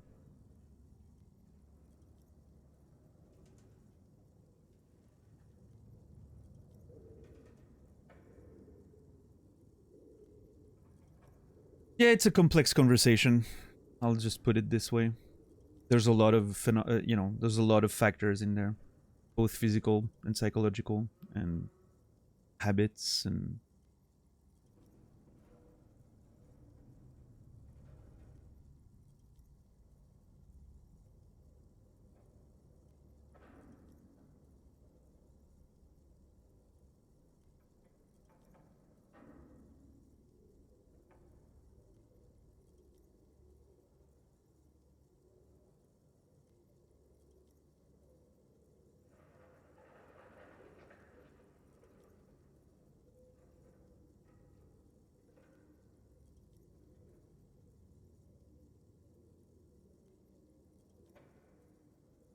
yeah, sorrow, but most, most metabolic changes are within a range of 10 to 20%.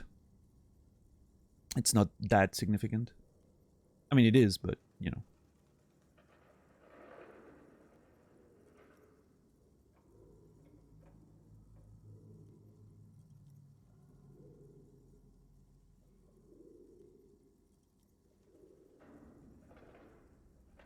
if you're healthy, yeah. I mean, again, there's people who have like, that's why they say if you lose weight out of nowhere, even though you haven't changed anything, you should probably see someone. You may have a medical condition that's happening to you right now. Losing weight out of nowhere is never good.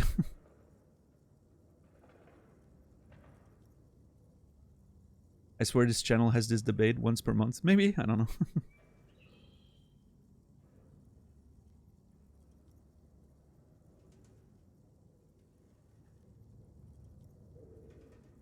It's a conversation I've unfortunately had a lot in my life. Because I've manipulated my weight a lot over the years. Both ways. And I've had a lot of people asking me how I did it.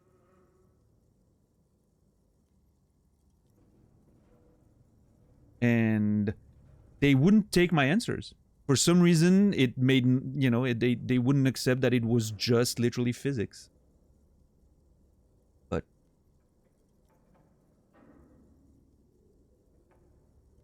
and I mean, obviously there are other aspects, right? But those aspects, I mean, I cannot answer that for you, right? If you're asking me how do I gain weight, well, you eat more. Well, I can't, or I don't want to. Well, I mean, I can't fix that for you, unfortunately.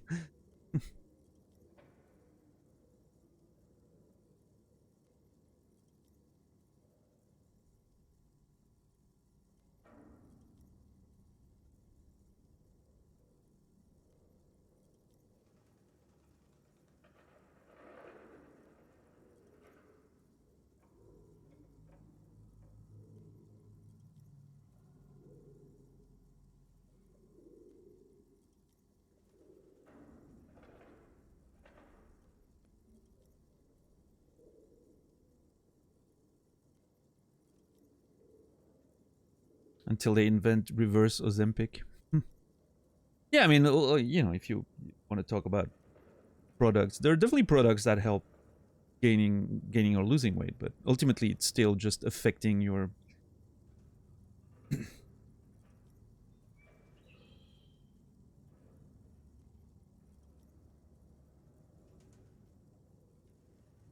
but anyway, complicated topic, touches on a lot of psychological aspects.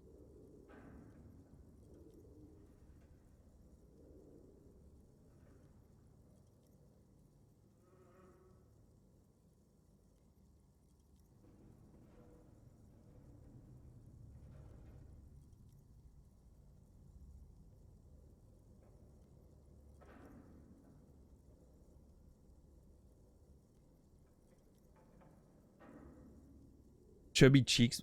What do you mean? I look perfectly... Look at me. I look... amazing.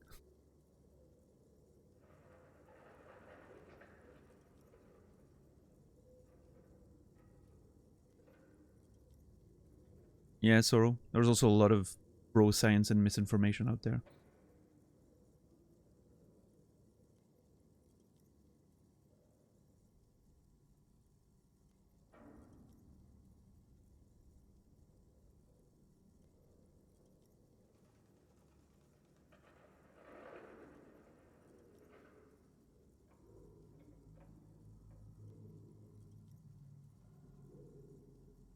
I worked on it. Oh yeah, no, I wasn't talking about, you know, you specifically. I'm just saying, you know, in general.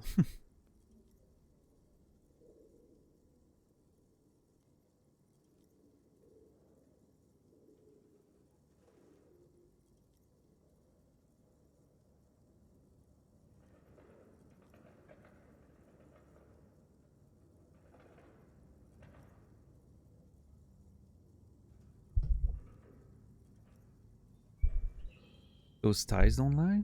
What about my ties? I'm literally, my character is lost in his pants. They're almost too big for me. They're tied around the crotch. That's something the game has made very clear. But I'm almost losing myself in those, you know, ties and...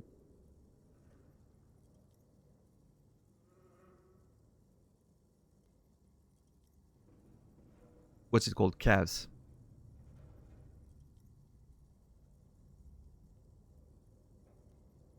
My character was naked at the beginning of the game. I don't quite remember what it looked like. It was a few days ago now. Anyway, back to the conversation at hand. Why does it feel so familiar? Is it familiar because I'm a weightlifter? I don't think so. Not with these stats.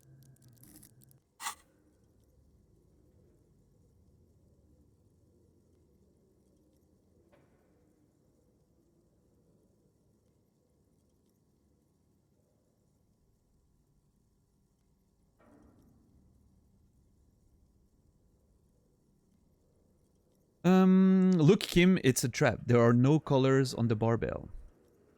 You're right. The weight may fall off. Better not touch it then. What kind of a bastard would just remove the colors? It should be a felony. Actually, if you're doing bench presses, you should, and you're alone in a gym, you should remove the colors.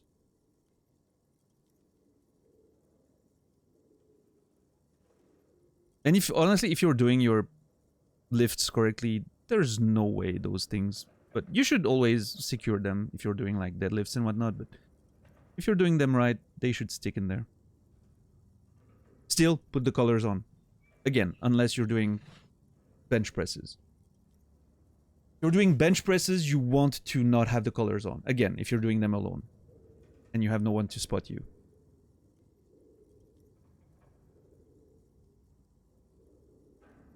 The reason is, if suddenly you fail, and that bar is coming back down, and you're like compressed under it, just push it to the side and the weights go off.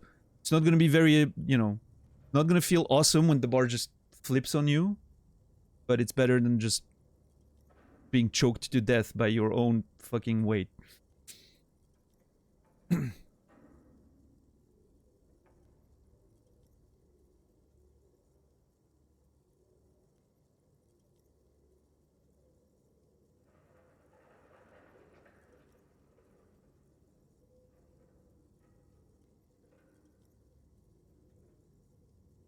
What kind of bastard would just remove the colors? It should be a felony. It would be a violation of EPIS safety regulations if the gym was still operating, but it isn't. No one's supposed to come here anymore. Is this familiar because I'm a weightlifter? What do you think, Inland Empire? No, it's not that. It's the stale smell of rubber, the squeaky sound of sneakers, your bruised knee against the mat, and a whistle. Then the feeling is gone.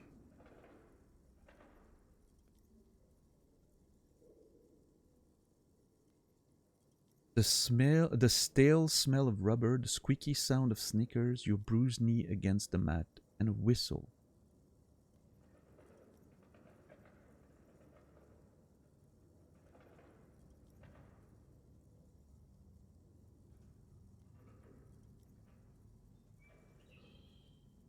stale smell of rubber, the squeaky sound of sneakers. Makes me think of a basketball game or something. Bruised knee against the mat, and a whistle. Like a sports game of some kind. That description. I don't know. It's just a memory. I get that. But a memory of what, Logic? Logic is annoying. It's pointing out the obvious, which I guess makes sense.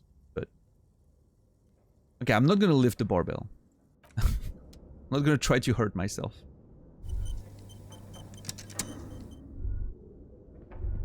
I have a feeling this would be very bad if I tried. Should I try?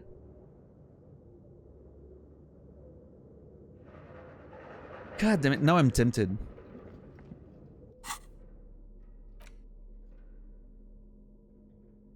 Look! Dax, what do you mean? I'm bony as hell.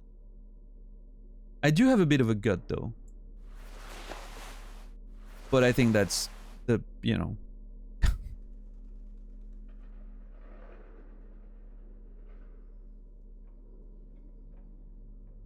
The years of just drinking and bloating from alcohol and whatnot. I'm a skinny motherfucker. I do carry a little bit of my fat around the midsection, but yeah. Peak physical form. Sure.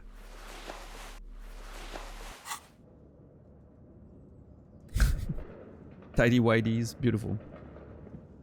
Don't skip belly day, you know? Okay, now I'm tempted to lift this. I don't know what it would do, but I'm tempted. The barbell waits patiently on the floor, like a dog for its master. I'm really afraid that I'm gonna hurt myself if I try to do that. But it's so tempting.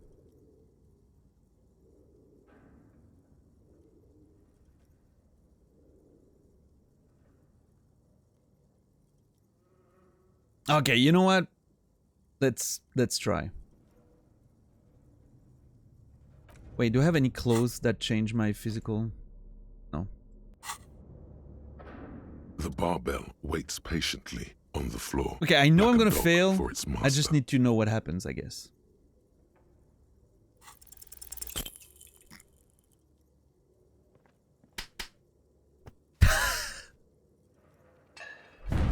Oh no! You manage to hoist it off the ground, but the barbell feels wobbly and dangerous. Your hands slick with sweat. Turns out you're no beast, just an old man with bad form. I thought the form was fine until it slipped.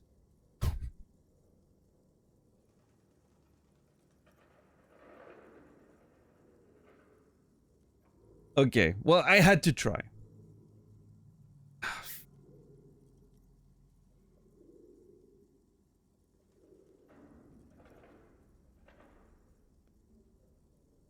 God damn it.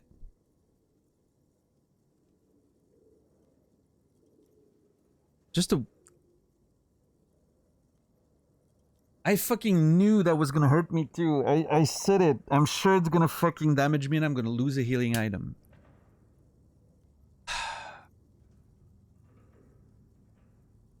Curiosity got the best of me. See? See? This place is cursed. Fuck you, you stupid barbell. Seems like I'm a little out of shape, or maybe these gloves just suck. Whatever, weightlifting is for the intellectually impaired anyway. Or say nothing. Weightlifting is for the intellectually impaired anyway. Seems like I'm a little out of shape, or maybe these gloves just suck.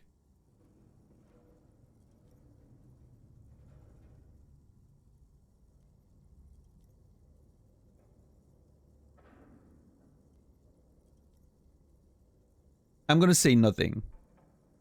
I'm gonna take it on the chin. Weightlifting was never my favorite either. The lieutenant is obviously handling you. Oh my god, my morale is getting lower. I have 3 charges of magnesium. Yeah, Fear the Dawn. I don't remember how I was as a kid, but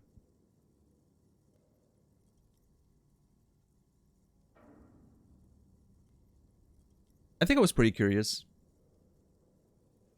I remember one day going in a field with cows and a red t-shirt that I was shaking at them like that to see if they behaved like bulls in, you know, depictions of bullfighting. They didn't. It definitely did not attract the cows. It did, however, attract the farmer, who wasn't very happy that I, you know, broke into his field and was making his cows nervous by running after them, shaking a red t-shirt at them, right?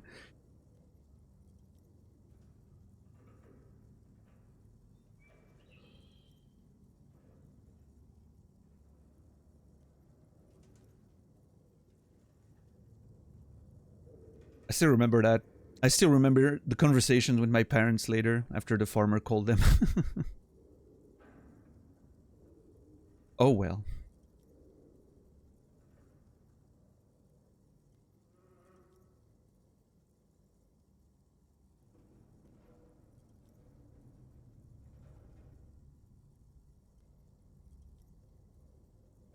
Do I wanna... I don't know if the level of morale actually affects anything. It's like different if it's on 5 or 2. I haven't seen any signs of that yet. It's just like a health pool.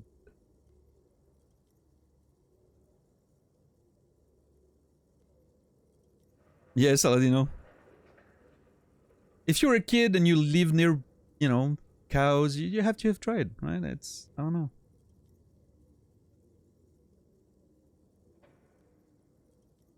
It worked, it made something... Yeah, I mean, it certainly worked on the farmer, for sure. Annoyed cows and nothing more, yeah. At the station gym, I mean. I prefer running. It clears your head. The lieutenant steps away from the barbell, letting you recover in peace.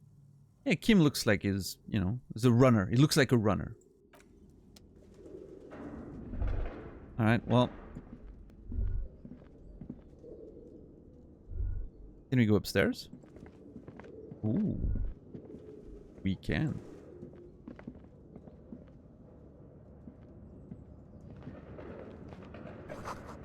The hallway is blocked by old window panes and debris. Yeah, there's a wall right there. Okay. Wait, hold on. Have I really explored everything down there? Yeah, seems like it. Oh. Looks like the remains of the 24-hour window repair shop. Dude, this place is dark as fuck. What the hell?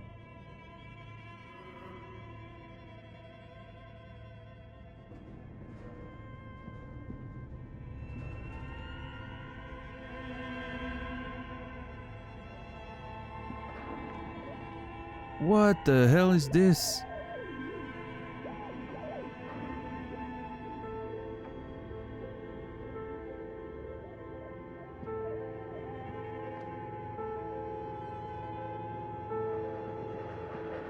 Seems like the flashlight is bugged. You think I should be able to see more than that?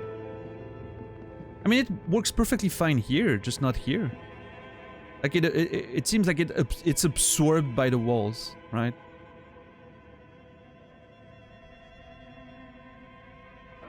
That's a bug. Ah, damn it. I hate video games. Is reloading gonna help? Let's see.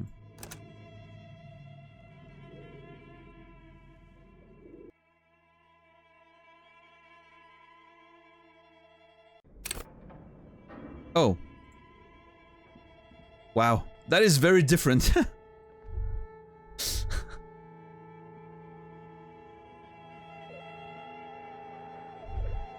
I thought it was cool to have a very dark place, right? With no light coming in and seeing like the shadows of things.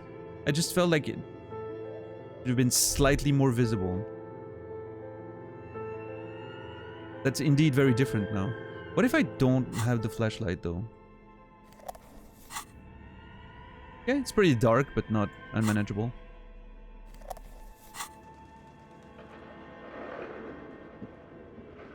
Most DE bugs can be solved simply by reloading.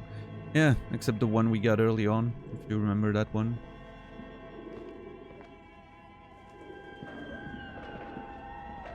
Ooh. Oh shit.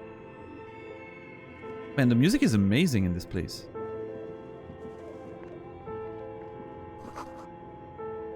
Wild animals stare at you in the dark, stuffed and mounted. A large demijohn full of strange liquid. Oh yeah, there it is. Look at that.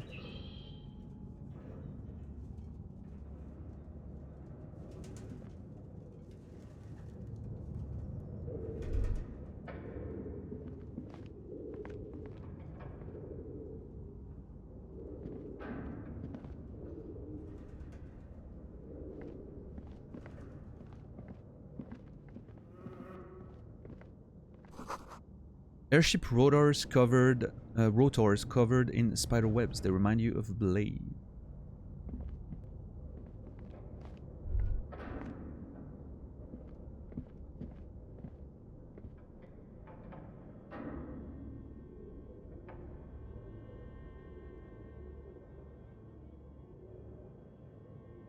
This this is interesting. It feels, in a weird way, this sort of feels like the equivalent, the Disco Elysium equivalent of a dungeon. You know, like you're in a Baldur's Gate game or something. You have the town map or whatever, you talk to characters, and then you get into dungeons. This feels sort of almost like the equivalent of a dungeon that we're exploring right now. Kinda neat.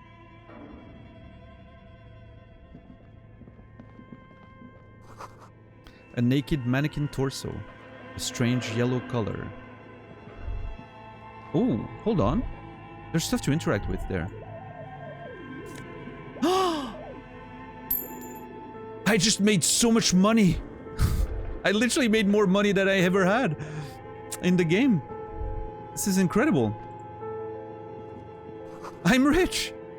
Blue velvet, soft to the touch. Moth bitten. Okay. Quadruple my net worth. Just like that. Yep. Love it.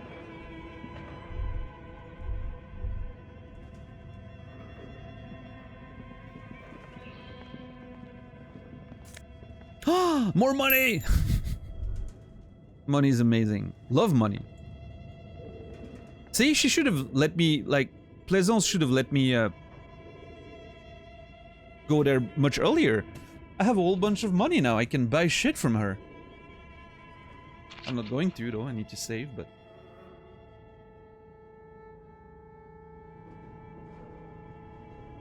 Stepping out on the balcony into the main cafeteria is just chef's kiss. Yeah, that moment was great. Loved it.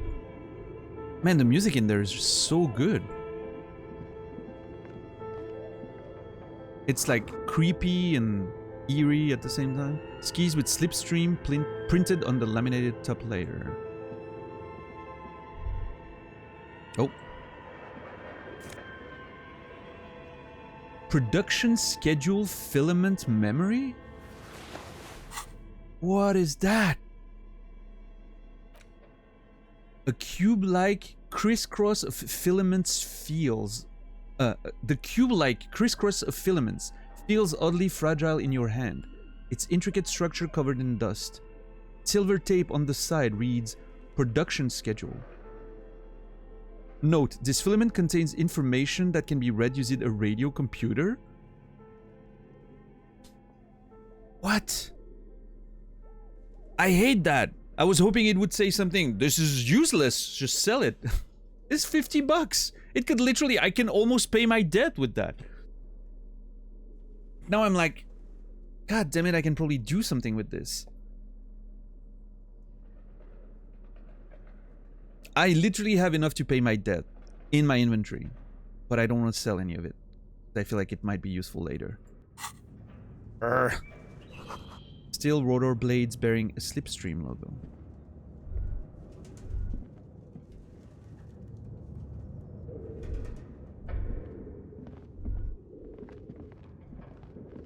It's like real life all over again. Yeah, you're right. So many items that I could sell and have money, but I don't want to sell it. Is that where I came in? That is not where I came in. That's the other side. What the fuck? Look at that drawing. That's amazing. It's an elf with a sword.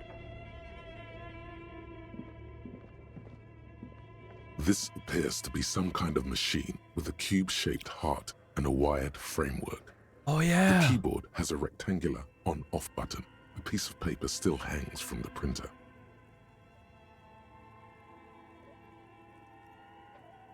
Cube-shaped heart and a wired framework. A radio computer. Just sitting here without anyone inside. It sounds surprised and a bit cautious. Do you think I should turn it on? We have one of these down at the station, but I never really learned how to use it. Oh man. See, this is what I'm talking about from like what I was mentioning in the first couple days is there's those elements in there that feel sort of sci-fi-ish in a retro-futuristic way. This makes me think of Blade Runner or, you know, Arcanum, stuff like that, right? Which I think is fascinating.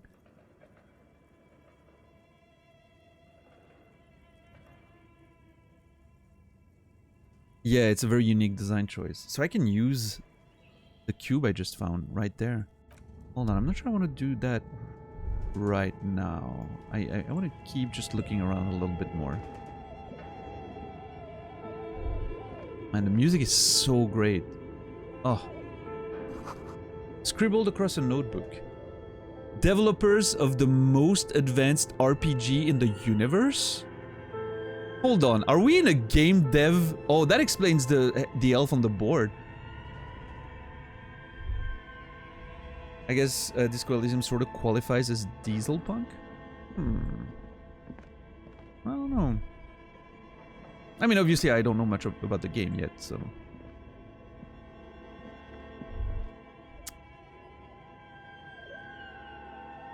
What's up, Sophois?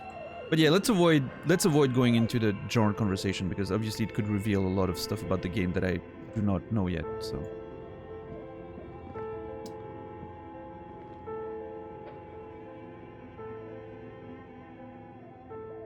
This old fireplace is covered in lines drawn in blue and red marker, the mesh spreading over the stone like blood vessels on alabaster skin. It looks ghostly and strangely ancient.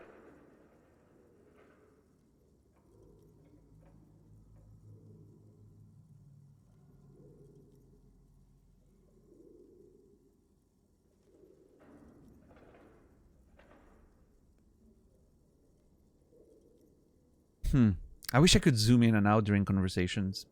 Always bothers me when I can't. Like blood vessels on alabaster skin. It looks ghostly and strangely ancient. A diagram for summoning some time-forgotten being. The symbols seem very esoteric.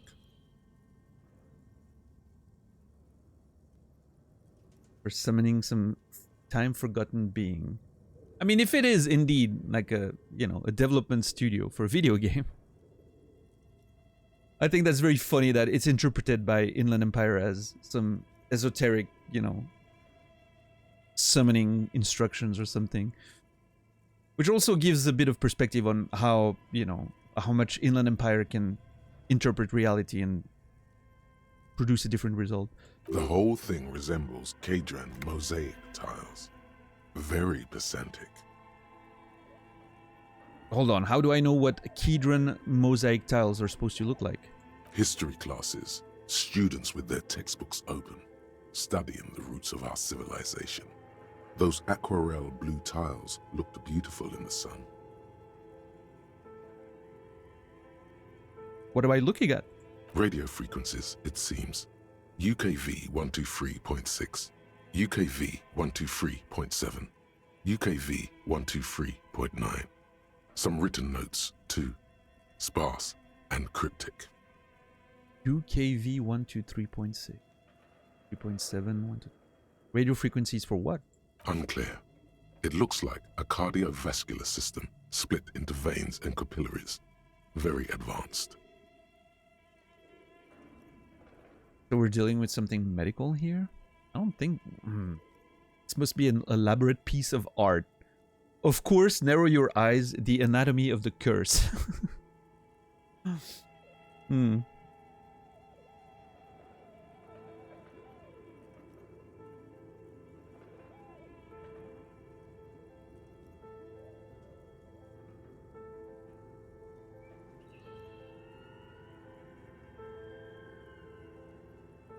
I really like the description though, like a cardiovascular system split into veins and capillaries.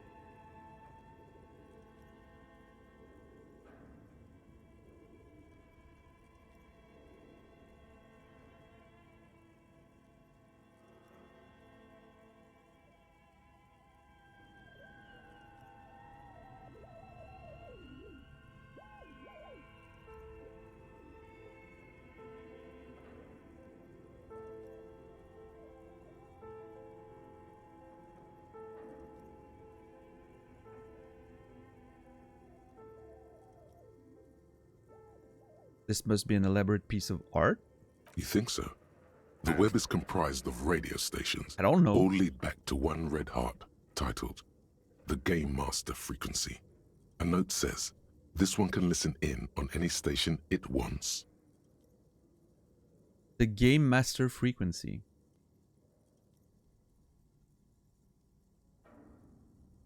Wait, who's the Game Master? If it's a game, then who's playing?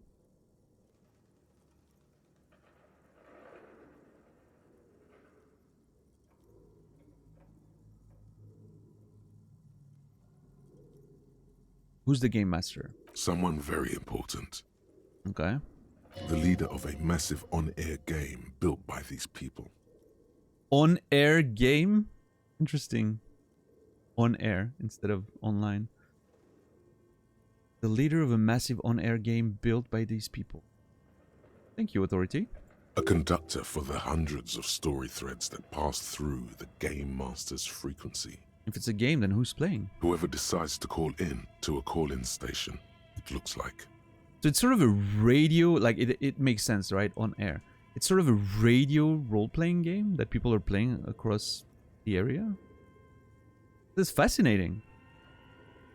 All of this is gone, left unrealized. Left unrealized. They never managed to get it off the ground. Interesting. There's no way a little basement studio working here could pull anything like this off. I wonder if that's sort of like self-reflection on their own experience of trying to build a game as a small-ish studio, I'm assuming at the time. I don't know how many people worked on that, right? But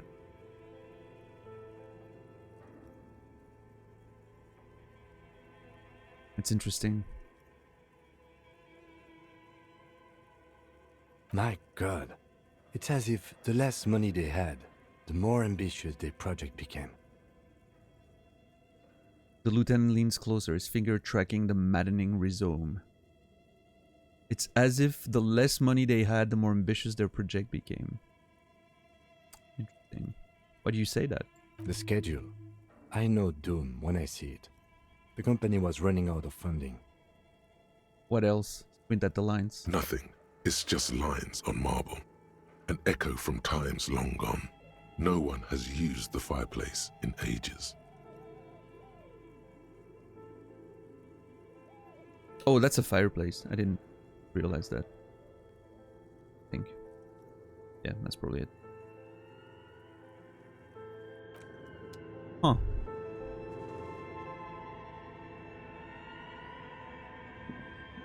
What's this then? Your flashlight slides over an old green chalkboard covered in scribbles, sketches, and schemes like some ancient cave mural. Some of the writing has faded with age, but you can still make out sections here and there. Photos and drawings have been pinned to the board. Inspect the drawings. These lithe, pointy-eared creatures appear to be different types of welkins. You make out autumnal candle welkins casting wax-based magic. Kendall Welkins casting wax-based magic. We've heard of Welkins before. There's been a mention of Welkins. Was it in the bookstore? Was it in the board game section? I think it was in the board game section. Not sure. Translucent Welkins, with organs shining under their skin, and even ether Welkins, hailing from the vast emptiness of sidereal space. Who are all those creatures? Fantasies of a tortured, feverish mind? I'm surprised you think so, Inland Empire. This is all about imagination. You should appreciate that. You should adopt one of those Welkins as your persona. No longer a mere man, but a Welkin. Okay, Drama. Hold your horses, Drama. Slow down for a little second.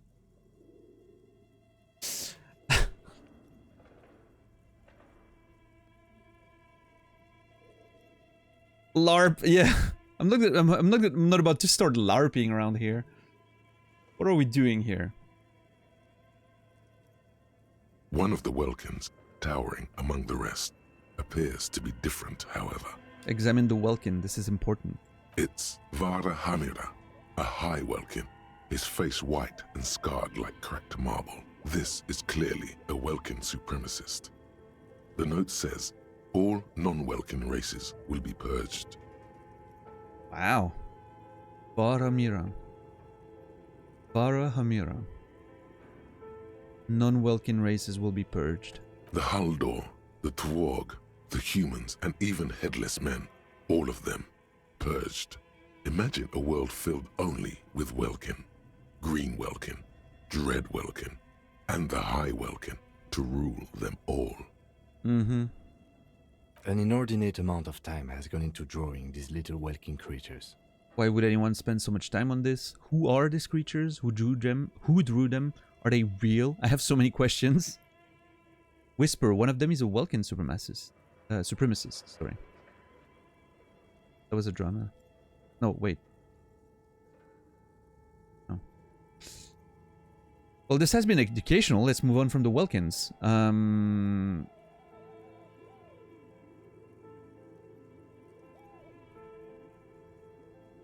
One of them is a Welkin supremacist.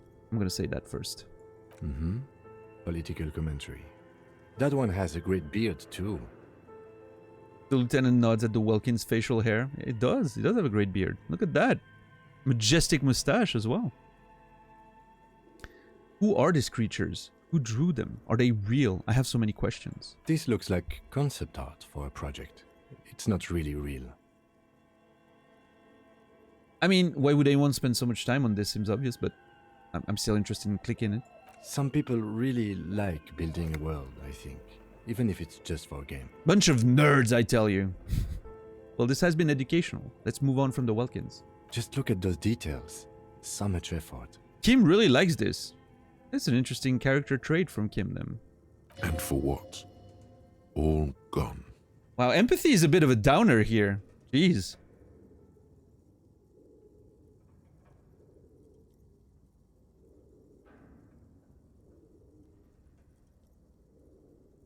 Empathy is not very optimistic about all of this. Inspect the photos. The photo collage depicts barren, icy landscapes wrapped in perpetual night. You see permafrost and glacial landforms, dead trees grown in under the snow. Entire oceans have been frozen from shore to shore. There are pictures of settlements on dried-up riverbeds, abandoned in a storm. Animal corpses in the dark. Carcasses and bones.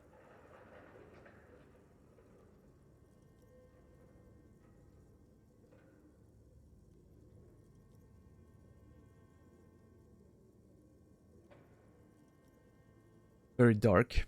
You see primitive oil rigs built into glaciers, boreal dvorg, yurts under the snow, great mammoth-like beasts of burden. This is so fascinating. I love that world inside the world there that they're describing is fascinating. I like it just as much. I would love to play a game that's inside that world. Albeit dark and cold, This vision also feels cozy in its own way, like eggnog or morphine, a much-needed respite from our own world. Oh boy, electrochemistry is starting to show up now that I have the gloves on.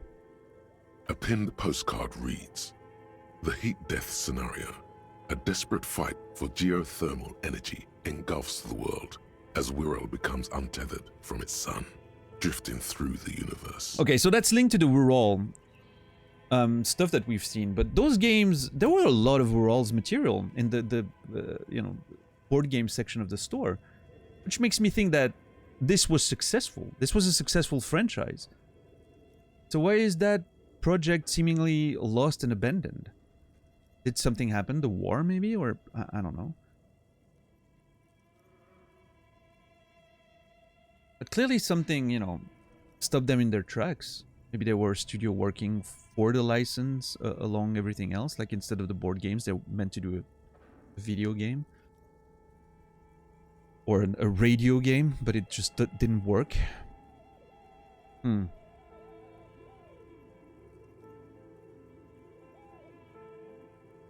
Wirral becomes untethered from its sun, drifting through the universe. That's such a fascinating idea. Inspect the schedule. This is a monthly calendar from the year 50. Cryptic words like sprint, daily minimi, and GPI span the marker-drawn grid, the grand scheme of production and money. Sprint, daily minimi, and GPI, the grand scheme of production and money. Relatable content there, Dax, or does that ring a bell to you? And you all game dev nerds in there?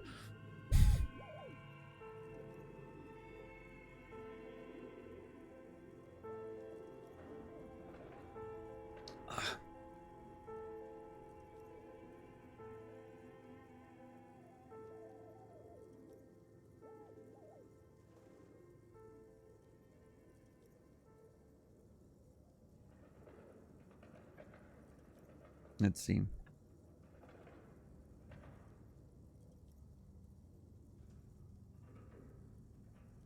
They use Scrum, it seems like. I don't know what Scrum is.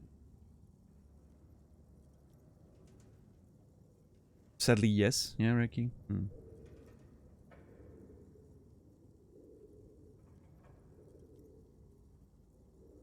I'm seeing Dax's gun. And usually when Dax pulls a gun, it means I need to not read above the gun. So I'm not reading above the gun right now.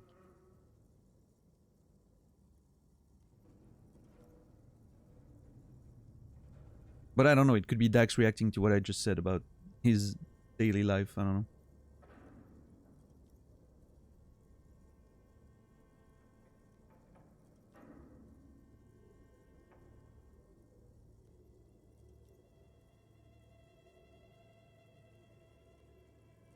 Monthly calendar from the year 50. So that thing is only 1 year old. It was a no information gun. Thank you, Dax. Scrum is a management system seemingly designed to waste everyone's time. Oh, alright. I mean, if it contains a, you know, game information that could potentially influence my experience, it's better to delete it, yeah.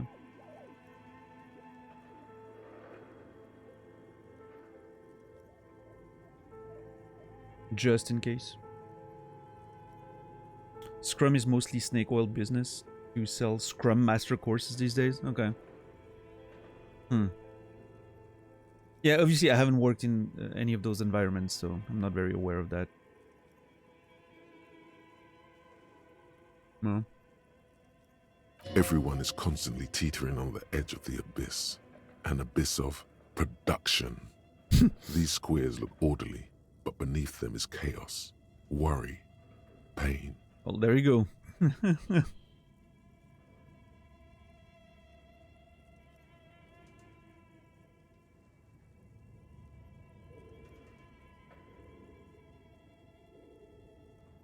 Everyone is constantly teetering on the edge of the abyss.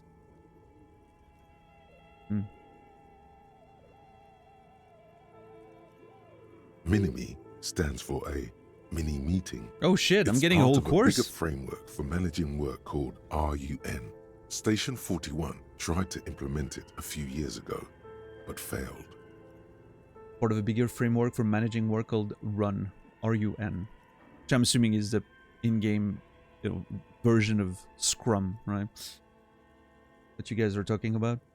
Minime stands for mini meeting. Okay. Keep reading. What happened? As time goes on, the numbers in the boxes grow rarer and rarer. The board becomes an empty snowfield in the final days. Only failure and regret dwell in this region. Looks like they didn't make it. The lieutenant looks at the frigid ice field of nothingness. A note in the bottom left corner of the chalkboard says, "See the prod schedule filament for details." We do have that. I think that's what we have.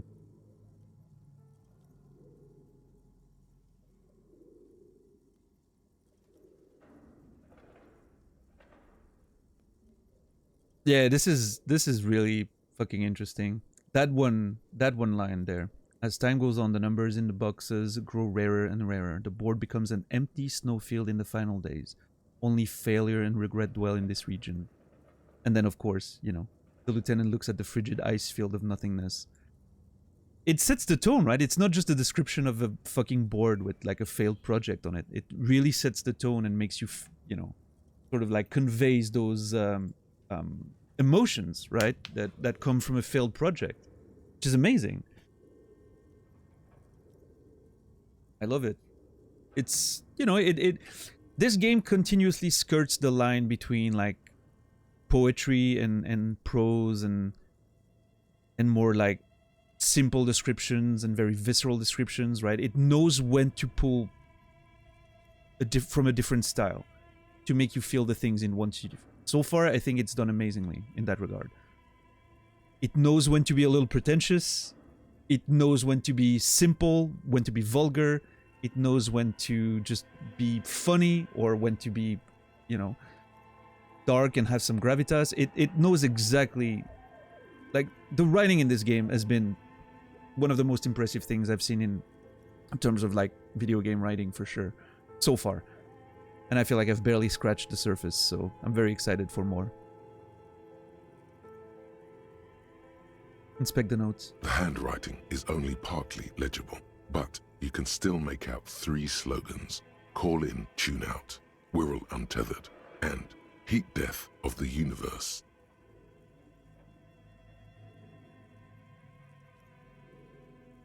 Little notes about the project. Yep. Cool. Well, that was great. Okay. Man, what an interesting place to explore. And there's another room there that leads outside, apparently, according to the icon, I think. Okay, we have the production schedule filament to use and inspect, which I'm sure I need to interact with the computer there. I'm just not sure there's going to be electricity anymore. I have to check that. And that, ladies and gentlemen, is going to be for tomorrow.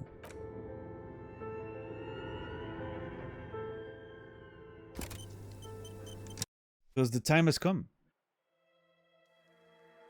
for me to go eat some food. Yeah, thank you everyone. Appreciate you hanging out tonight. Hope you guys enjoyed the video games and the show and the conversations. Yeah, I had a lot of fun. Thank you everyone for hanging out. I appreciate the support. Thank you for the follows. Thank you for the raid. Thank you for the resubs, gift subs, and everything. Thank you for the lurks and the conversations. I truly appreciate it.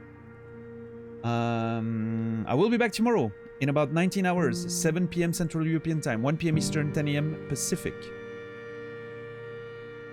Tomorrow's going to be a stream, and then again, I want to remind everyone that on Thursday, meaning after tomorrow's stream, I will not have a stream on Thursday. I need to drive my mom to the airport on Thursday, and I'll be back on Friday. So tomorrow there's a stream, then the next day there isn't, and then on Friday we resume. But yeah, we'll talk about that again tomorrow. Yeah, I mean, if you don't mind waiting a few minutes, I'm gonna raid out.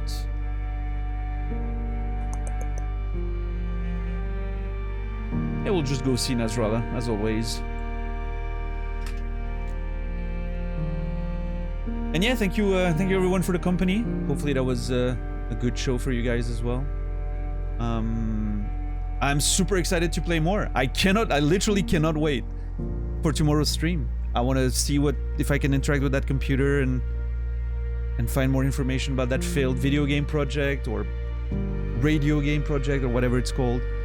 And keep exploring that place we found and more of this world and more of these characters. It's amazing. So yeah. Anyway, I wish you a beautiful rest of your day, evening, or night. I will see you guys tomorrow. And until then, remember me, and I'll remember you.